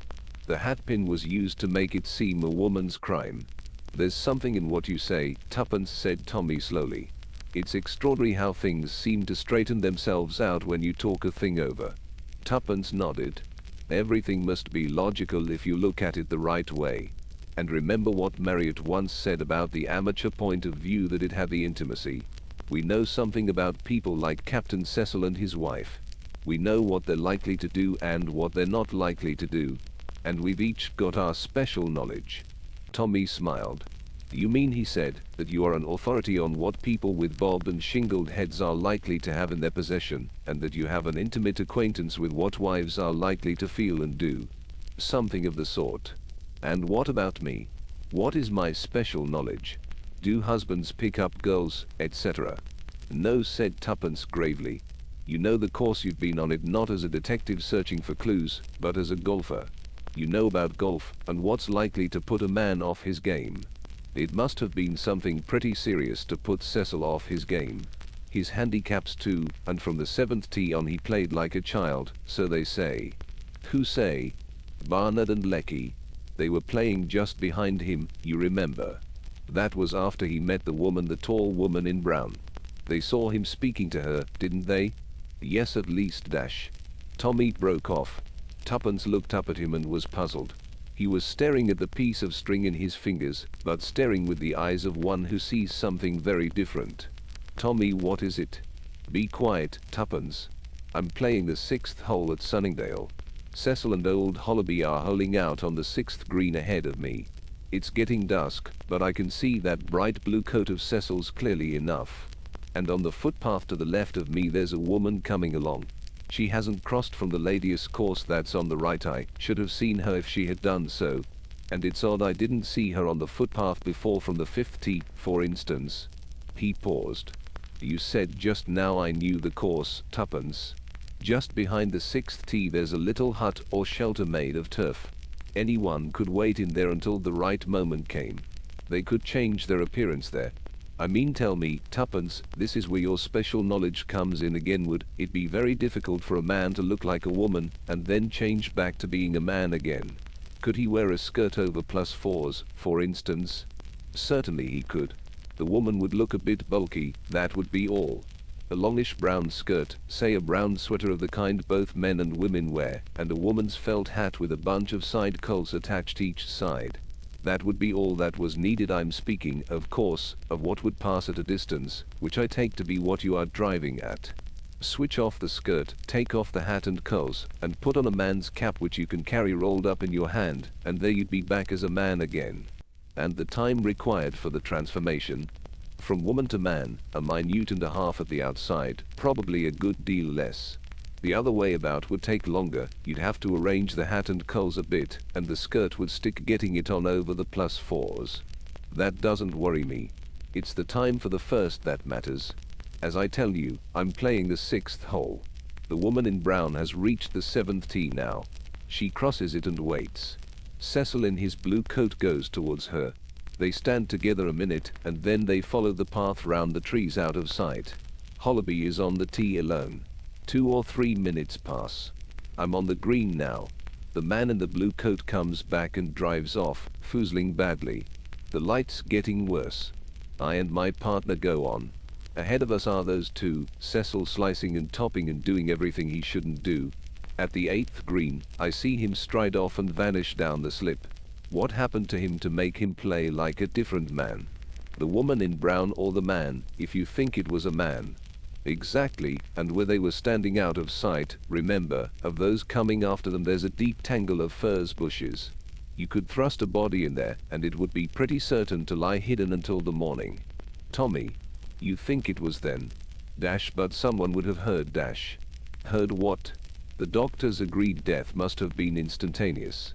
I've seen men killed instantaneously in the war. They don't cry out as a rule, just a gurgle, or a moan, perhaps just a sigh, or a funny little cough. Cecil comes towards the 7th tee, and the woman comes forward and speaks to him. He recognizes her, perhaps, as a man he knows masquerading. Curious to learn the why and wherefore, he allows himself to be drawn along the footpath out of sight. One stab with the deadly hatpin as they walk along. Cecil falls dead. The other man drags his body into the furze bushes, strips off the blue coat, then sheds his own skirt and the hat and coals. He puts on Cecil's well-known blue coat and cap and strides back to the tee. 3 minutes would do it. The others behind can't see his face, only the peculiar blue coat they know so well. They never doubt that it's Cecil, but he doesn't play Cecil's brand of golf. They all say he played like a different man. Of course he did. He was a different man. But point number 2. His action in bringing the girl down there was the action of a different man. It wasn't Cecil who met Doris Evans at a cinema and induced her to come down to Sunningdale. It was a man calling himself Cecil. Remember, Doris Evans was interested until a fortnight after the time. She never saw the body. If she had, she might have bewildered everyone by declaring that that wasn't the man who took her out on the golf links that night and spoke so wildly of suicide. It was a carefully laid plot.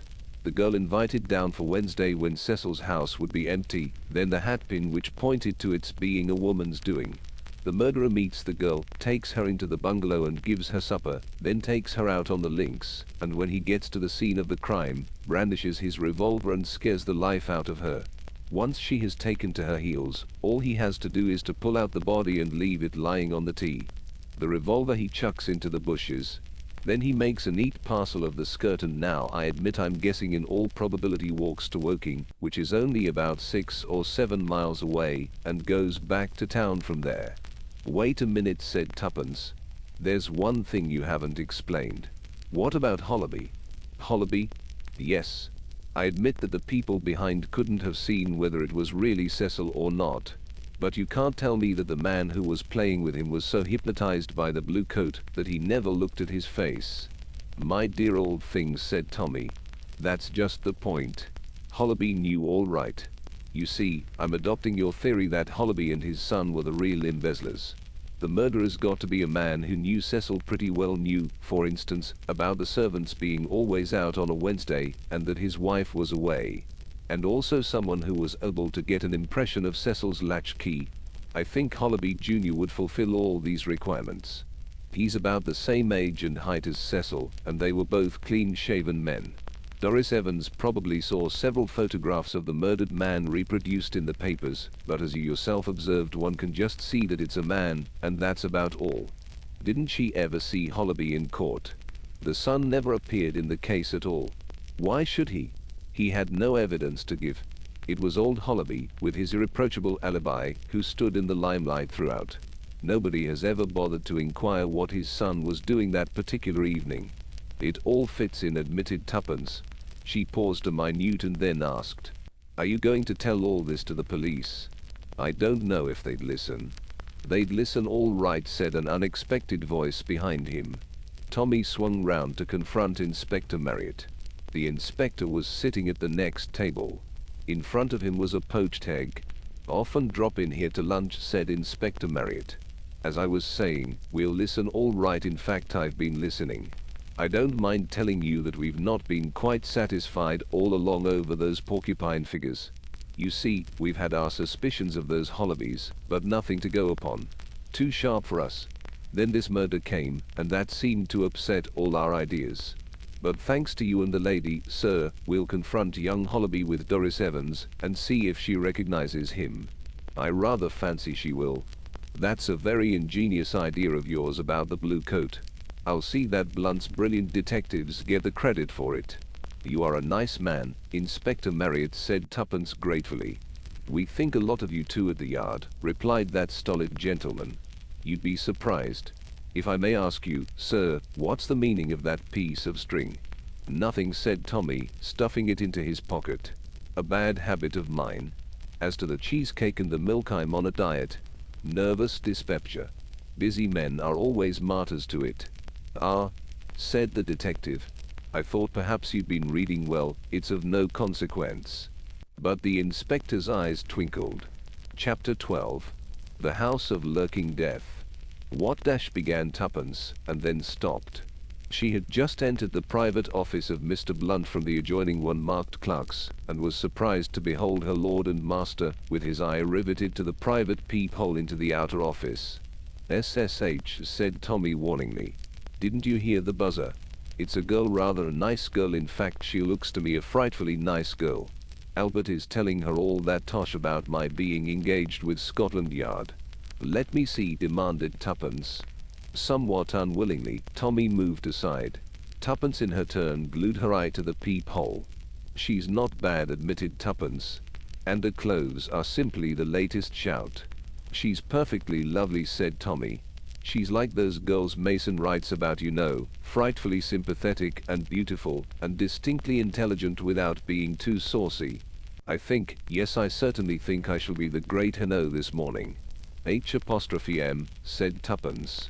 "If there is one detective out of all the others whom you are most unlike, I should say it was Hano. Can you do the lightning changes of personality?" Can you be the great comedian, the little gutter boy, the serious and sympathetic friend all in 5 minutes? I know this, said Tommy, rapping sharply on the desk. I am the captain of the ship, and don't you forget it, Tuppence. I'm going to have her in. He pressed the buzzer on his desk. Albert appeared, ushering in the client. The girl stopped in the doorway as though undecided. Tommy came forward. Come in, mademoiselle, he said kindly, and seat yourself here. Tuppence choked audibly, and Tommy turned upon her with a swift change of manner. His tone was menacing. You spoke, Miss Robinson? Ah, no, I thought not. He turned back to the girl. We will not be serious or formal, he said. You will just tell me about it, and then we will discuss the best way to help you. You are very kind, said the girl. Excuse me, but are you a foreigner? A fresh choke from Tuppence. Tommy glared in her direction out of the corner of his eye. Not exactly, he said with difficulty, but of late years I have worked a good deal abroad. My methods are the methods of the Sourit. Oh, the girl seemed impressed.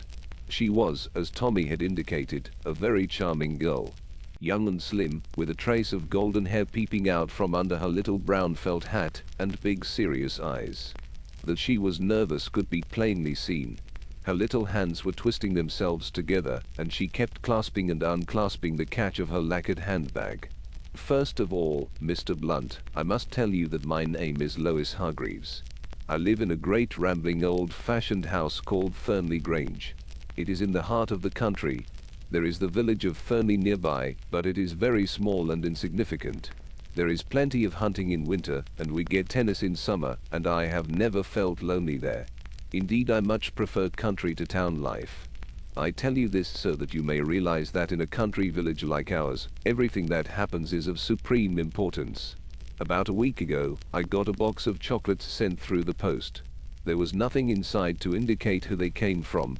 Now I myself am not particularly fond of chocolates, but the others in the house are, and the box was passed round. As a result, everyone who had eaten any chocolates was taken ill. We sent for the doctor, and after various inquiries as to what other things had been eaten, he took the remains of the chocolates away with him and had them analyzed. Mr. Blunt, those chocolates contained arsenic. Not enough to kill anyone, but enough to make anyone quite ill. Extraordinary, commented Tommy. Dr. Burton was very excited over the matter. It seems that this was the third occurrence of the kind in the neighborhood. In each case a big house was selected, and the inmates were taken ill after eating the mysterious chocolates. It looked as though some local person of weak intellect was playing a particularly fiendish practical joke. Quite so, Miss Hargreaves. Dr. Burton put it down to socialist agitation rather absurdly, I thought. But there are 1 or 2 malcontents in Fernley village, and it seemed possible that they might have had something to do with it. Dr. Burton was very keen that I should put the whole thing in the hands of the police. A very natural suggestion, said Tommy. But you have not done so, I gather, Miss Hargreaves. No, admitted the girl. I hate the fuss and the publicity that would ensue, and you see, I know our local inspector. I can never imagine him finding out anything. I have often seen your advertisements, and I told Drive Burton that it would be much better to call in a private detective. I see. You say a great deal about discretion in your advertisement. I take that to mean that you would not make anything public without my consent. Tommy looked at her curiously, but it was Tuppence who spoke. I think, she said quietly, that it would be as well if Miss Hargreaves told us everything. She laid especial stress upon the last word, and Lois Hargreaves flushed nervously. Yes, said Tommy quickly, Miss Robinson is right. You must tell us everything. You will not. She hesitated. Everything you say is understood to be strictly in confidence. Thank you. I know that I ought to have been quite frank with you. I have a reason for not going to the police. Mr. Blunt, that box of chocolates was sent by someone in our house. How do you know that, mademoiselle? It's very simple. I've got a habit of drawing a little silly thing, 3 fish intertwined, whenever I have a pencil in my hand. A parcel of silk stockings arrived from a certain shop in London not long ago. We were at the breakfast table. I'd just been marking something in the newspaper, and without thinking, I began to draw my silly little fish on the label of the parcel, before cutting the string and opening it. I thought no more about the matter, but when I was examining the piece of brown paper in which the chocolates had been sent, I caught sight of the corner of the original label, most of which had been torn off. My silly little drawing was on it. Tommy drew his chair forward. That is very serious. It creates, as you say, a very strong presumption that the sender of the chocolates is a member of your household.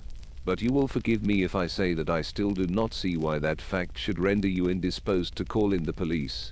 Lois Hargreaves looked him squarely in the face. I will tell you, Mr. Blunt. I may want the whole thing hushed up. Tommy retired gracefully from the position. In that case, he murmured, we know where we are. I see, Miss Hargreaves, that you are not disposed to tell me who it is you suspect. I suspect no one, but there are possibilities. Quite so. Now will you describe the household to me in detail? The servants, with the exception of the parlour maid, are all old ones who have been with us many years. I must explain to you, Mr. Blunt, that I was brought up by my aunt, Lady Radcliffe, who was extremely wealthy. Her husband made a big fortune and was knighted. It was he who bought Fernley Grange, but he died 2 years after going there, and it was then that Lady Radcliffe sent for me to come and make my home with her. I was her only living relation. The other inmate of the house was Dennis Radcliffe, her husband's nephew. I have always called him cousin, but of course he is really nothing of the kind. Aunt Lucy always said openly that she intended to leave her money, with the exception of a small provision for me, to Dennis. It was Radcliffe money, she said, and it ought to go to a Radcliffe. However, when Dennis was 22, she quarrelled violently with him over some debts that he had run up, I think. When she died, a year later, I was astonished to find that she had made a will leaving all her money to me. It was, I know, a great blow to Dennis, and I felt very badly about it. I would have given him the money if he would have taken it, but it seems that kind of thing can't be done. However, as soon as I was 20, I made a will leaving it all to him. That's the least I can do. So if I'm run over by a motor, Dennis will come into his own. 221. Exactly, said Tommy. And when were you 21, if I may ask the question? Just 3 weeks ago. Ah, said Tommy. Now will you give me fuller particulars of the members of your household at this minute? Servants or others? Both. The servants, as I say, have been with us some time. There is old Mrs. Holloway, the cook, and her niece Rose, the kitchen maid. Then there are 2 elderly housemaids, and Hannah, who was my aunt's maid and who has always been devoted to me. The parlour maid is called Esther Quant, and seems a very nice quiet girl. As for ourselves, there is Miss Logan, who was Aunt Lucy's companion, and who runs the house for me, and Captain Radcliffe Dennis, you know, whom I told you about, and there is a girl called Mary Chilcott, an old school friend of mine who is staying with us. Tommy thought for a moment. That all seems fairly clear and straightforward, Miss Hargreaves, he said after a minute or two. I take it that you have no special reason for attaching suspicion more to one person than another. You are only afraid it might prove to be, well, not a servant, shall we say? That's it exactly, Mr. Blunt. I have honestly no idea he used that piece of brown paper. The handwriting was printed. There seems only one thing to be done, said Tommy. I must be on the spot. The girl looked at him inquiringly. Tommy went on after a moment's thought. I suggest that you prepare the way for the arrival of, say, Mr. and Miss Van Dusen, American friends of yours. Will you be able to do that quite naturally? Oh, yes. There will be no difficulty at all. When will you come down, tomorrow or the day after? Tomorrow, if you please. There is no time to waste. That is settled then. The girl rose and held out her hand. One thing, Miss Hargreaves, not a word, mind, to anyone at all, that we are not what we seem. What do you think of it, Tuppence? He asked when he returned from showing the visitor out. I don't like it, said Tuppence decidedly. Especially I don't like the chocolates having so little arsenic in them. What do you mean? Don't you see? All those chocolates being sent round the neighborhood were a blind, to establish the idea of a local maniac. Then, when the girl was really poisoned, it would be thought to be the same thing. You see, but for a stroke of luck, no one would ever have guessed that the chocolates were actually sent by someone in the house itself. That was a stroke of luck. You're right. You think it's a deliberate plot against the girl herself? ? I'm afraid so. I remember reading about old Lady Radcliffe's will. That girl has come into a terrific lot of money. Yes, and she came of age and made a will 3 weeks ago. It looks bad for Dennis Radcliffe. He gains by her death." Tuppence nodded. "The worst of it is that she thinks so too. That's why she won't have the police called in. Already she suspects him. And she must be more than half in love with him to act as she has done." "In that case," said Tommy thoughtfully, "why the devil doesn't he marry her? Much simpler and safer." Tuppence stared at him. "You said a mouthful," she observed. "Oh, boy. I'm getting ready to be Miss Van Dusen, you observe. Why rush to crime when there is a lawful means near at hand?" Tuppence reflected for a minute or two. "I've got it," she announced. Clearly he must have married a barmaid whilst at Oxford. Origin of the quarrel with his aunt. That explains everything. "Then why not send the poisoned sweets to the barmaid?" suggested Tommy. "Much more practical. I wish you wouldn't jump to these wild conclusions, Tuppence." "They're deductions," said Tuppence, with a good deal of dignity. "This is your first corrida, my friend, but when you have been 20 minutes in the arena dash." Tommy flung the office cushion at her. Tuppence, I say, Tuppence, come here." It was breakfast time the next morning. Tuppence hurried out of her bedroom and into the dining room. Tommy was striding up and down, the open newspaper in his hand. "What's the matter?" Tommy wheeled round and shoved the paper into her hand, pointing to the headlines. "Mysterious poisoning case. Deaths from fig sandwiches." Tuppence read on. This mysterious outbreak of ptomaine poisoning had occurred at Thurnley Grange. The deaths so far reported were those of Miss Lois Hargreaves, the owner of the house, and the parlour-maid, Esther Quant. A Captain Radcliffe and a Miss Logan were reported to be seriously ill.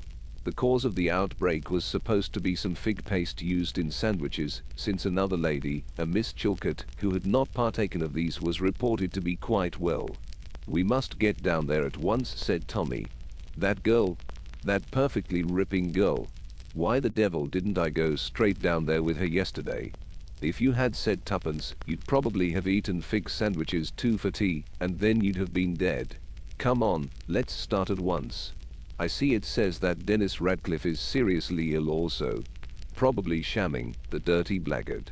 They arrived at the small village of Thurnley about midday. An elderly woman with red eyes opened the door to them when they arrived at Thurnley Grange. "Look here," said Tommy quickly before she could speak. "I'm not a reporter or anything like that. Miss Hargreaves came to see me yesterday and asked me to come down here.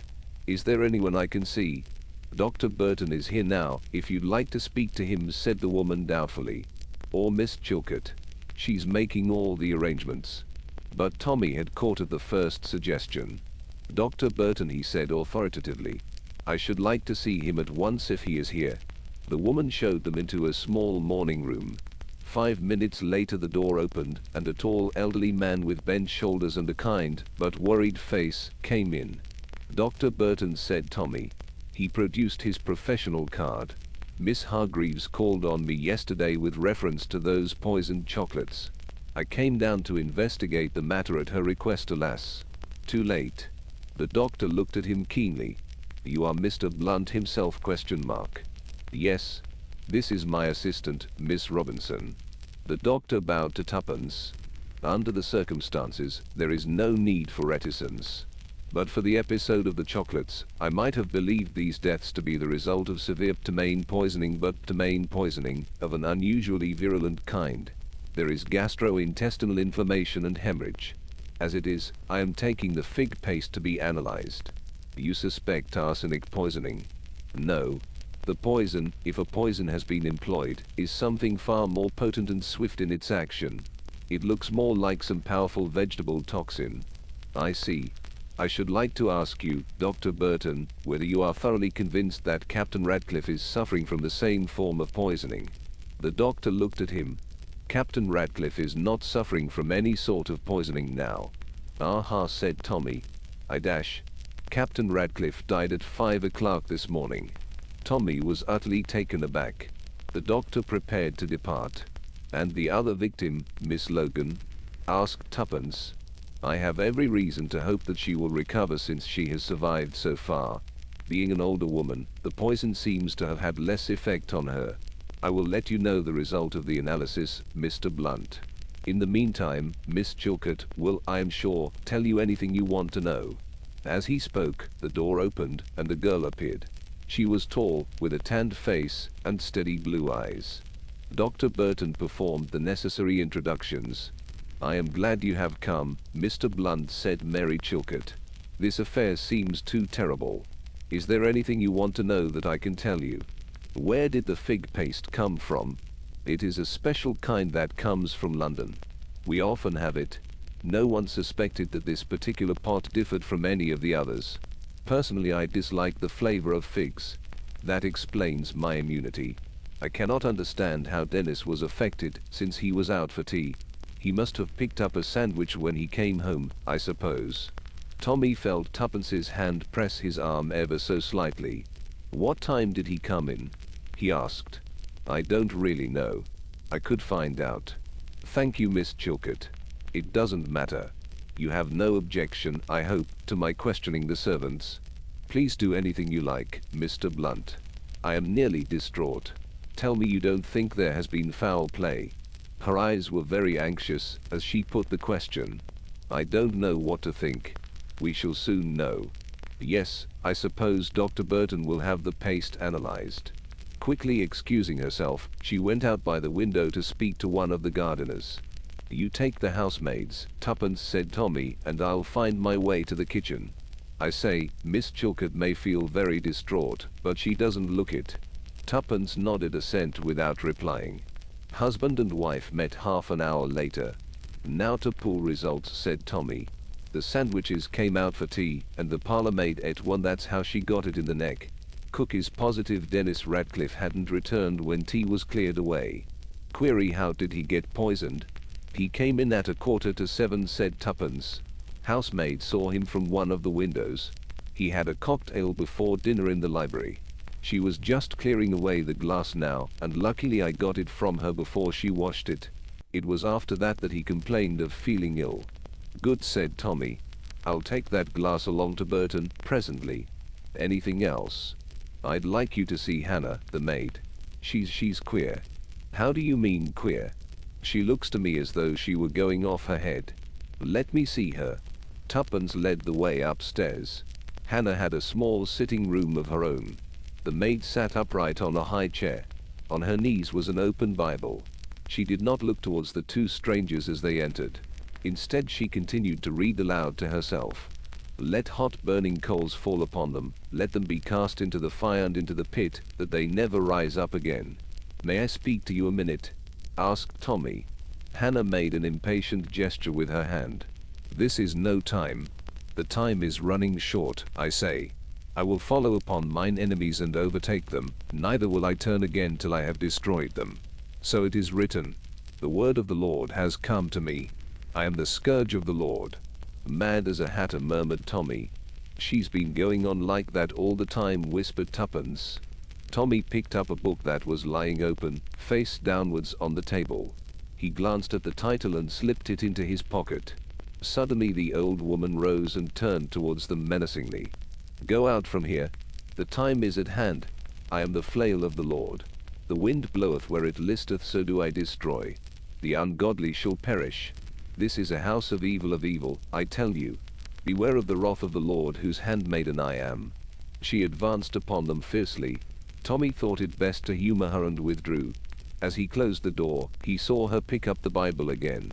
"I wonder if she's always been like that," he muttered. He drew from his pocket the book he had picked up off the table. "Look at that. Funny reading for an ignorant maid." Tuppence took the book. "Materia Medica," she murmured. She looked at the flyleaf. "Edward Logan. It's an old book. Tommy, I wonder if we could see Miss Logan. Dr. Burton said she was better. Shall we ask Miss Chilcot?" "No. Let's get hold of a housemaid and send her in to ask." After a brief delay, they were informed that Miss Logan would see them. They were taken into a big bedroom facing over the lawn. In the bed was an old lady with white hair, her delicate face drawn by suffering. "I have been very ill," she said faintly, "and I can't talk much, but Ellen tells me you are detectives." Lois went to consult you then? She spoke of doing so. Yes, Miss Logan, said Tommy. We don't want to tire you, but perhaps you can answer a few questions. The maid, Hannah, is she quite right in her head? Miss Logan looked at them with obvious surprise. Oh, yes. She is very religious, but there is nothing wrong with her. Tommy held out the book he had taken from the table. Is this yours, Miss Logan? Yes. It was one of my father's books. He was a great doctor, one of the pioneers of serum therapeutics. The old lady's voice rang with pride. Quite so, said Tommy. I thought I knew his name. He added mendaciously, this book now, did you lend it to Hannah? To Hannah? Miss Logan raised herself in bed with indignation. No, indeed. She wouldn't understand the first word of it. It is a highly technical book. Yes, I see that. Yet I found it in Hannah's room. Disgraceful, said Miss Logan. I will not have the servants touching my things. Where ought it to be? In the bookshelf in my sitting room, or stay, I lent it to Mary. The dear girl is very interested in herbs. She has made 1 or 2 experiments in my little kitchen.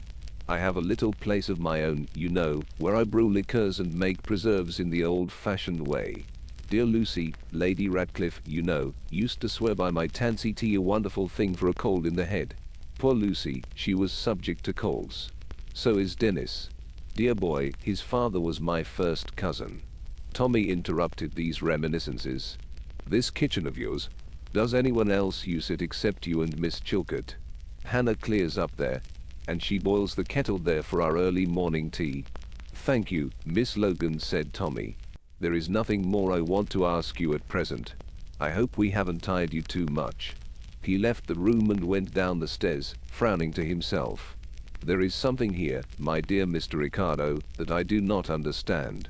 I hate this house, said Tuppence with a shiver. Let's go for a good long walk and try to think things out. Tommy complied and they set out. First they left the cocktail glass at the doctor's house, and then set off for a good tramp across the country, discussing the case as they did so. It makes it easier somehow if one plays the fool, said Tommy. All this Hannah business. I suppose some people would think I didn't care. But I do, most awfully. I feel that somehow or other we ought to have prevented this. I think that's foolish of you, said Tuppence. It is not as though we advised Lois Hargreaves not to go to Scotland Yard or anything like that. Nothing would have induced her to bring the police into the matter. If she hadn't come to us, she would have done nothing at all. And the result would have been the same. Yes, you are right, Tuppence. It's morbid to reproach oneself over something one couldn't help. What I would like to do is to make good now. And that's not going to be easy. No, it isn't. There are so many possibilities, and yet all of them seem wild and improbable. Supposing Dennis Radcliffe put the poison in the sandwiches. He knew he would be out to tea. That seems fairly plain sailing. Yes, said Tuppence, that's all right so far. Then we can put against that the fact that he was poisoned himself, so that seems to rule him out. There is one person we mustn't forget, and that is Hannah. Hannah. People do all sorts of queer things when they have religious mania. She is pretty far gone with it too, said Tommy. You ought to drop a word to Dr. Burton about it. It must have come on very rapidly, said Tuppence. That is if we go by what Miss Logan said.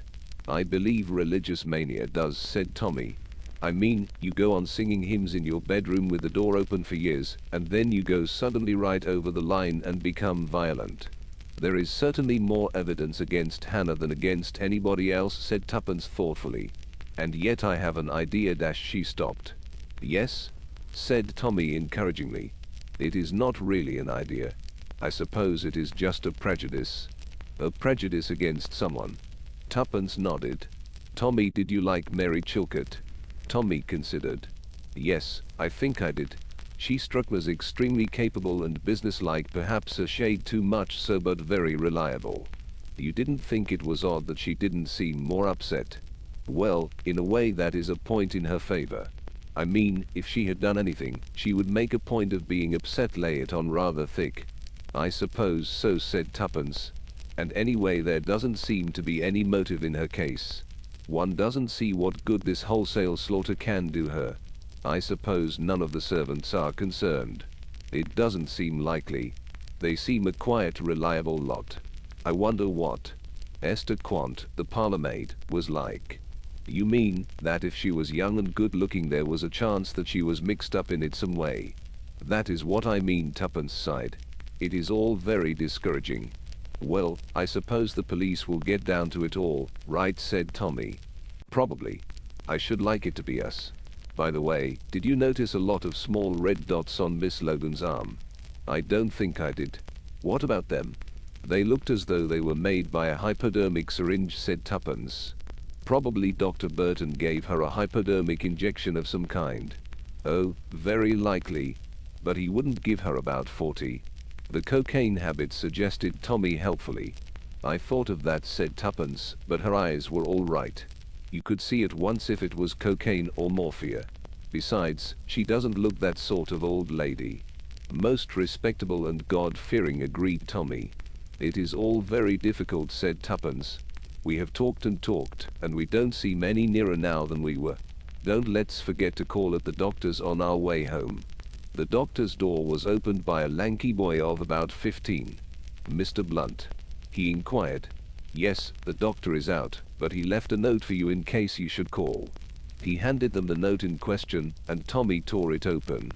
Dear Mr. Blunt, there is reason to believe that the poison employed was ricin, a vegetable toxalgamus of tremendous potency. Please keep this to yourself for the present.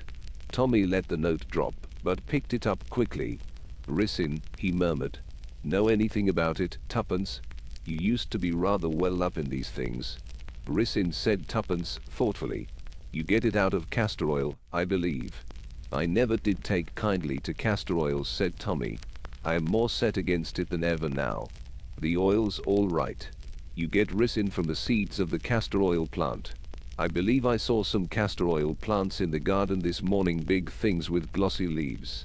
You mean that someone extracted the stuff on the premises? Could Hannah do such a thing? Tuppence shook her head. Doesn't seem likely. She wouldn't know enough. Suddenly Tommy gave an exclamation. That book. Have I got it in my pocket still? Yes. He took it out and turned over the leaves vehemently. I thought so. Here's the page it was open at this morning. Do you see, Tuppence? Ricin? Tuppence seized the book from him. Can you make head or tail of it? I can't. It's clear enough to me, said Tuppence.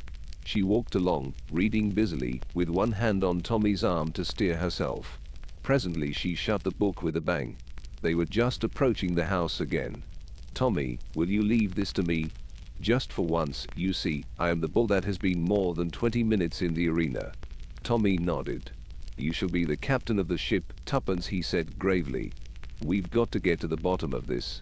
First of all, said Tuppence as they entered the house, I must ask Miss Logan one more question. She ran upstairs. Tommy followed her. She rapped sharply on the old lady's door and went in. Is that you, my dear? Said Miss Logan. You know you are much too young and pretty to be a detective. Have you found out anything? Yes, said Tuppence. I have. Miss Logan looked at her questioningly. I don't know about being pretty, went on Tuppence, but being young. I happened to work in a hospital during the war. I know something about serum therapeutics. I happen to know that when ricin is injected in small doses hypodermically, immunity is produced, anti-ricin is formed. That fact paved the way for the foundation of serum therapeutics. You knew that, Miss Logan. You injected ricin for some time hypodermically into yourself. Then you let yourself be poisoned with the rest. You helped your father in his work, and you knew all about ricin, and how to obtain it and extract it from the seeds. You chose a day when Dennis Radcliffe was out for tea. It wouldn't do for him to be poisoned at the same time. He might die before Lois Hargreaves. So long as she died first, he inherited her money, and at his death it passes to you, his next of kin. You remember, you told us this morning that his father was your first cousin. The old lady stared at Tuppence with baleful eyes.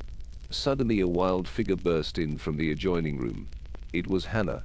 In her hand she held a lighted torch which she waved frantically. Truth has been spoken. That is the wicked one. I saw her reading the book and smiling to herself, and I knew. I found the book and the page, but it said nothing to me. But the voice of the Lord spoke to me. She hated my mistress, her ladyship. She was always jealous and envious. She hated my own sweet Miss Lois. But the wicked shall perish, the fire of the Lord shall consume them. Waving her torch, she sprang forward to the bed. A cry arose from the old lady. Take her away, take her away. It's true, but take her away.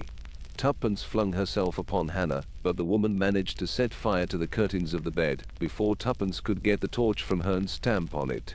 Tommy, however, had rushed in from the landing outside. He tore down the bed hangings and managed to stifle the flames with a rug.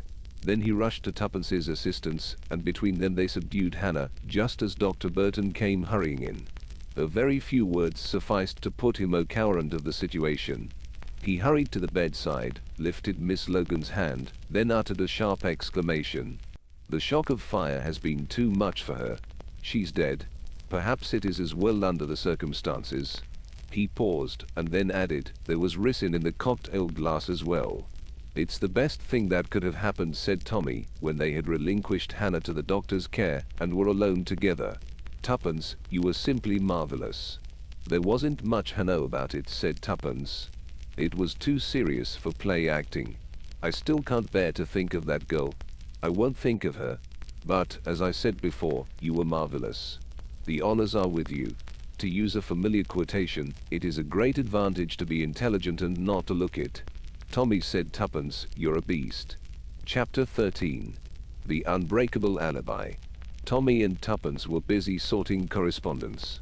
Tuppence gave an exclamation and handed a letter across to Tommy. A new client, she said importantly. Ha, said Tommy. What do we deduce from this letter, Watson? Nothing much, except the somewhat obvious fact that Mr. Montgomery Jones is not one of the world's best spellers, thereby proving that he has been expensively educated. Montgomery Jones, said Tuppence. Now what do I know about a Montgomery Jones? Oh, yes, I have got it now. I think Janet St. Vincent mentioned him. His mother was Lady Eileen Montgomery, very crusty and high church, with gold crosses and things, and she married a man called Jones, who is immensely rich. In fact, the same old story, said Tommy. Let me see, what time does this Mr. M.J. wish to see us? 11:30. At 11:30 precisely, a very tall young man with an amiable and ingenuous countenance entered the outer office and addressed himself to Albert, the office boy. Look here, I say. Can I see Mr. Blunt? Have you an appointment, sir? Said Albert. I don't quite know. Yes, I suppose I have. What I mean is, I wrote a letter dash. What name, sir? Mr. Montgomery Jones. I will take your name in to Mr. Blunt. He returned after a brief interval. Will you wait a few minutes, please, sir? Mr. Blunt is engaged on a very important conference at present. Oh, yes, certainly, said Mr. Montgomery Jones. Having, he hoped, impressed his client sufficiently, Tommy rang the buzzer on his desk, and Mr. Montgomery Jones was ushered into the inner office by Albert. Tommy rose to greet him, and shaking him warmly by the hand, motioned towards the vacant chair. Now, Mr. Montgomery Jones, he said briskly, what can we have the pleasure of doing for you? Mr. Montgomery Jones looked uncertainly at the third occupant of the office. 244. My confidential secretary, Miss Robinson, said Tommy. You can speak quite freely before her. I take it that this is some family matter of a delicate kind. Well, not exactly, said Mr. Montgomery Jones. You surprise me, said Tommy. You are not in trouble of any kind yourself, I hope. Oh, rather not, said Mr. Montgomery Jones. Well, said Tommy, perhaps you will state the facts plainly. That, however, seemed to be the one thing that Mr. Montgomery Jones could not do. It's a dashed odd sort of thing I have got to ask you, he said hesitatingly. I really don't know how to set about it. We never touch divorce cases, said Tommy. Oh Lord, no, said Mr. Montgomery Jones. I don't mean that. It is just, well, it's a deuced silly sort of a joke. That's all. Someone has played a practical joke on you of a mysterious nature, suggested Tommy. But Mr. Montgomery Jones once more shook his head. Well, said Tommy, retiring gracefully from the position, take your own time and let us have it in your own words. There was a pause. You see, said Mr. Jones at last, it was at dinner. I sat next to a girl. Yes, said Tommy encouragingly. She was well, I really can't describe her, but she was simply one of the most sporting girls I ever met. She's an Australian, over here with another girl, sharing a flat with her in Clarges Street. She's simply game for anything. I absolutely can't tell you the effect that girl had on me. We can quite imagine it, Mr. Jones, said Tuppence. She saw clearly that if Mr. Montgomery Jones' troubles were ever to be extracted, a sympathetic feminine touch was needed, as distinct from the business-like methods of Mr. Blunt. We can understand, said Tuppence encouragingly. Well, the whole thing came as an absolute shock to me, said Mr. Montgomery Jones, that a girl could well knock you over like that. There had been another girl, in fact 2 other girls. One was awfully jolly and all that, but I didn't much like her chin. She danced marvelously though, and I have known her all my life, which makes a fellow feel kind of safe, you know. And then there was one of the girls at the Frivolity. Frightfully amusing, but of course there would be a lot of ructions with the matter over that, and anyway, I didn't really want to marry either of them, but I was thinking about things, you know, and then slap out of the blue I sat next to this girl and dash. The whole world was changed, said Tuppence in a feeling voice. Tommy moved impatiently in his chair. He was by now somewhat bored by the recital of Mr. Montgomery Jones' love affairs. You put it awfully well, said Mr. Montgomery Jones. That is absolutely what it was like. Only, you know, I fancy she didn't think much of me. You mayn't think it, but I am not terribly clever. Oh, you mustn't be too modest, said Tuppence. Oh, I do realize that I am not much of a chap, said Mr. Jones with an engaging smile. Not for a perfectly marvelous girl like that. That is why I just feel I have got to put this thing through. It's my only chance. She's such a sporting girl that she would never go back on her word. Well, I am sure we wish you luck and all that, said Tuppence kindly. But I don't exactly see what you want us to do. Oh Lord, said Mr. Montgomery Jones. Haven't I explained? No, said Tommy, you haven't. Well, it was like this. We were talking about detective stories. You know that's her name is just as keen about them as I am. We got talking about one in particular. It all hinges on an alibi. Then we got talking about alibis and faking them. Then I said no. She said now which of us was it that said it? Never mind which of you it was, said Tuppence. I said it would be a jolly difficult thing to do. She disagreed, said it only wanted a bit of brain work. We got all hot and excited about it, and in the end she said, I will make you a sporting offer. What do you bet that I can produce an alibi that nobody can shake? Anything you like, I said, and we settled it then and there. She was frightfully cocksure about the whole thing. It's an odds-on chance for me, she said. Don't be so sure of that, I said. Supposing you lose and I ask you for anything I like. She laughed and said she came of a gambling family and I could. Well, said Tuppence as Mr. Jones came to a pause and looked at her appealingly. Well, don't you see? It is up to me. It is the only chance I have got of getting a girl like that to look at me. You have no idea how sporting she is. Last summer she was out in a boat, and someone bet her she wouldn't jump overboard and swim ashore in her clothes, and she did it. It is a very curious proposition, said Tommy. I am not quite sure I yet understand it. It is perfectly simple, said Mr. Montgomery Jones. You must be doing this sort of thing all the time. Investigating fake alibis and seeing where they fall down. Oh, yes, of course, said Tommy. We do a lot of that sort of work. Someone has got to do it for me, said Montgomery Jones. I shouldn't be any good at that sort of thing myself. You have only got to catch her out, and everything is all right. I dare say it seems rather a futile business to you, but it means a lot to me, and I am prepared to pay her all necessary whatnots, you know. That will be all right, said Tuppence. I am sure Mr. Blunt will take this case on for you. Certainly, certainly, said Tommy. A most refreshing case, most refreshing indeed. Mr. Montgomery Jones heaved a sigh of relief, pulled a mass of papers from his pocket, and selected one of them. Here it is, he said. She says, I am sending you proof I was in 2 distinct places at one and the same time.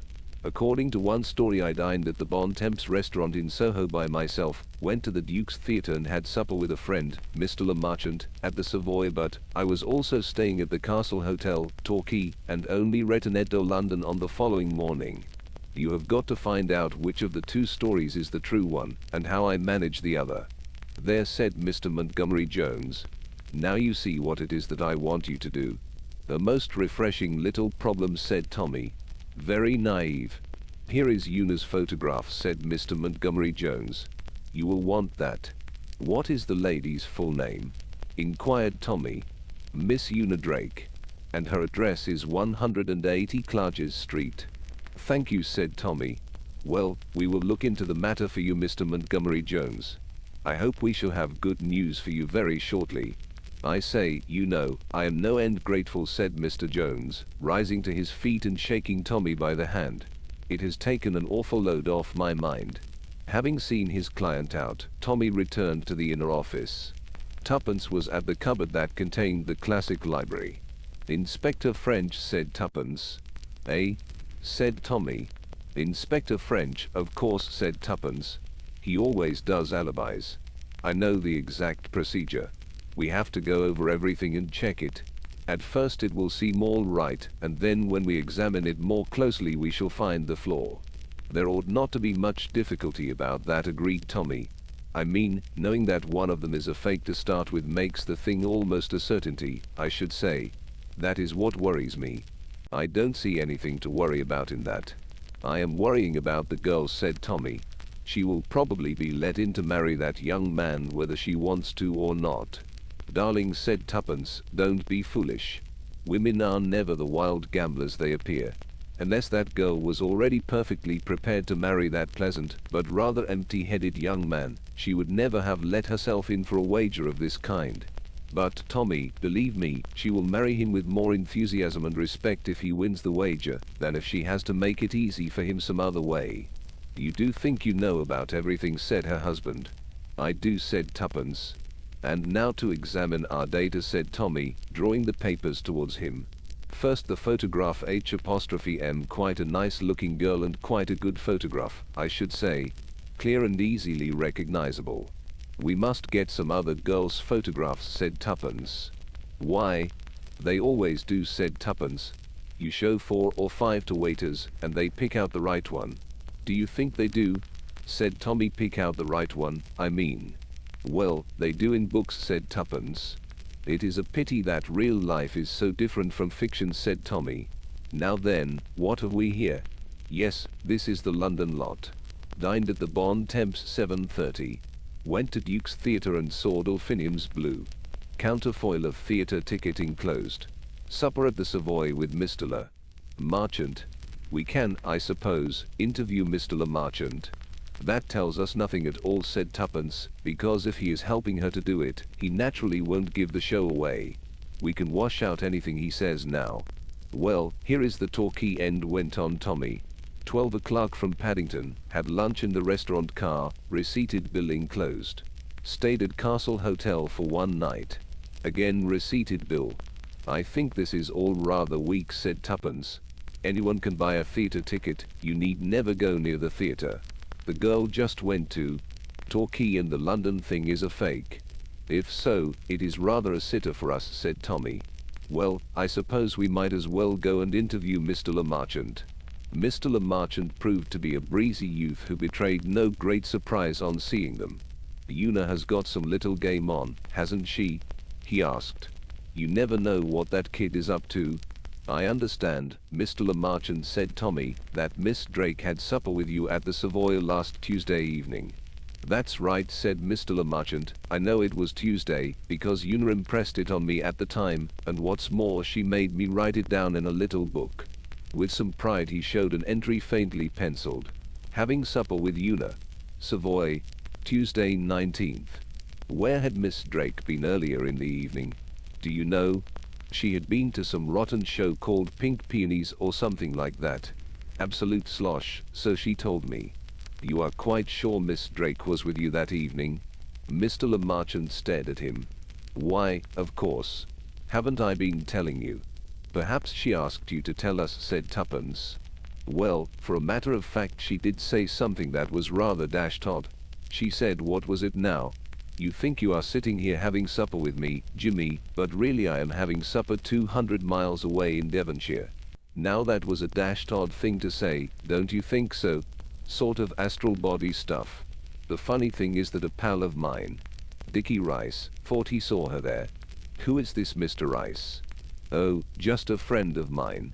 He had been down in Torquay staying with an aunt. Sort of old bean who is always going to die and never does. Dickie had been down doing the dutiful nephew. He said, I saw that Australian girl one day, Una something or other. Wanted to go and talk to her, but my aunt carried me off to chat with an old pussy in a bath chair. I said, when was this? And he said, oh, Tuesday about tea time. I told him, of course, that he had made a mistake, but it was odd, wasn't it? With Una saying that about Devonshire that evening. Very odd, said Tommy. Tell me, Mr. Lemarchant, did anyone you know have supper near you at the Savoy? Some people called Ogunda were at the next table. Do they know Miss Drake? Oh yes, they know her. They are not frightful friends or anything of that kind. Well, if there's nothing more you can tell us, Mr. Lemarchant, I think we will wish you good morning. Either that chap is an extraordinarily good liar, said Tommy as they reached the street, or else he is speaking the truth. Yes, said Tuppence, I have changed my opinion. I have a sort of feeling now that Una Drake was at the Savoy for supper that night. We will now go to the Bon Temps, said Tommy. A little food for starving sleuths is clearly indicated. Let's just get a few girls' photographs first. This proved rather more difficult than was expected. Turning into a photographer's and demanding a few assorted photographs, they were met with a cold rebuff. Why are all the things that are so easy and simple in books so difficult in real life? Wailed Tuppence. How horribly suspicious they looked. What do you think they thought we wanted to do with the photographs? We had better go and raid Jane's flat. Tuppence's friend Jane proved of an accommodating disposition and permitted Tuppence to rummage in a drawer and select 4 specimens of former friends of Jane's who had been shoved hastily in to be out of sight and mind. Armed with this galaxy of feminine beauty, they proceeded to the Bon Temps where fresh difficulties and much expense awaited them. Tommy had to get hold of each waiter in turn, tip him and then produce the assorted photographs. The result was unsatisfactory. At least 3 of the photographs were promising starters as having dined there last Tuesday. They then returned to the office where Tuppence immersed herself in an ABC. Paddington 12 o'clock. Torquay 3:35. That's the train, and Lemarchant's friend, Mr. Sago or Tapioca or something, saw her there about tea time. We haven't checked his statement, remember, said Tommy. If, as you said to begin with, Lemarchant is a friend of Una Drake's, he may have invented this story. Oh, we'll hunt up Mr. Rice, said Tuppence. I have a kind of hunch that Mr. Lemarchant was speaking the truth. No, what I am trying to get at now is this. Una Drake leaves London by the 12 o'clock train, possibly takes a room at a hotel and unpacks. Then she takes a train back to town, arriving in time to get to the Savoy. There is one at 4:40, gets up to Paddington at 9:10. And then, said Tommy. And then, said Tuppence, frowning, it is rather more difficult. There is a midnight train from Paddington down again, but she could hardly take that, that would be too early. A fast car, suggested Tommy. H''M, said Tuppence. It is just on 200 miles. Australians, I have always been told, drive very recklessly. Oh, I suppose it could be done, said Tuppence. She would arrive there about 7. Are you supposing her to have nipped into her bed at the Castle Hotel without being seen? Or arriving there explaining that she had been out all night, and could she have her bill, please? Tommy, said Tuppence, we are idiots. She needn't have gone back to Torquay at all. She has only got to get a friend to go to the hotel there and collect her luggage and pay her bill. Then you get the receipted bill with the proper date on it. I think on the whole we have worked out a very sound hypothesis, said Tommy. The next thing to do is to catch the 12 o'clock train to Torquay tomorrow and verify our brilliant conclusions. Armed with a portfolio of photographs, Tommy and Tuppence duly established themselves in a first-class carriage the following morning and booked seats for the second lunch. It probably won't be the same dining car attendants, said Tommy. That would be too much luck to expect. I expect we shall have to travel up and down to Torquay for days before we strike the right ones. This alibi business is very trying, said Tuppence. In books it is all passed over in 2 or 3 paragraphs. Inspector something then boarded the train to Torquay and questioned the dining car attendants, and so ended the story. For once, however, the young couple's luck was in. In answer to their question, the attendant who brought their bill for lunch proved to be the same one who had been on duty the preceding Tuesday. What Tommy called the 10-shilling touch then came into action, and Tuppence produced the portfolio. "I want to know," said Tommy, "if any of these ladies had lunch on this train on Tuesday last." In a gratifying manner worthy of the best detective fiction, the man at once indicated the photograph of Una Drake. "Yes, sir, I remember that lady, and I remember that it was Tuesday, because the lady herself drew attention to the fact, saying it was always the luckiest day in the week for her." "So far, so good," said Tuppence as they returned to their compartment. "And we will probably find that she booked at the hotel all right. It is going to be more difficult to prove that she travelled back to London, but perhaps one of the porters at the station may remember." Here, however, they drew a blank, and crossing to the up platform, Tommy made inquiries of the ticket collector and of various porters.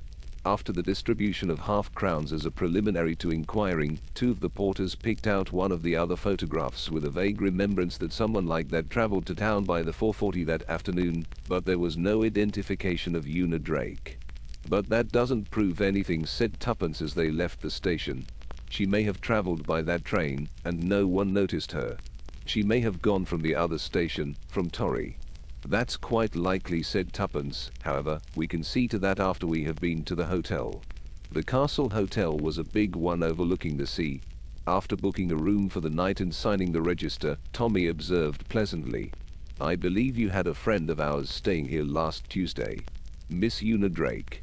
The young lady in the bureau beamed at him. "Oh, yes, I remember quite well. An Australian young lady, I believe." At a sign from Tommy, Tuppence produced the photograph. "That is rather a charming photograph of her, isn't it?" said Tuppence. "Oh, very nice indeed, quite stylish." "Did she stay here long?" inquired Tommy. "Only the one night. She went away by the express the next morning back to London. It seemed a long way to come for one night, but of course I suppose Australian ladies don't think anything of travelling." "She is a very sporting girl," said Tommy, "always having adventures.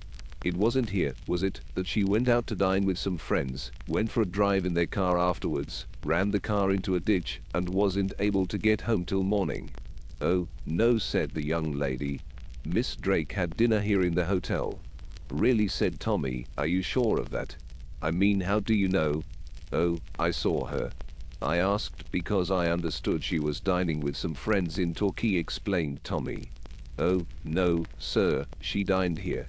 The young lady laughed and blushed a little. "I remember she had on a most sweetly pretty frock. One of those new flowered chiffons all over pansies." "Tuppence, this tears it," said Tommy when they had been shown upstairs to their room. "It does rather," said Tuppence. "Of course that woman may be mistaken. We will ask the waiter at dinner. There can't be very many people here just at this time of year."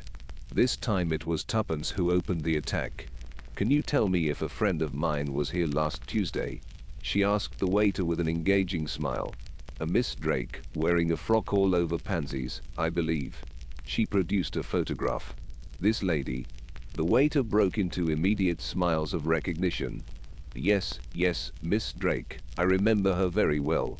She told me she came from Australia." "She dined here?" "Yes. It was last Tuesday. She asked me if there was anything to do afterwards in the town." "Yes?" "I told her the theatre, the pavilion, but in the end she decided not to go, and she stayed here listening to our orchestra." "Oh, damn," said Tommy under his breath. "You don't remember what time she had dinner, do you?" asked Tuppence. "She came down a little late. It must have been about 8 o'clock. "Damn, blast, and curse," said Tuppence as she and Tommy left the dining room. "Tommy, this is all going wrong. It seems so clear and lovely. Well, I suppose we ought to have known it wouldn't all be plain sailing. Is there any train she could have taken after that, I wonder? Not one that would have landed her in London in time to go to the Savoy." "Well," said Tuppence, "as a last hope I am going to talk to the chambermaid. Una Drake had a room on the same floor as ours." The chambermaid was a voluble and informative woman. Yes, she remembered the young lady quite well. That was her picture right enough. A very nice young lady, very merry and talkative. Had told her a lot about Australia and the kangaroos. The young lady rang the bell about 9:30 and asked for her bottle to be filled and put in her bed, and also to be called the next morning at 7:30 with coffee instead of tea. You did call her and she was in her bed? Asked Tuppence. Why, yes, ma'am, of course. Oh, I only wondered if she was doing exercises or anything, said Tuppence wildly.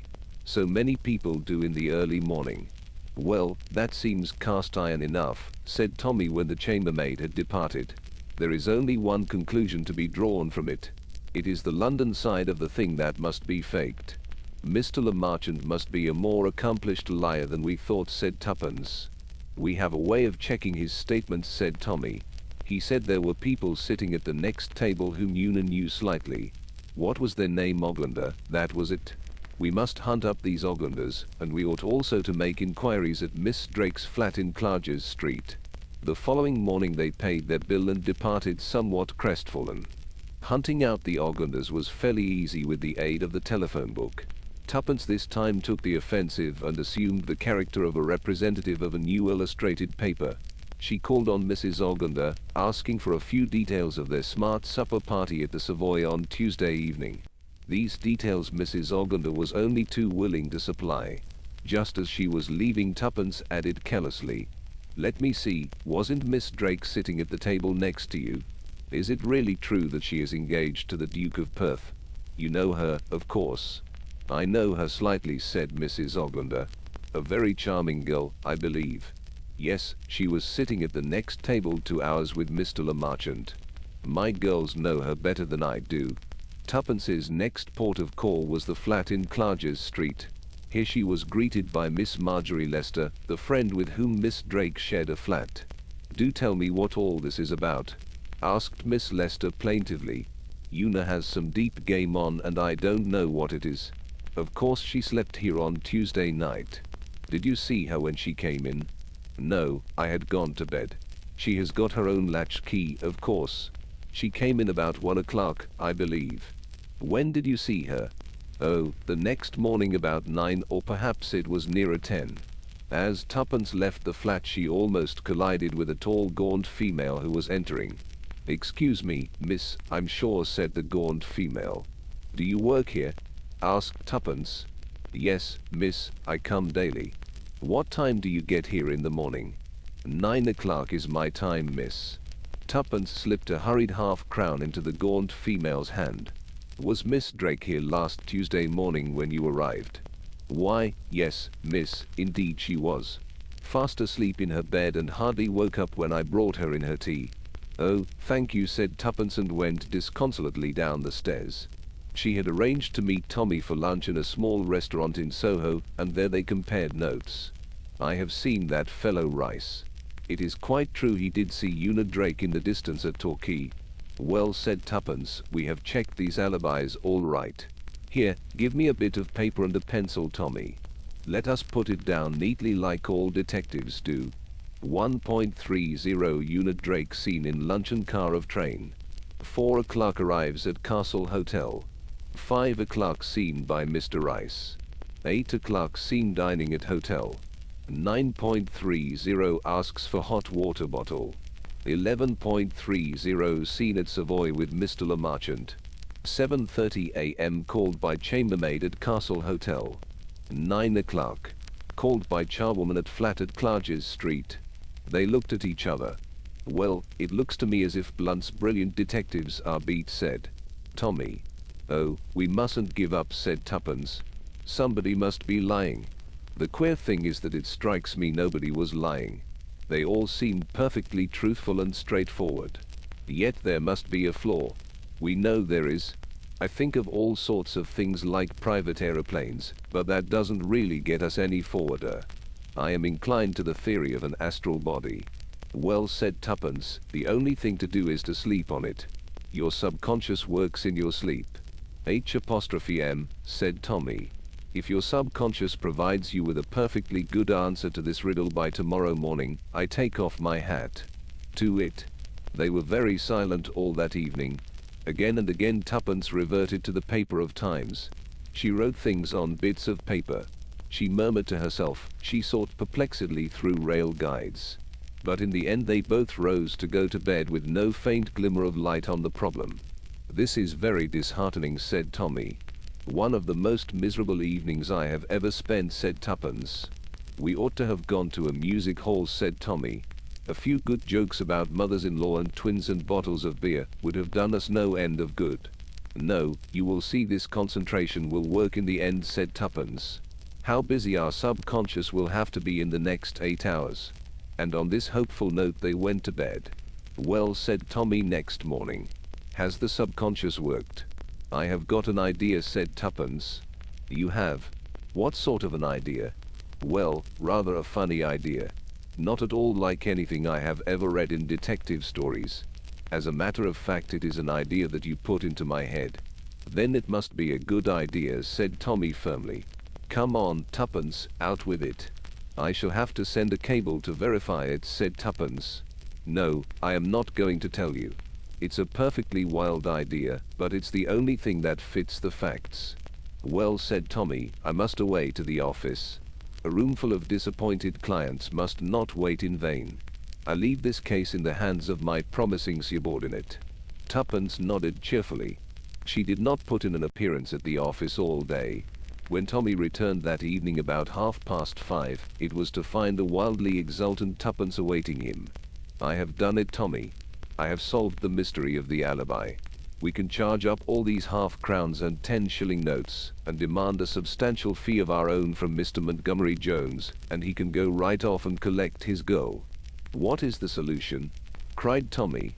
"A perfectly simple one," said Tuppence. "Twins." "What do you mean?" "Twins. Why, just that. Of course it is the only solution. I will say you put it into my head last night talking about mothers-in-law, twins, and bottles of beer. I cabled to Australia and got back the information I wanted. Una has a twin sister, Vera, who arrived in England last Monday. That is why she was able to make this bet so spontaneously. She thought it would be a frightful rag on poor Montgomery Jones. The sister went to Torquay and she stayed in London." "Do you think she'll be terribly despondent that she's lost?" asked Tommy. "No," said Tuppence, "I don't. I gave you my views about that before. She will put all the kudos down to Montgomery Jones. I always think respect for your husband's abilities should be the foundation of married life. I am glad to have inspired these sentiments in you, Tuppence." "It is not a really satisfactory solution," said Tuppence. "Not the ingenious sort of flaw that Inspector French would have detected." "Nonsense," said Tommy. "I think the way I showed these photographs to the waiter in the restaurant was exactly like Inspector French. He didn't have to use nearly so many half-crowns and 10-shilling notes, as we seem to have done," said Tuppence. "Never mind," said Tommy. "We can charge them all up with additions to Mr. Montgomery Jones. He will be in such a state of idiotic bliss that he would probably pay the most enormous bill without jibbing at it." "So he should," said Tuppence. "Haven't Blunt's brilliant detectives been brilliantly successful?" "Oh, Tommy, I do think we are extraordinarily clever. It quite frightens me sometimes. The next case we have shall be a Roger Sheringham case, and you, Tuppence, shall be Roger Sheringham." "I shall have to talk a lot," said Tuppence. "You do that naturally," said Tommy. "And now I suggest that we carry out my program of last night and seek out a music hall where they have plenty of jokes about mothers-in-law, bottles of beer, and twins." Chapter 14. The Clergyman's Daughter. "I wish," said Tuppence, roaming moodily round the office, "that we could befriend a clergyman's daughter." "Why?" asked Tommy. "You may have forgotten the fact, but I was once a clergyman's daughter myself. I remember what it was like. Hence this altruistic urge, this spirit of thoughtful consideration for others, this dash." "You are getting ready to be Roger Sheringham, I see," said Tommy. "If you will allow me to make a criticism, you talk quite as much as he does, but not nearly so well." "On the contrary," said Tuppence, "there is a feminine subtlety about my conversation, a je ne sais quoi that no gross male could ever attain to. I have, moreover, powers unknown to my prototype. Do I mean prototype? Words are such uncertain things, they so often sound well, but mean the opposite of what one thinks they do. Go on, said Tommy kindly. I was only pausing to take breath. Touching these powers, it is my wish today to assist a clergyman's daughter. You will see, Tommy, the first person to enlist the aid of Blunt's brilliant detectives will be a clergyman's daughter. I'll bet you it isn't, said Tommy. Done, said Tuppence. Hist. To your typewriters, oh, Israel. One comes. Mr. Blunt's office was humming with industry as Albert opened the door and announced, Miss Monica Dean. A slender, brown-haired girl, rather shabbily dressed, entered and stood hesitating. Tommy came forward. Good morning, Miss Dean. Won't you sit down and tell us what we can do for you? By the way, let me introduce my confidential secretary, Miss Sheringham. I am delighted to make your acquaintance, Miss Dean, said Tuppence. Your father was in the church, I think. Yes, he was. But how did you know that? Oh, we have our methods, said Tuppence. You mustn't mind me rattling on. Mr. Blunt likes to hear me talk. He always says it gives him ideas. The girl stared at her. She was a slender creature, not beautiful, but possessing a wistful prettiness. She had a quantity of soft mouse-colored hair, and her eyes were dark blue and very lovely, though the dark shadows round them spoke of trouble and anxiety. Will you tell me your story, Miss Dean, said Tommy. The girl turned to him gratefully. It's such a long rambling story, said the girl. My name is Monica Dean. My father was the rector of Little Hampsley in Suffolk. He died 3 years ago, and my mother and I were left very badly off. I went out as a governess, but my mother became a confirmed invalid, and I had to come home to look after her. We were desperately poor, but one day we received a lawyer's letter telling us that an aunt of my father's had died and had left everything to me. I had often heard of this aunt, who had quarreled with my father many years ago, and I knew that she was very well off, so it really seemed that our troubles were at an end. But matters did not turn out quite as well as we had hoped. I inherited the house she had lived in, but after paying 1 or 2 small legacies, there was no money left. I suppose she must have lost it during the war, or perhaps she had been living on her capital. Still, we had the house, and almost at once we had a chance of selling it at quite an advantageous price. But, foolishly perhaps, I refused the offer. We were in tiny, but expensive lodgings, and I thought it would be much nicer to live in the Red House, where my mother could have comfortable rooms and take in paying guests to cover our expenses. I adhered to this plan, notwithstanding a further tempting offer from the gentleman who wanted to buy. We moved in, and I advertised for paying guests.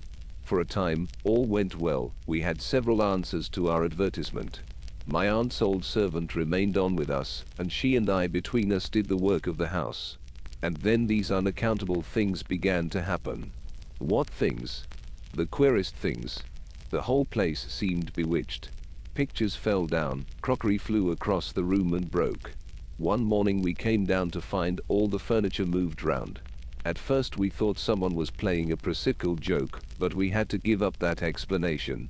Sometimes when we were all sitting down to dinner, a terrific crash would be heard overhead. We would go up and find no one there, but a piece of furniture thrown violently to the ground. A poltergeist, cried Tuppence, much interested. Yes, that's what Dr. O'Neill said, though I don't know what it means. It's a sort of evil spirit that plays tricks, explained Tuppence, who in reality knew very little about the subject, and was not even sure that she had got the word poltergeist right.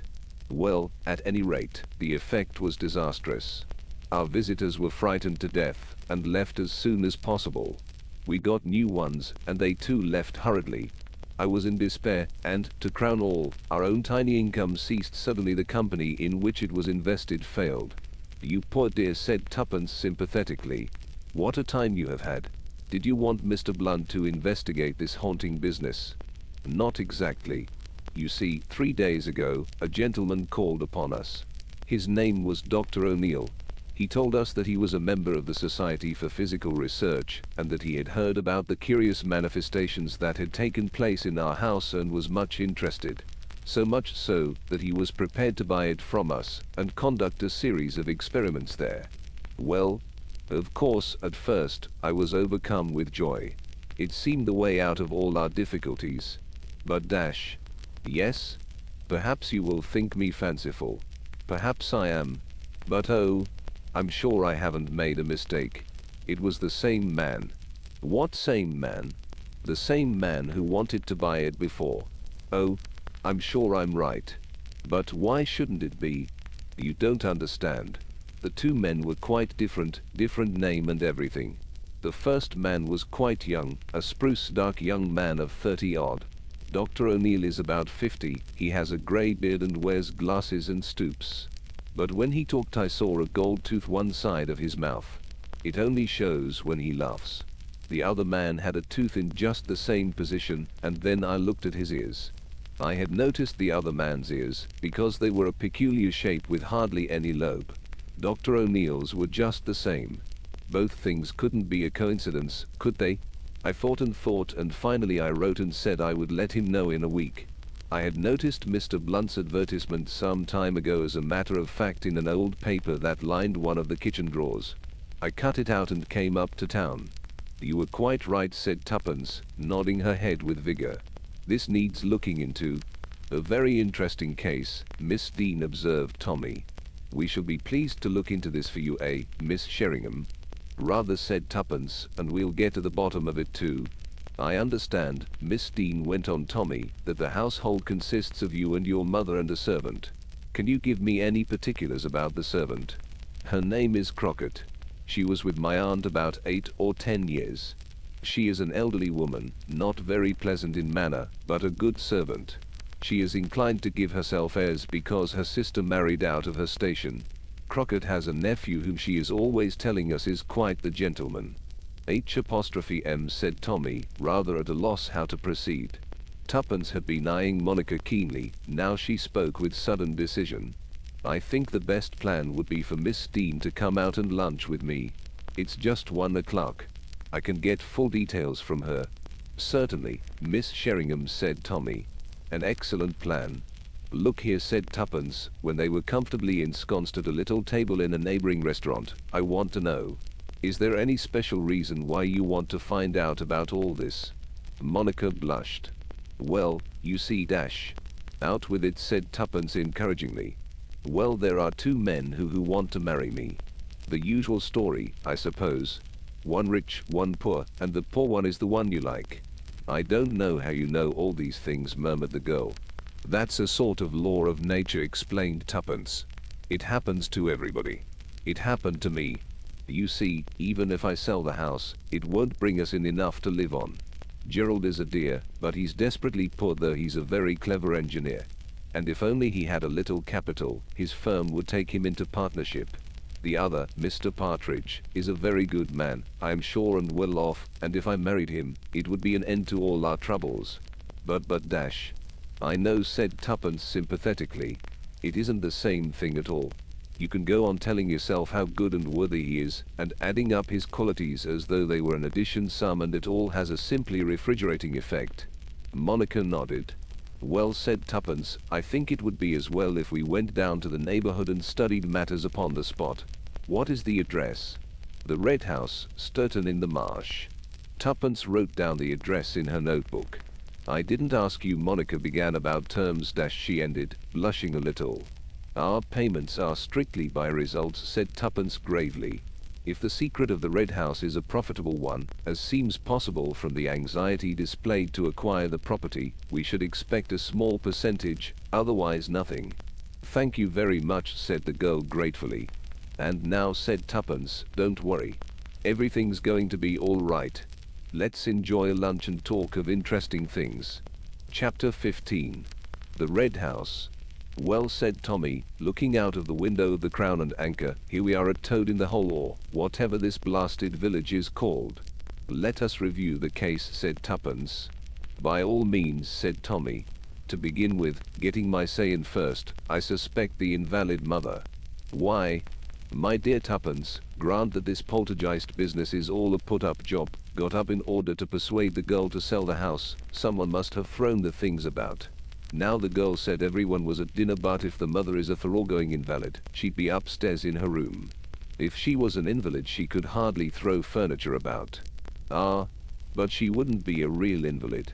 She'd be shamming. Why? There you have me, confessed her husband. I was really going on the well-known principle of suspecting the most unlikely person. You always make fun of everything, said Tuppence severely. There must be something that makes these people so anxious to get hold of the house. And if you don't care about getting to the bottom of this matter, I do. I like that girl. She's a dear. Tommy nodded seriously enough. I quite agree. But I never can resist ragging you, Tuppence. Of course, there's something queer about the house, and whatever it is, it's something that's difficult to get at. Otherwise a mere burglary would do the trick. But to be willing to buy the house means either that you've got to take up floors or pull down walls, or else that there's a coal mine under the back garden. I don't want it to be a coal mine. Buried treasure is much more romantic. H''M, said Tommy. In that case I think that I shall pay a visit to the local bank manager, explain that I am staying here over Christmas and probably buying the red house, and discuss the question of opening an account. But why dash? Wait and see. Tommy returned at the end of half an hour. His eyes were twinkling. We advance, Tuppence. Our interview proceeded on the lines indicated. I then asked casually whether he had had much gold paid in, as is often the case nowadays in these small country banks, small farmers who hoarded it during the war, you understand. From that we proceeded quite naturally to the extraordinary vagaries of old ladies. I invented an aunt who on the outbreak of war drove to the Army and Navy stores in a four-wheeler and returned with 16 hams. He immediately mentioned a client of his own who had insisted on drawing out every penny of money she had in gold as far as possible, and who also insisted on having her securities, bearer bonds and such things, given into her own custody. I exclaimed on such an act of folly, and he mentioned casually that she was the former owner of the Red House. You see, Tuppence, she drew out all this money, and she hid it somewhere. You remember that Monica Dean mentioned that they were astonished at the small amount of her estate? Yes, she hid it in the Red House, and someone knows about it. I can make a pretty good guess who that someone is too. Who? What about the faithful Crockett? She would know all about her mistress's peculiarities. And that gold-toothed Dr. O'Neill. The gentlemanly nephew, of course. That's it. But whereabouts did she hide it? You know more about old ladies than I do, Tuppence. Where do they hide things? Wrapped up in stockings and petticoats, under mattresses. Tommy nodded. I expect you're right. All the same, she can't have done that because it would have been found when her things were turned over. It worries me, you see, an old lady like that can't have taken up floors or dug holes in the garden. All the same, it's there in the Red House somewhere. Crockett hasn't found it, but she knows it's there, and once they get the house to themselves, she and her precious nephew, they can turn it upside down until they find what they're after. We've got to get ahead of them. Come on, Tuppence. We'll go to the Red House. Monica Dean received them. To her mother and Crockett they were represented as would-be purchasers of the Red House, which would account for their being taken all over the house and grounds. Tommy did not tell Monica of the conclusions he had come to, but he asked her various searching questions. Of the garments and personal belongings of the dead woman, some had been given to Crockett and the others sent to various poor families. Everything had been gone through and turned out. Did your aunt leave any papers? The desk was full, and there were some in a drawer in her bedroom, but there was nothing of importance amongst them. Have they been thrown away? No, my mother is always very loath to throw away old papers. There were some old-fashioned recipes among them which she intends to go through one day. Good, said Tommy approvingly. Then, indicating an old man who was at work upon one of the flower beds in the garden, he asked, Was that old man the gardener here in your aunt's time? Yes, he used to come 3 days a week. He lives in the village. Poor old fellow, he is past doing any really useful work. We have him just once a week to keep things tidied up. We can't afford more. Tommy winked at Tuppence to indicate that she was to keep Monica with her, and he himself stepped across to where the gardener was working. He spoke a few pleasant words to the old man, asked him if he had been there in the old lady's time, and then said casually, You buried a box for her once, didn't you? No, sir, I never buried naught for her. What should she want to bury a box for? Tommy shook his head. He strolled back to the house frowning. It was to be hoped that a study of the old lady's papers would yield some clue, otherwise the problem was a hard one to solve. The house itself was old-fashioned, but not old enough to contain a secret room or passage. Before leaving, Monica brought them down a big cardboard box tied with string. "I've collected all the papers," she whispered. "And they're in here. I thought you could take it away with you, and then you'll have plenty of time to go over them, but I'm sure you won't find anything to throw light on the mysterious happenings in this house dash." Her words were interrupted by a terrific crash overhead. Tommy ran quickly up the stairs. A jug and a basin in one of the front rooms was lying on the ground, broken to pieces. There was no one in the room. "The ghost up to its tricks again," he murmured with a grin. He went downstairs again thoughtfully. "I wonder, Miss Dean, if I might speak to the maid, Crockett, for a minute." "Certainly. I will ask her to come to you." Monica went off to the kitchen. She returned with the elderly maid who had opened the door to them earlier. "We are thinking of buying this house," said Tommy pleasantly, "and my wife was wondering whether, in that case, you would care to remain on with us." Crockett's respectable face displayed no emotion of any kind. "Thank you, sir," she said. "I should like to think it over if I may." Tommy turned to Monica. "I am delighted with the house, Miss Dean. I understand that there is another buyer in the market. I know what he has offered for the house, and I will willingly give 100 more. And mind you, that is a good price I am offering." Monica murmured something noncommittal, and the Beresfords took their leave. "I was right," said Tommy, as they went down the drive. "Crockett's in it. Did you notice that she was out of breath? That was from running down the back stairs after smashing the jug and basin. Sometimes, very likely, she has admitted her nephew secretly, and he has done a little poltergeisting, or whatever you call it, whilst she has been innocently with the family. You see, Dr. O'Neill will make a further offer before the day is out." True enough, after dinner, a note was brought. It was from Monica. "I have just heard from Dr. O'Neill. He raises his previous offer by £150. The nephew must be a man of means," said Tommy thoughtfully. "And I tell you what, Tuppence, the prize he's after must be well worthwhile. Oh, oh, oh, if only we could find it. Well, let's get on with the spade work." They were sorting through the big box of papers, a wearisome affair, as they were all jumbled up pell-mell without any kind of order or method. Every few minutes they compared notes. "What's the latest, Tuppence?" 2 old receipted bills, 3 unimportant letters, a recipe for preserving new potatoes, and 1 for making lemon cheesecake. "What's yours?" 1 bill, a poem on spring, 2 newspaper cuttings. "Why Women Buy Pearls, a Sound Investment," and "Man with 4 Wives Extraordinary." Story, and a recipe for jugged hare. "It's heartbreaking," said Tuppence, and they fell to once more. At last the box was empty. They looked at each other. "I put this aside," said Tommy, picking up a half sheet of notepaper, "because it struck me as peculiar. But I don't suppose it's got anything to do with what we're looking for." "Let's see it." "Oh, it's one of these funny things, what do they call them? Anagrams, charades or something." She read it. "My first you put on glowing coal. And into it you put my whole. My second really is the first. My third mislikes the winter blast." "H''M," said Tommy critically. "I don't think much of the poet's rhymes." "I don't see what you find peculiar about it, though," said Tuppence. "Everybody used to have a collection of these sort of things about 50 years ago. You saved them up for winter evenings round the fire." "I wasn't referring to the verse. It's the words written below it that strike me as peculiar." "St. Luke, Xi, 9," she read. "It's a text." "Yes. Doesn't that strike you as odd? Would an old lady of a religious persuasion write a text just under a charade?" "It is rather odd," agreed Tuppence thoughtfully. "I presume that you, being a clergyman's daughter, have got your Bible with you?" "As a matter of fact, I have." "Aha.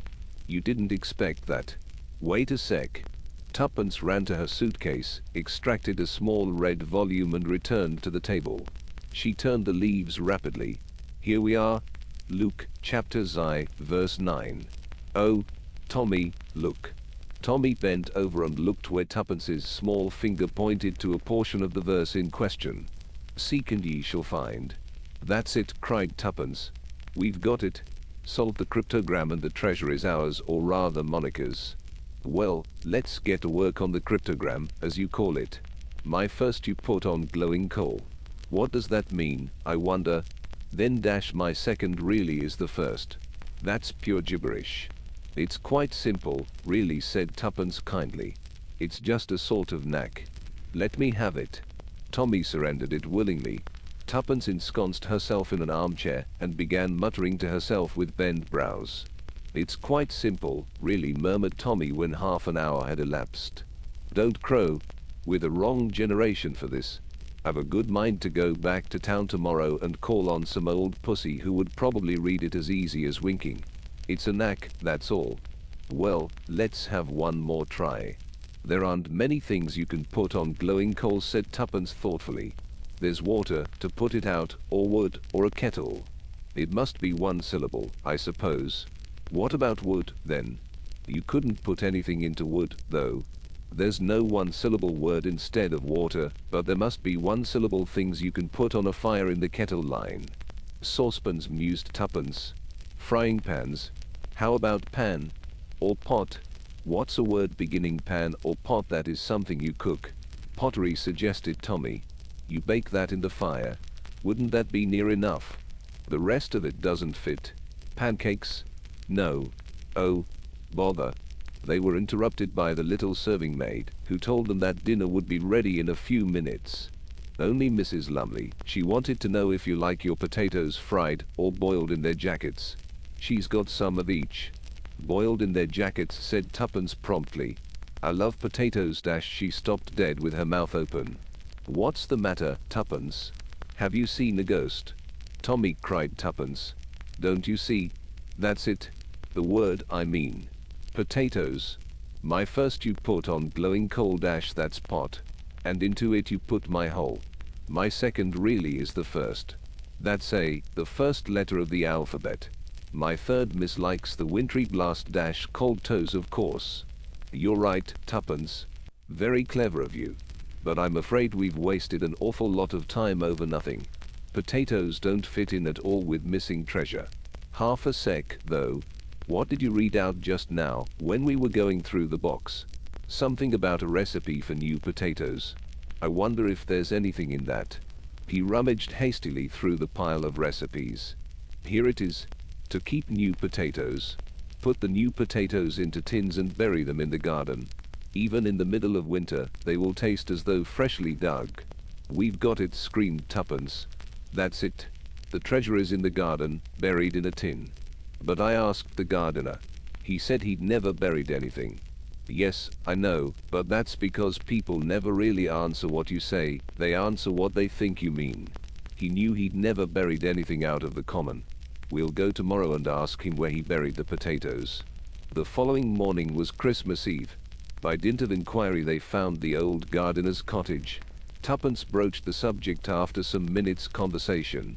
I wish one could have new potatoes at Christmas time, she remarked. Wouldn't they be good with turkey? Do people round here ever bury them in tins? I've heard that keeps them fresh. That they do, declared the old man. Old Miss Dean, up to the Red House, she Alice had 3 tins buried every summer, and as often as not forgot to have them dug up again. In the bed by the house, as a rule, didn't she? No, over against the wall by the fir tree. Having got the information they wanted, they soon took their leave of the old man, presenting him with 5 shillings as a Christmas box. And now for Monicus, said Tommy. Tommy, you have no sense of the dramatic. Leave it to me. I've got a beautiful plan. Do you think you could manage to beg, borrow or steal a spade? Somehow or other, a spade was duly produced, and that night, late, 2 figures might have been seen stealing into the grounds of the Red House.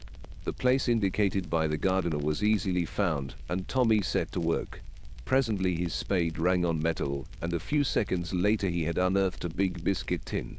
It was sealed round with adhesive plaster and firmly fastened down, but Tuppence, by the aid of Tommy's knife, soon managed to open it. Then she gave a groan. The tin was full of potatoes. She poured them out, so that the tin was completely empty, but there were no other contents. Go on digging, Tommy. It was some time before a second tin rewarded their search. As before, Tuppence unsealed it. Well? Demanded Tommy anxiously. Potatoes again. Damn, said Tommy, and set to once more. The third time is lucky, said Tuppence consolingly. I believe the whole thing's a mare's nest, said Tommy gloomily, but he continued to dig. At last a third tin was brought to light. Potatoes, began Tuppence, then stopped. Oh, Tommy, we've got it. It's only potatoes on top. Look. She held up a big old-fashioned velvet bag. Cut along home, cried Tommy. It's icy cold. Take the bag with you. I must shovel back the earth. And may 1,000 curses light upon your head, Tuppence, if you open that bag before I come. I'll play fair. Ouch. I'm frozen. She beat a speedy retreat. On arrival at the inn she had not long to wait. Tommy was hard upon her heels, perspiring freely after his digging and the final brisk run. Now then, said Tommy, the private inquiry agents make good. Open the loot, Mrs. Beresford. Inside the bag was a package done up in oil silk and a heavy chamois leather bag. They opened the latter first. It was full of gold sovereigns. Tommy counted them. £200. That was all they would let her have, I suppose. Cut open the package. Tuppence did so. It was full of closely folded banknotes. Tommy and Tuppence counted them carefully. They amounted to exactly £20,000. "Whew," said Tommy. "Isn't it lucky for Monica that we're both rich and honest? What's that done up in tissue paper?" Tuppence unrolled the little parcel and drew out a magnificent string of pearls, exquisitely matched. "I don't know much about these things," said Tommy slowly, "but I'm pretty sure that those pearls are worth another £5,000 at least. Look at the size of them. Now I see why the old lady kept that cutting about pearls being a good investment. She must have realized all her securities and turned them into notes and jewels. Oh, Tommy, isn't it wonderful? Darling Monica. Now she can marry her nice young man and live happily ever afterwards, like me." "That's rather sweet of you, Tuppence. So you are happy with me?" "As a matter of fact," said Tuppence, "I am. But I didn't mean to say so. It slipped out. What with being excited, and Christmas Eve, and one thing and another dash." "If you really love me," said Tommy, "will you answer me one question?" "I hate these catches," said Tuppence, "but well, all right." "Then how did you know that Monica was a clergyman's daughter?" "Oh, that was just cheating," said Tuppence happily. "I opened her letter making an appointment, and a Mr. Dean was father's curate once, and he had a little girl called Monica, about 4 or 5 years younger than me. So, I put 2 and 2 together." "You are a shameless creature," said Tommy. "Hullo, there's 12 o'clock striking. Happy Christmas, Tuppence." "Happy Christmas, Tommy. It'll be a happy Christmas for Monica too, and all owing to US. I am glad. Poor thing, she has been so miserable. Do you know, Tommy, I feel all queer and choky about the throat when I think of it." "Darling Tuppence," said Tommy. "Darling Tommy," said Tuppence. "How awfully sentimental we are getting." "Christmas comes but once a year," said Tommy sententiously. "That's what our great-grandmothers said, and I expect there's a lot of truth in it still." Chapter 16. The Ambassador's Boots. my dear fellow," said Tuppence, and waved a heavily buttered muffin. Tommy looked at her for a minute or two, then a broad grin spread over his face, and he murmured, "We do have to be so very careful." "That's right," said Tuppence, delighted. "You guessed. I am the famous Dr. Fortune, and you are Superintendent Bell." "Why are you being Reginald Fortune?" "Well, really because I feel like a lot of hot butter." "That is the pleasant side of it," said Tommy. "But there is another. You will have to examine horribly smashed faces and very extra dead bodies a good deal." In answer, Tuppence threw across a letter. Tommy's eyebrows rose in astonishment. "Randolph Wilmot, the American ambassador. I wonder what he wants. We shall know tomorrow at 11 o'clock. Punctually to the time named, Mr. Randolph Wilmot, United States Ambassador to the Court of St. James, was ushered into Mr. Blunt's office. He cleared his throat and commenced speaking in a deliberate and characteristic manner. "I have come to you, Mr. Blunt, by the way. It is Mr. Blunt himself to whom I am speaking, is it not?" "Certainly," said Tommy. "I am Theodore Blunt, the head of the firm." "I always prefer to deal with heads of departments," said Mr. Wilmot. "It is more satisfactory in every way. As I was about to say, Mr. Blunt, this business gets my goat." There's nothing in it to trouble Scotland Yard about. I'm not a penny the worse in any way, and it's probably all due to a simple mistake. But all the same, I don't see just how that mistake arose. There's nothing criminal in it, I dare say, but I'd like just to get the thing straightened out. It makes me mad not to see the why and wherefore of a thing." "Absolutely," said Tommy. Mr. Wilmot went on. He was slow and given to much detail. At last Tommy managed to get a word in. "Quite so," he said. "The position is this. You arrived by the liner nomadic a week ago. In some way your kit bag and the kit bag of another gentleman, Mr. Ralph Westerham, whose initials are the same as yours, got mixed up. You took Mr. Westerham's kit bag, and he took yours. Mr. Westerham discovered the mistake immediately, sent round your kit bag to the embassy, and took away his own. Am I right so far?" "That is precisely what occurred. The two bags must have been practically identical, and with the initials W being the same in both cases, it is not difficult to understand that an error might have been made. I myself was not aware of what had happened until my valet informed me of the mistake, and that Mr. Westerham, he is a senator, and a man for whom I have a great admiration, had sent round for his bag and returned mine. Then I don't see dash. But you will see. That's only the beginning of the story. Yesterday, as it chanced, I ran up against Senator Westerham, and I happened to mention the matter to him jestingly. To my great surprise, he did not seem to know what I was talking about, and when I explained, he denied the story absolutely. He had not taken my bag off the ship in mistake for his own. In fact, he had not traveled with such an article amongst his luggage. What an extraordinary thing. Mr. Blunt, it is an extraordinary thing. There seems no rhyme or reason in it. Why, if anyone wanted to steal my kit bag, he could do so easily enough without resorting to all this roundabout business. And anyway, it was not stolen, but returned to me. On the other hand, if it were taken by mistake, why use Senator Westerham's name? It's a crazy business, but just for curiosity I mean to get to the bottom of it. I hope the case is not too trivial for you to undertake." "Not at all. It is a very intriguing little problem, capable, as you say, of many simple explanations, but nevertheless baffling on the face of it. The first thing, of course, is the reason of the substitution, if substitution it was. You say nothing was missing from your bag when it came back into your possession." "My man says not. He would know." "What was in it, if I may ask?" "Mostly boots." "Boots," said Tommy, discouraged. "Yes," said Mr. Wilmot. "Boots. Odd, isn't it?" "You'll forgive my asking you," said Tommy, "but you didn't carry any secret papers, or anything of that sort sewn in the lining of a boot or screwed into a false heel?" The ambassador seemed amused by the question. "Secret diplomacy hasn't got to that pitch, I hope." "Only in fiction," said Tommy with an answering smile, and a slightly apologetic manner. "But you see, we've got to account for the thing somehow. Who came for the bag, the other bag, I mean?" "Supposed to be one of Westerham's servants. Quite a quiet, ordinary man, so I understand. My valet saw nothing wrong with him. Had it been unpacked, do you know?" "That I can't say. I presume not. But perhaps you'd like to ask the valet a few questions. He can tell you more than I can about the business." "I think that would be the best plan, Mr. Wilmot." The ambassador scribbled a few words on a card and handed it to Tommy. "I opine that you would prefer to go round to the embassy and make your inquiries there. If not, I will have the man, his name is Richards, by the way, sent round here."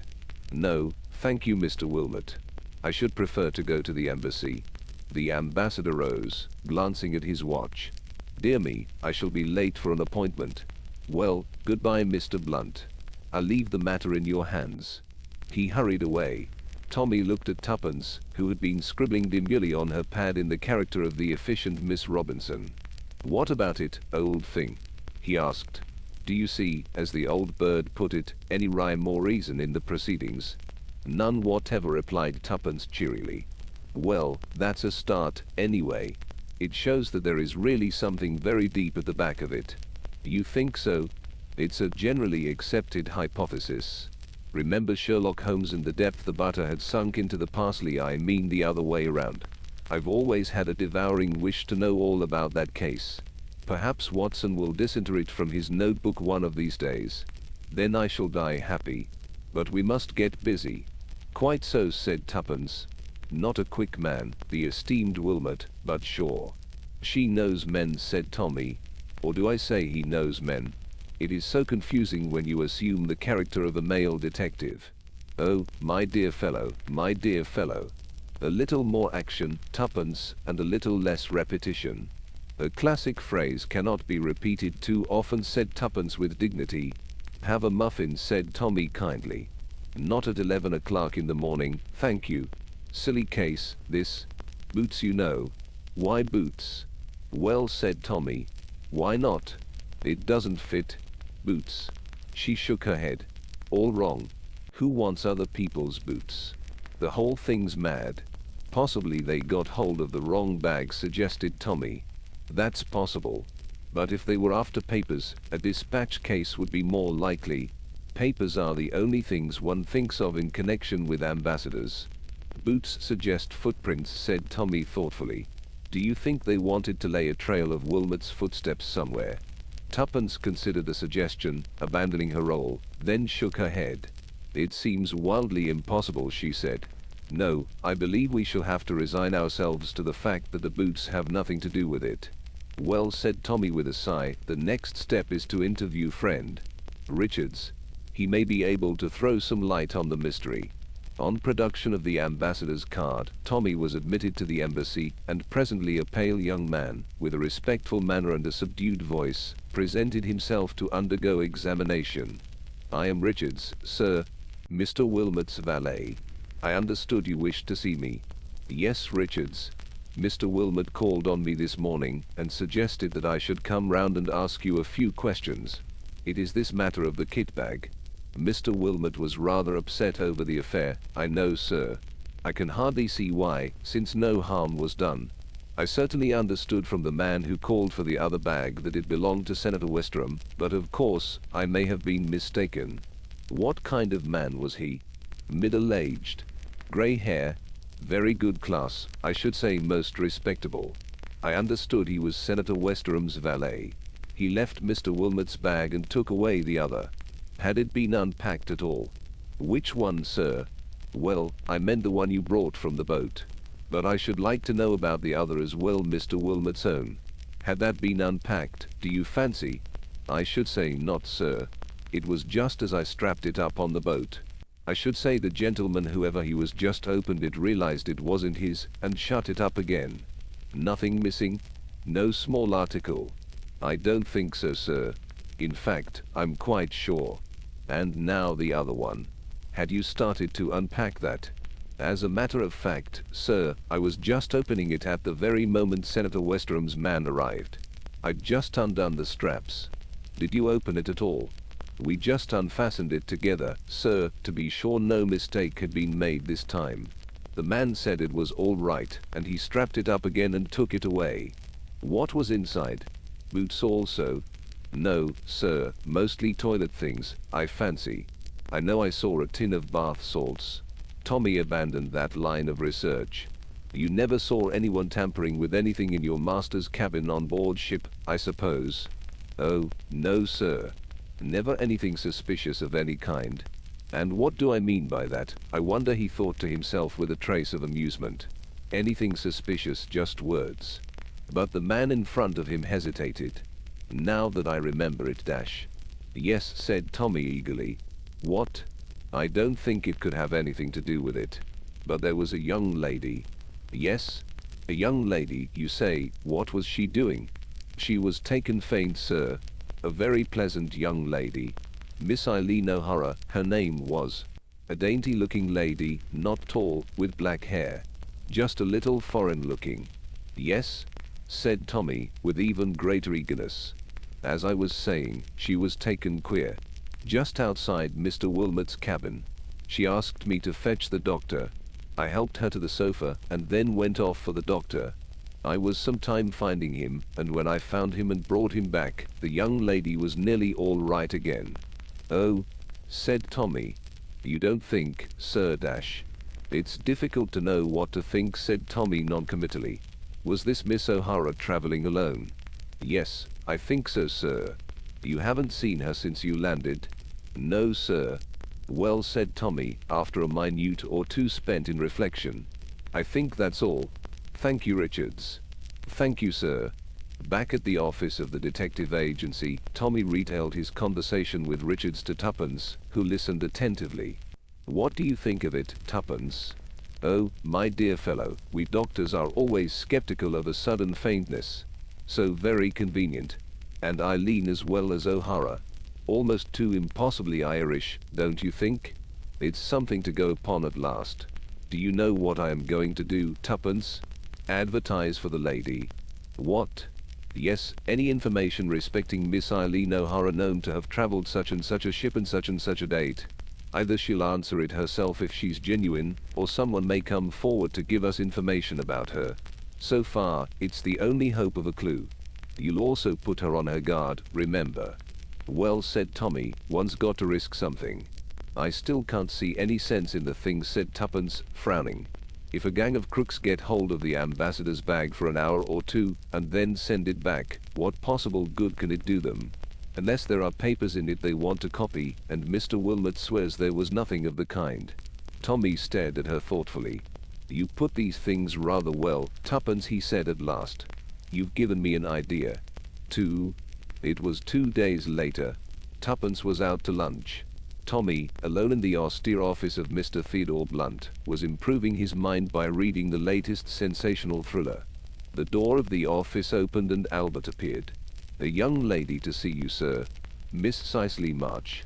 She says she has called in answer to an advertisement." "Show her in at once," cried Tommy, thrusting his novel into a convenient drawer. In another minute, Albert had ushered in the young lady. Tommy had just time to see that she was fair-haired and extremely pretty when the amazing occurrence happened. The door through which Albert had just passed out was rudely burst open. In the doorway stood a picturesque figure, a big dark man, Spanish in appearance, with a flaming red tie. His features were distorted with rage, and in his hand was a gleaming pistol. "So this is the office of Mr. Busybody Blunt," he said in perfect English. His voice was low and venomous. "Hands up at once or I shoot." It sounded no idle threat. Tommy's hands went up obediently. The girl, crouched against the wall, gave a gasp of terror. "This young lady will come with me," said the man. "Yes, you will, my dear. You have never seen me before, but that doesn't matter. I can't have my plans ruined by a silly little chit like you. I seem to remember that you were one of the passengers on the Nomadic. You must have been peering into things that didn't concern you, but I've no intention of letting you blab any secrets to Mr. Blunt here. A very clever gentleman, Mr. Blunt, with his fancy advertisements. But as it happens, I keep an eye on the advertisement columns. That's how I got wise to his little game." "You interest me exceedingly," said Tommy. "Won't you go on?" "Cheek won't help you, Mr. Blunt. From now on, you're a marked man. Give up this investigation, and we'll leave you alone. Otherwise, God help you, death comes swiftly to those who thwart our plans." Tommy did not reply. He was staring over the intruder's shoulder as though he saw a ghost. As a matter of fact, he was seeing something that caused him far more apprehension than any ghost could have done. Up to now, he had not given a thought to Albert as a factor in the game. He had taken for granted that Albert had already been dealt with by the mysterious stranger. If he had thought of him at all, it was as one lying stunned on the carpet in the outer office. He now saw that Albert had miraculously escaped the stranger's attention. But instead of rushing out to fetch a policeman in good sound British fashion, Albert had elected to play a lone hand.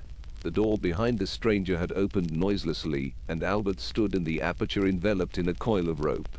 An agonized yelp of protest burst from Tommy, but too late. Fired with enthusiasm, Albert flung a loop of rope over the intruder's head and jerked him backwards off his feet. The inevitable happened. The pistol went off with a roar, and Tommy felt the bullet scorch his ear in passing, ere it buried itself in the plaster behind him. "I've got him, sir," cried Albert, flushed with triumph. "I've lassoed him. I've been practicing with a lasso in my spare time, sir. Can you give me a hand? He's very violent." Tommy hastened to his faithful henchman's assistance, mentally determining that Albert should have no further spare time. "You damned idiot," he said. "Why didn't you go for a policeman? Owing to this fool's play of yours, he as near as anything plugged me through the head. I've never had such a near escape. Lassoed him in the nick of time, I did, said Albert, his ardor quite undamped. It's wonderful what those chaps can do on the prairies, sir. Quite so, said Tommy, but we're not on the prairies. We happen to be in a highly civilized city.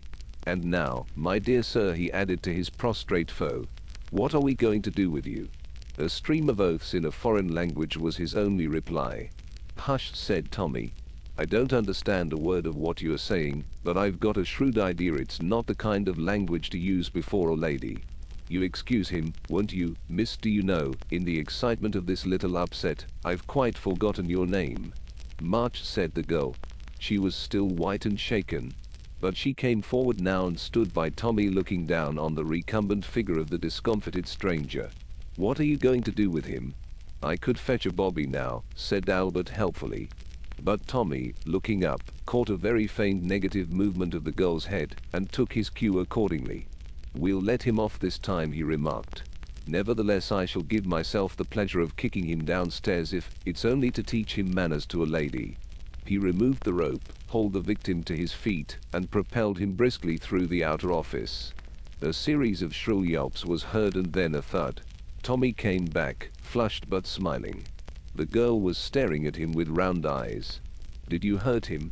I hope so, said Tommy. But these Dagos make a practice of crying out before they're hurt, so I can't be quite sure about it. Shall we come back into my office, Miss March, and resume our interrupted conversation? I don't think we shall be interrupted again. I'll have my lasso ready, sir, in case, said the helpful Albert. Put it away, ordered Tommy sternly. He followed the girl into the inner office and sat down at his desk, whilst she took a chair facing him. I don't quite know where to begin, said the girl. As you heard that man say, I was a passenger on the Nomadic. The lady you advertised about, Miss O'Hara, was also on board. Exactly, said Tommy. That we know already, but I suspect you must know something about her doings on board that boat, or else that picturesque gentleman would not have been in such a hurry to intervene. I will tell you everything. The American ambassador was on board. One day, as I was passing his cabin, I saw this woman inside, and she was doing something so extraordinary that I stopped to watch. She had a man's boot in her hand. A boot? Cried Tommy excitedly. I'm sorry, Miss March, go on. With a little pair of scissors, she was slitting up the lining. Then she seemed to push something inside. Just at that minute the doctor and another man came down the passage, and immediately she dropped back on the couch and groaned. I waited, and I gathered from what was being said that she had pretended to feel faint. I say pretended because when I first caught sight of her, she was obviously feeling nothing of the kind. Tommy nodded. Well, I rather hate to tell you the next part. I was curious. And also, I'd been reading silly books, and I wondered if she'd put a bomb or a poison needle or something like that in Mr. Wilmot's boot. I know it's absurd, but I did think so. Anyway, next time I passed the empty cabin, I slipped in and examined the boot. I drew out from the lining a slip of paper.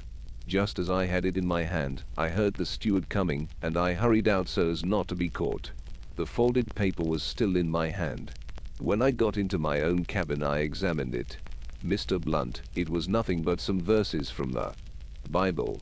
Verses from the Bible, said Tommy, very much intrigued. At least I thought so at the time. I couldn't understand it, but I thought perhaps it was the work of a religious maniac. Anyway, I didn't feel it was worthwhile replacing it. I kept it without thinking much about it until yesterday when I used it to make into a boat for my little nephew to sail in his bath. As the paper got wet, I saw a queer kind of design coming out all over it. I hastily took it out of the bath, and smoothed it out flat again. The water had brought out the hidden message. It was a kind of tracing and looked like the mouth of a harbor. Immediately after that I read your advertisement. Tommy sprang from his chair. But this is most important. I see it all now. That tracing is probably the plan of some important harbor defenses. It had been stolen by this woman. She feared someone was on her track, and not daring to conceal it amongst her own belongings, she contrived this hiding place. Later, she obtained possession of the bag in which the boot was packed only to discover that the paper had vanished. Tell me, Miss March, you have brought this paper with you? The girl shook her head. It's at my place of business. I run a beauty parlor in Bond Street. I am really an agent for the cyclamen preparations in New York. That is why I had been over there. I thought the paper might be important, so I locked it up in the safe before coming out. Ought not Scotland Yard to know about it? Yes, indeed. Then shall we go there now, get it out, and take it straight to Scotland Yard? I am very busy this afternoon, said Tommy, adopting his professional manner and consulting his watch. The Bishop of London wants me to take up a case for him. A very curious problem concerning some vestments and 2 curates. Then in that case, said Miss March, rising, I will go alone. Tommy raised a hand in protest. As I was about to say, he said, the bishop must wait. I will leave a few words with Albert. I am convinced, Miss March, that until that paper has been safely deposited with Scotland Yard you are in active danger. Do you think so? Said the girl doubtfully. I don't think so, I'm sure. Excuse me. He scribbled some words on the pad in front of him, then tore off the leaf and folded it. Taking his hat and stick, he intimated to the girl that he was ready to accompany her. In the outer office he handed the folded paper to Albert with an air of importance. I am called out on an urgent case. Explain that to his lordship if he comes. Here are my notes on the case for Miss Robinson. Very good, sir, said Albert, playing up. And what about the Duchess's pearls? Tommy waved his hand irritably. That must wait also. He and Miss March hurried out. Halfway down the stairs they encountered Tuppence coming up. Tommy passed her with a brusque. Late again, Miss Robinson. I am called out on an important case. Tuppence stood still on the stairs and stared after them. Then, with raised eyebrows, she went on up to the office. As they reached the street, a taxi came sailing up to them. Tommy, on the point of hailing it, changed his mind. Are you a good walker, Miss March? He asked seriously. Yes, why? Hadn't we better take that taxi? It will be quicker. Perhaps you did not notice. That taxi driver has just refused a fare a little lower down the street. He was waiting for us. Your enemies are on the lookout. If you feel equal to it, it would be better for us to walk to Bond Street.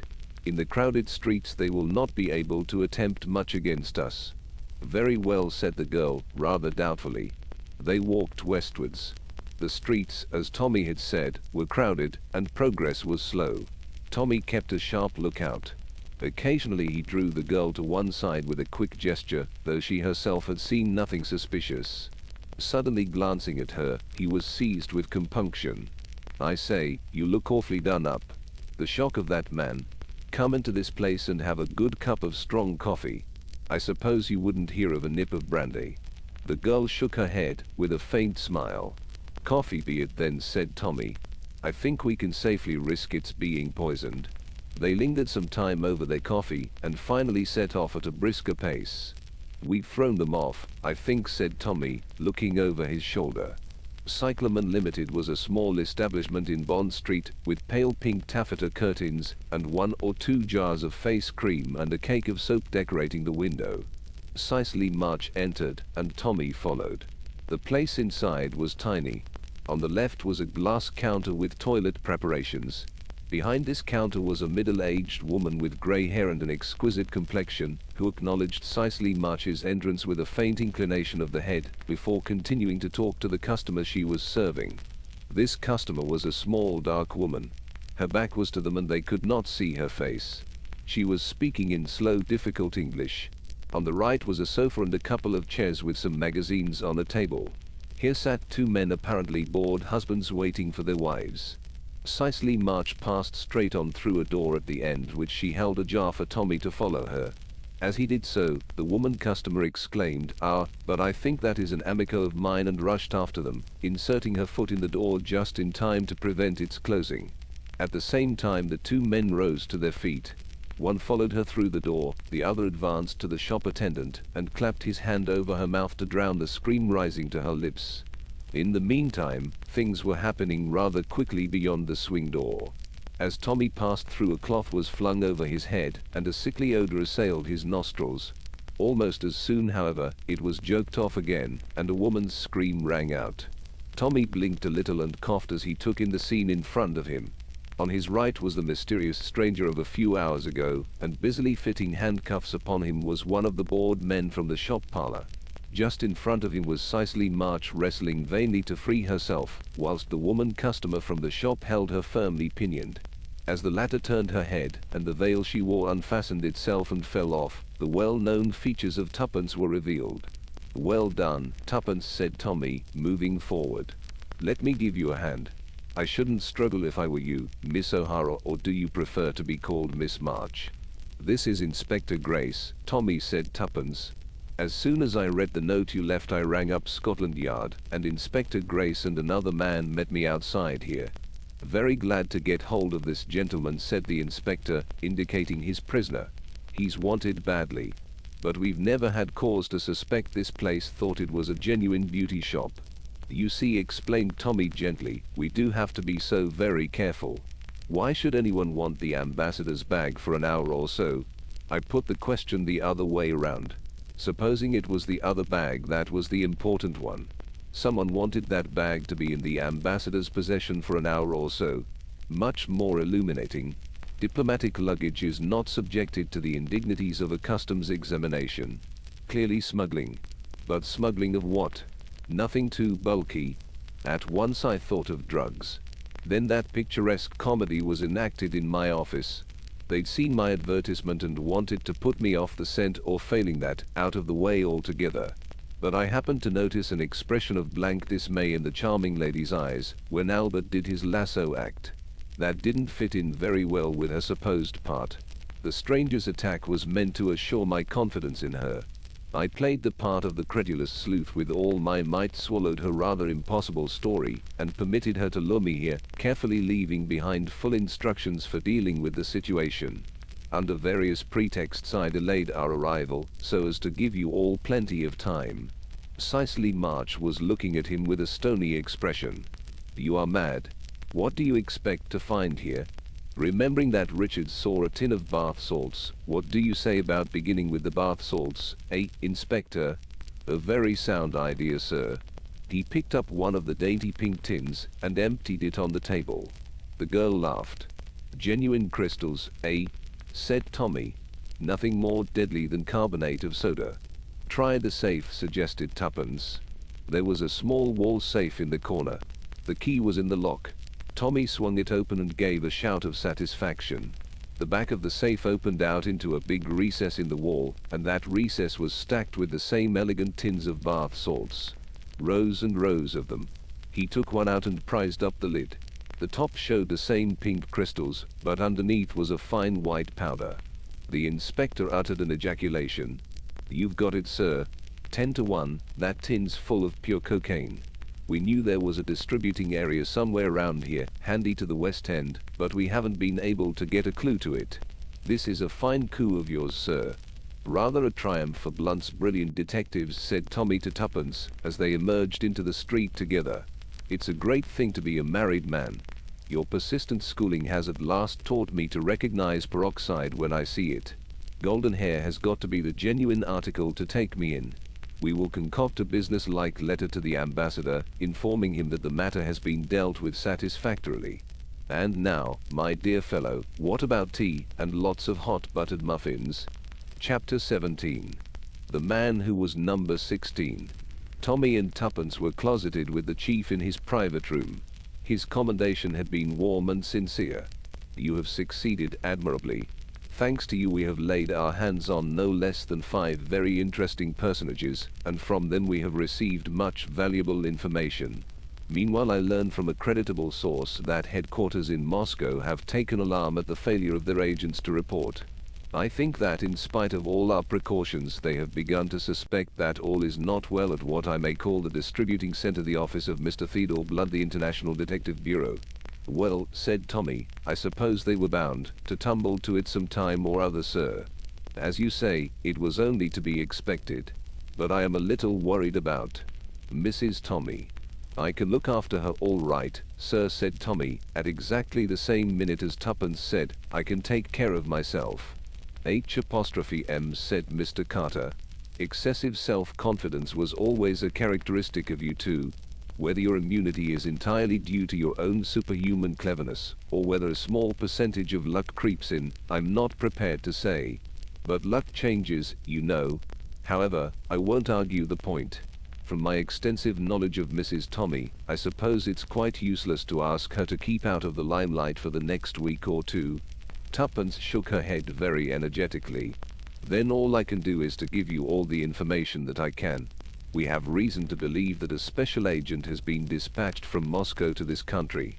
We don't know what name he is traveling under, we don't know when he will arrive. But we do know something about him. He is a man who gave us great trouble in the war, an ubiquitous kind of fellow who turned up all over the place where we least wanted him. He is a Russian by birth, and an accomplished linguist, so much so that he can pass as half a dozen other nationalities, including our own. He is also a past master in the art of disguise. And he has brains. It was he who devised the number 16 code. When and how he will turn up, I do not know. But I am fairly certain that he will turn up. We do know this: he was not personally acquainted with the real Mr. Theodore Blunt.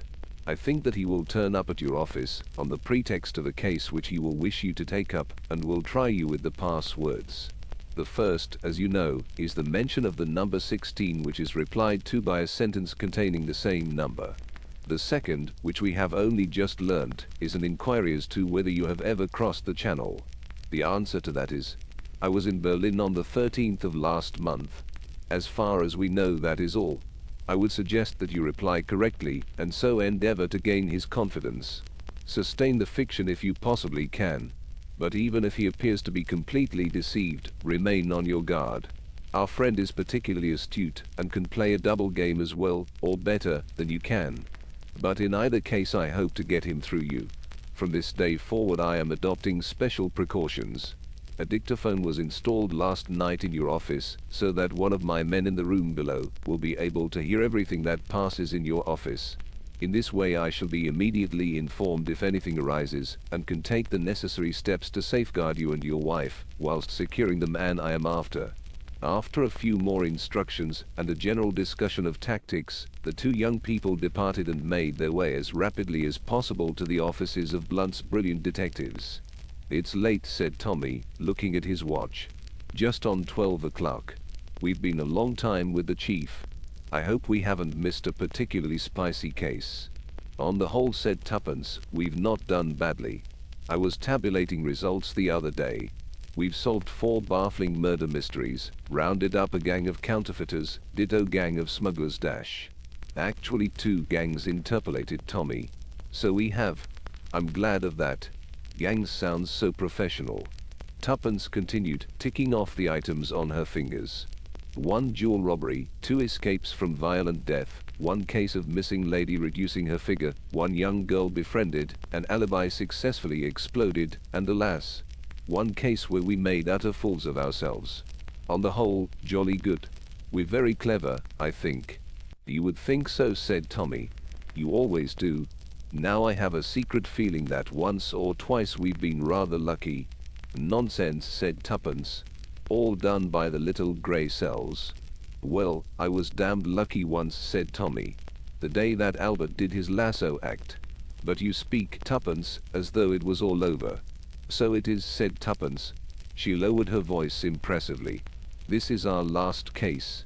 When they have laid the super spy by the heels, the great detectives intend to retire and take to beekeeping or vegetable marrow growing. It's always done. Tired of it, eh?" "Yes, I think I am. Besides, we're so successful now the luck might change." "Who's talking about luck now?" asked Tommy triumphantly. At that moment they turned in at the doorway of the block of buildings in which the International Detective Bureau had its offices, and Tuppence did not reply. Albert was on duty in the outer office, employing his leisure in balancing, or endeavoring to balance, the office ruler upon his nose. With a stern frown of reproof, the great Mr. Blunt passed into his own private office. Divesting himself of his overcoat and hat, he opened the cupboard, on the shelves of which reposed his classic library of the great detectives of fiction. "The choice narrows," murmured Tommy. "On whom shall I model myself today?" Tuppence's voice, with an unusual note in it, made him turn sharply. "Tommy," she said, "what day of the month is it?" Let me see the 11th. Why? Look at the calendar. Hanging on the wall was one of those calendars from which you tear a leaf every day. It bore the legend of Sunday the 16th. Today was Monday. By Jove, that's odd. Albert must have torn off too many. Careless little devil. I don't believe he did, said Tuppence. But we'll ask him. Albert, summoned and questioned, seemed very astonished. He swore he had only torn off 2 leaves, those of Saturday and Sunday. His statement was presently supported, for whereas the 2 leaves torn off by Albert were found in the grate, the succeeding ones were lying neatly in the waste paper basket. A neat and methodical criminal, said Tommy. Who's been here this morning, Albert? A client of any kind? Just one, sir. What was he like? It was a she. A hospital nurse. Very upset and anxious to see you. Said she'd wait until you came. I put her in Clark's because it was warmer. And from there she could walk in here, of course, without your seeing her. How long has she been gone? About half an hour, sir. Said she'd call again this afternoon. A nice motherly looking body. A nice motherly. Oh, get out, Albert. Albert withdrew, injured. Queer start, that, said Tommy. It seems a little purposeless. Puts us on our guard. I suppose there isn't a bomb concealed in the fireplace or anything of that kind. He reassured himself on that point, then he seated himself at the desk and addressed Tuppence. Mon ami, he said, we are here faced with a matter of the utmost gravity. You recall, do you not, the man who was number 4? Him whom I crushed like an eggshell in the Dolomites with the aid of high explosives, bien entendu. But he was not really dead. No, they are never really dead, these super criminals. This is the man, but even more so, if I may put it. He is the 4 squared, in other words, he is now the number 16. You comprehend, my friend? Perfectly, said Tuppence. You are the great Hercule Poirot. Exactly. No moustaches, but lots of grey cells. I've a feeling, said Tuppence, that this particular adventure will be called the Triumph of Hastings. Never, said Tommy. It isn't done. Once the idiot friend, always the idiot friend. There's an etiquette in these matters. By the way, mon ami, can you not part your hair in the middle instead of one side? The present effect is unsymmetrical and deplorable. The buzzer rang sharply on Tommy's desk. He returned the signal, and Albert appeared bearing a card. Prince Vladarovsky, read Tommy, in a low voice. He looked at Tuppence. I wonder, show him in, Albert. The man who entered was of middle height, graceful in bearing, with a fair beard, and apparently about 35 years of age. Mr. Blunt? He inquired. His English was perfect. You have been most highly recommended to me. Will you take up a case for me? If you will give me the details, dash. Certainly.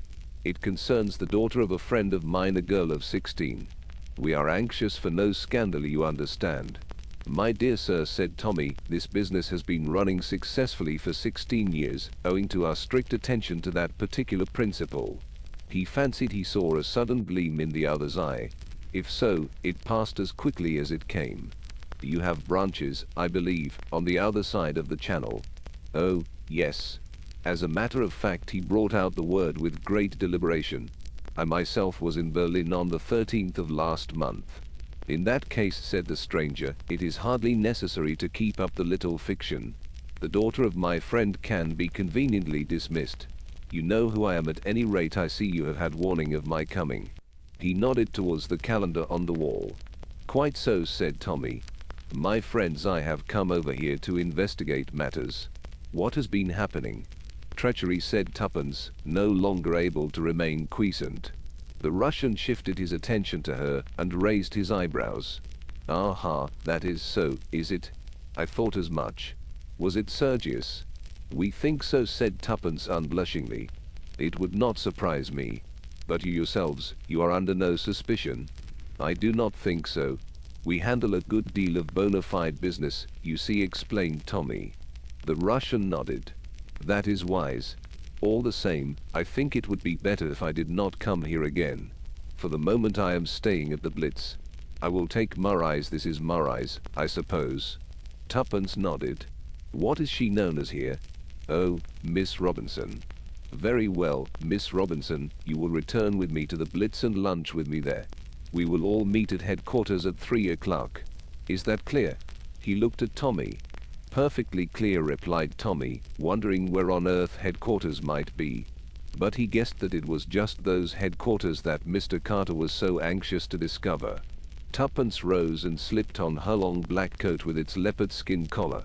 Then, demurely, she declared herself ready to accompany the prince. They went out together, and Tommy was left behind, a prey to conflicting emotions. Supposing something had gone wrong with the dictaphone. Supposing the mysterious hospital nurse had somehow or other learnt of its installation and had rendered it useless. He seized the telephone and called a certain number. There was a moment's delay, and then a well-known voice spoke. "Quite okay, come round to the Blitz at once." 5 minutes later, Tommy and Mr. Carter met in the palm court of the Blitz. The latter was crisp and reassuring.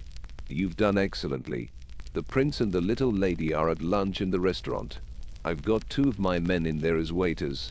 Whether he suspects, or whether he doesn't, and I'm fairly sure he doesn't, we've got him on toast. There are 2 men posted upstairs to watch his suite, and more outside ready to follow wherever they go. Don't be worried about your wife. She'll be kept in sight the whole time. I'm not going to run any risks." Occasionally one of the Secret Service men came to report progress. The first time it was a waiter who took their orders for cocktails. The second time it was a fashionable vacant-faced young man. "They're coming out," said Mr. Carter. "We'll retire behind this pillar in case they sit down here, but I fancy he'll take her up to his suite." "Ah, yes, I thought so." From their post of vantage, Tommy saw the Russian and Tuppence cross the hall and enter the lift. The minutes passed, and Tommy began to fidget. "Do you think, sir? I mean, alone in that suite dash. One of my men's inside behind the sofa." "Don't worry, man." A waiter crossed the hall and came up to Mr. Carter. "Got the signal they were coming up, sir, but they haven't come. Is it all right?" "What?" Mr. Carter spun round. "I saw them go into the lift myself. Just," he glanced up at the clock, 4.5 minutes ago. "And they haven't shown up." He hurried across to the lift, which had just at that minute come down again, and spoke to the uniformed attendant.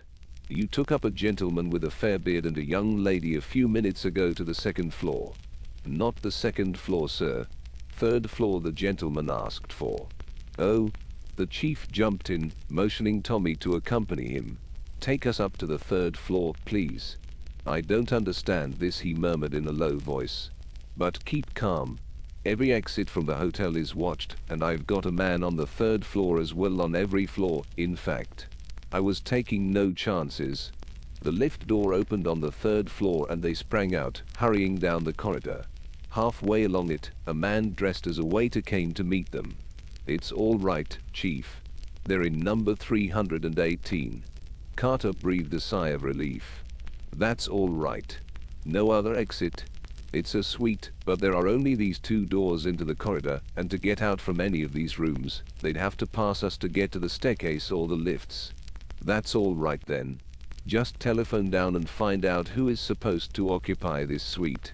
The waiter returned in a minute or 2. "Mrs. Cortlandt Van Snyder of Detroit." Mr. Carter became very thoughtful. "I wonder now, is this Mrs. Van Snyder an accomplice, or is she dash?" He left the sentence unfinished. "Hear any noise from inside?" he asked abruptly. "Not a thing. But the doors fit well. One couldn't hope to hear much." Mr. Carter made up his mind suddenly. "I don't like this business. We're going in. Got the master key?" "Of course, sir." "Call up Evans and Clydesley."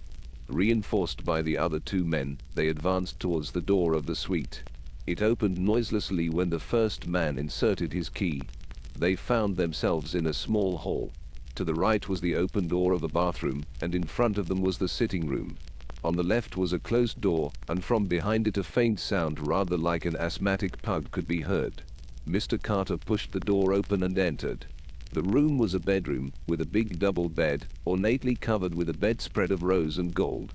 On it, bound hand and foot, with her mouth secured by a gag and her eyes almost starting out of her head with pain and rage, was a middle-aged, fashionably dressed woman. On a brief order from Mr. Carter, the other men had covered the whole suite. Only Tommy and his chief had entered the bedroom. As he leant over the bed and strove to unfasten the knots, Carter's eyes went roving round the room in perplexity.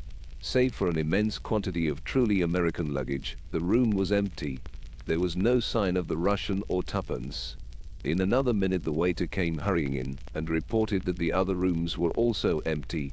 Tommy went to the window, only to draw back and shake his head. There was no balcony, nothing but a sheer drop to the street below. Certain it was this room they entered? Asked Carter peremptorily. Sure. Besides, the man indicated the woman on the bed. With the aid of a penknife, Carter parted the scarf that was half choking her, and it was at once clear that whatever her sufferings, they had not deprived Mrs. Cortlandt Van Snyder of the use of her tongue. When she had exhausted her first indignation, Mr. Carter spoke mildly. Would you mind telling me exactly what happened from the beginning? I guess I'll sue the hotel for this. It's a perfect outrage.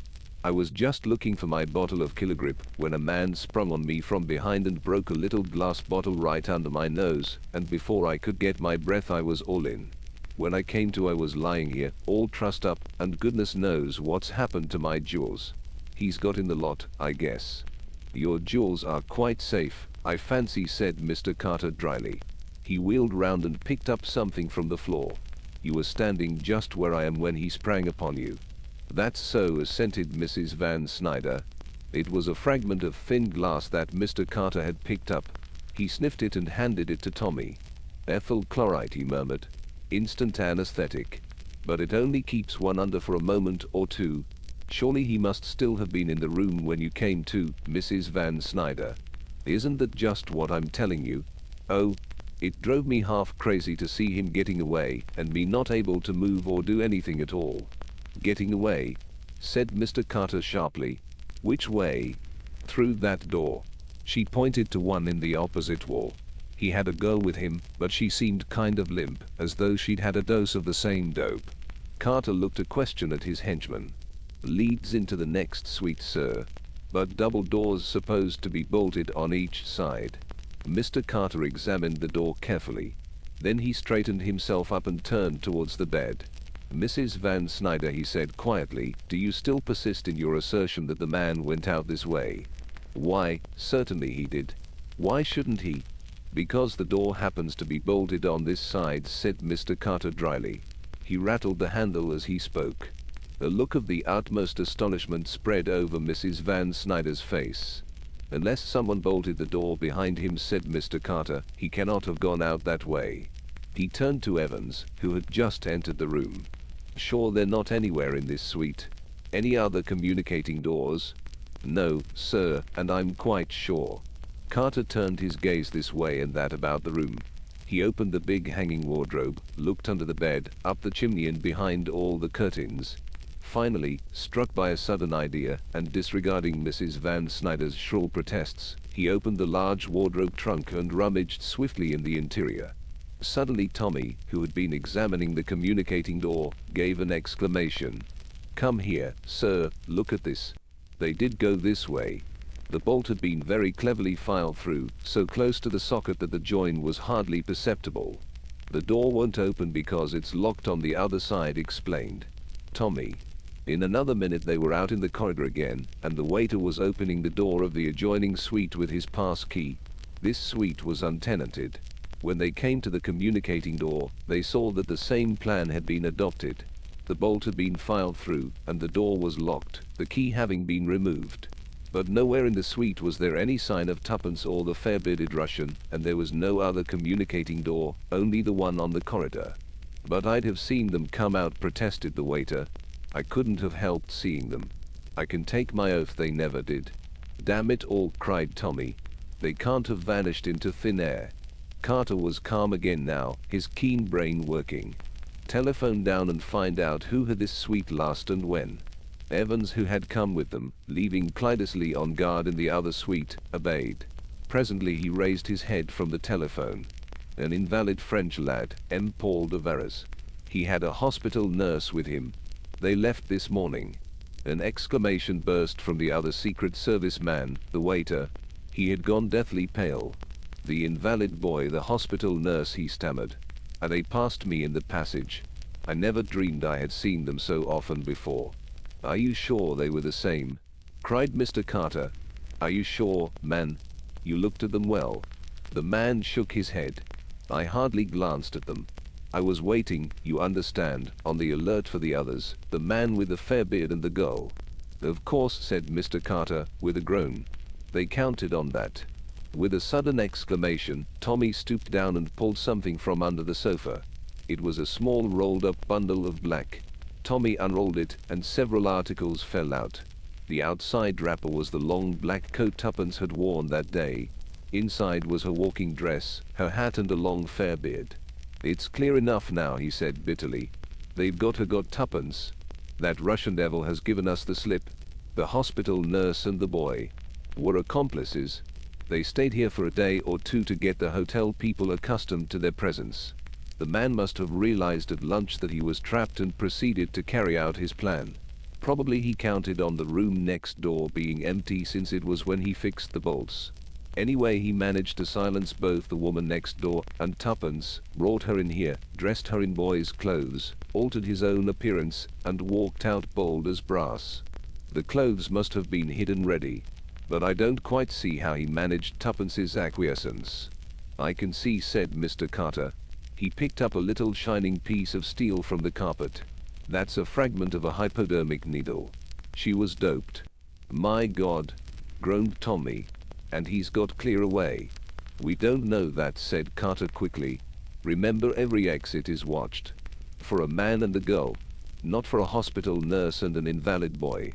They'll have left the hotel by now. Such, on inquiry, proved to be the case.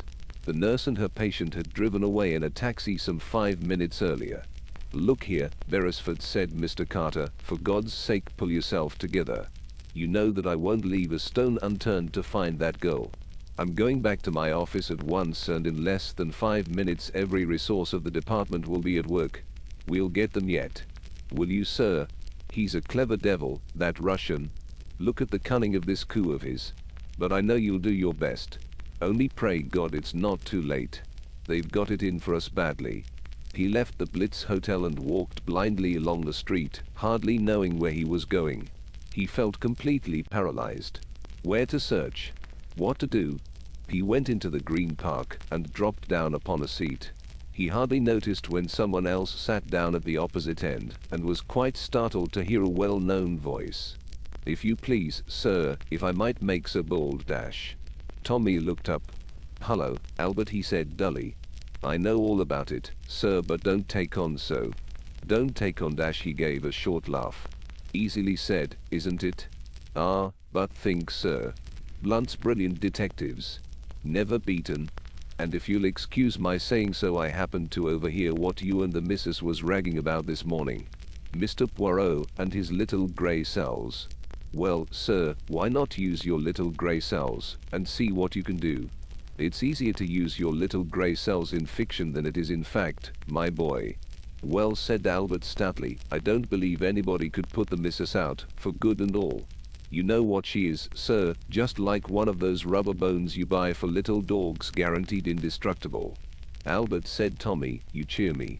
Then what about using your little grey cells, sir? You're a persistent lad, Albert. Playing the fool has served us pretty well up to now. We'll try it again. Let us arrange our facts neatly and with method. At 2:10 exactly, our quarry enters the lift. 5 minutes later we speak to the lift man, and having heard what he says we also go up to the 3rd floor. At say 2:19 we enter the suite of Mrs. Van Snyder. And now, what significant fact strikes us? There was a pause, no significant fact striking either of them. There wasn't such a thing as a trunk in the room, was there? Asked Albert, his eyes lighting suddenly.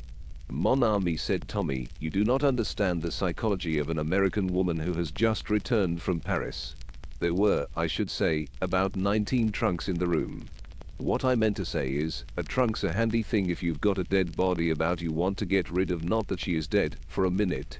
We searched the only 2 that were big enough to contain a body. What is the next fact in chronological order? You've missed one out when the missus and the bloke dressed up as a hospital nurse passed the waiter in the passage. It must have been just before we came up in the lift, said Tommy. They must have had a narrow escape of meeting us face to face. Pretty quick work, that. He stopped. What is it, sir? Be silent, mon ami. I have the kind of little idea, colossal, stupendous, that always comes sooner or later to Hercule Poirot. But if that's it, oh, Lord, I hope I'm in time. He raced out of the park, Albert hard on his heels, inquiring breathlessly as he ran, "What's up, sir? I don't understand." "That's all right," said Tommy. "You're not supposed to. Hastings never did. If your grey cells weren't of a very inferior order to mine, what fun do you think I should get out of this game? I'm talking damned rot, but I can't help it. You're a good lad, Albert. You know what Tuppence is worth. She's worth a dozen of you and me." Thus talking breathlessly as he ran, Tommy re-entered the portals of the Blitz. He caught sight of Evans, and drew him aside with a few hurried words. The two men entered the lift, Albert with them. "Third floor," said Tommy. At the door of number 318 they paused. Evans had a pass key, and used it forthwith. Without a word of warning, they walked straight into Mrs. Van Snyder's bedroom. The lady was still lying on the bed, but was now arrayed in a becoming negligee. She stared at them in surprise. "Pardon my failure to knock," said Tommy pleasantly, "but I want my wife. Do you mind getting off that bed?" "I guess you've gone plumb crazy," cried Mrs. Van Snyder. Tommy surveyed her thoughtfully, his head on one side. "Very artistic," he pronounced, "but it won't do. We looked under the bed, but not in it. I remember using that hiding place myself when young. Horizontally across the bed, underneath the bolster. And that nice wardrobe trunk all ready to take away the body in later. But we were a bit too quick for you just now. You'd had time to dope Tuppence, put her under the bolster, and be gagged and bound by your accomplices next door, and I'll admit we swallowed your story all right for the moment. But when one came to think it out, with order and method, impossible to drug a girl, dress her in boys' clothes, gag and bind another woman, and change one's own appearance all in 5 minutes. Simply a physical impossibility. The hospital nurse and the boy were to be a decoy. We were to follow that trail, and Mrs. Van Snyder was to be pitied as a victim. Just help the lady off the bed, will you, Evans? You have your automatic. Good." Protesting shrilly, Mrs. Van Snyder was hauled from her place of repose. Tommy tore off the coverings and the bolster. There, lying horizontally across the top of the bed, was Tuppence, her eyes closed, and her face waxen. For a moment Tommy felt a sudden dread, then he saw the slight rise and fall of her breast. She was drugged, not dead. He turned to Albert and Evans. "And now, messieurs," he said dramatically, "the final coup." With a swift, unexpected gesture he seized Mrs. Van Snyder by her elaborately dressed hair. It came off in his hand. "As I thought," said Tommy. "Number 16. 2. It was about half an hour later when Tuppence opened her eyes and found a doctor and Tommy bending over her. Over the events of the next quarter of an hour a decent veil had better be drawn, but after that period, the doctor departed with the assurance that all was now well. "Mon ami, Hastings," said Tommy fondly. "How I rejoice that you are still alive. Have we got number 16? Once more I have crushed him like an eggshell. In other words, Carter's got him. The little grey cells. By the way, I'm raising Albert's wages. Tell me all about it." Tommy gave her a spirited narrative, with certain omissions. "Weren't you half frantic about me?" asked Tuppence faintly. "Not particularly. One must keep calm, you know." "Liar," said Tuppence. "You look quite haggard still." "Well, perhaps I was just a little worried, darling. I say, we're going to give it up now, aren't we?" "Certainly we are." Tommy gave a sigh of relief. "I hoped you'd be sensible. After a shock like this, It's not the shock. You know I never mind shocks." "A rubber bone indestructible," murmured Tommy. "I've got something better to do," continued Tuppence. "Something ever so much more exciting. Something I've never done before." Tommy looked at her with lively apprehension. "I forbid it, Tuppence." "You can't," said Tuppence. "It's a law of nature." "What are you talking about, Tuppence?" "I'm talking," said Tuppence, "of our baby. Wives don't whisper nowadays. They shout. Our baby. Tommy, isn't everything marvelous?" The end.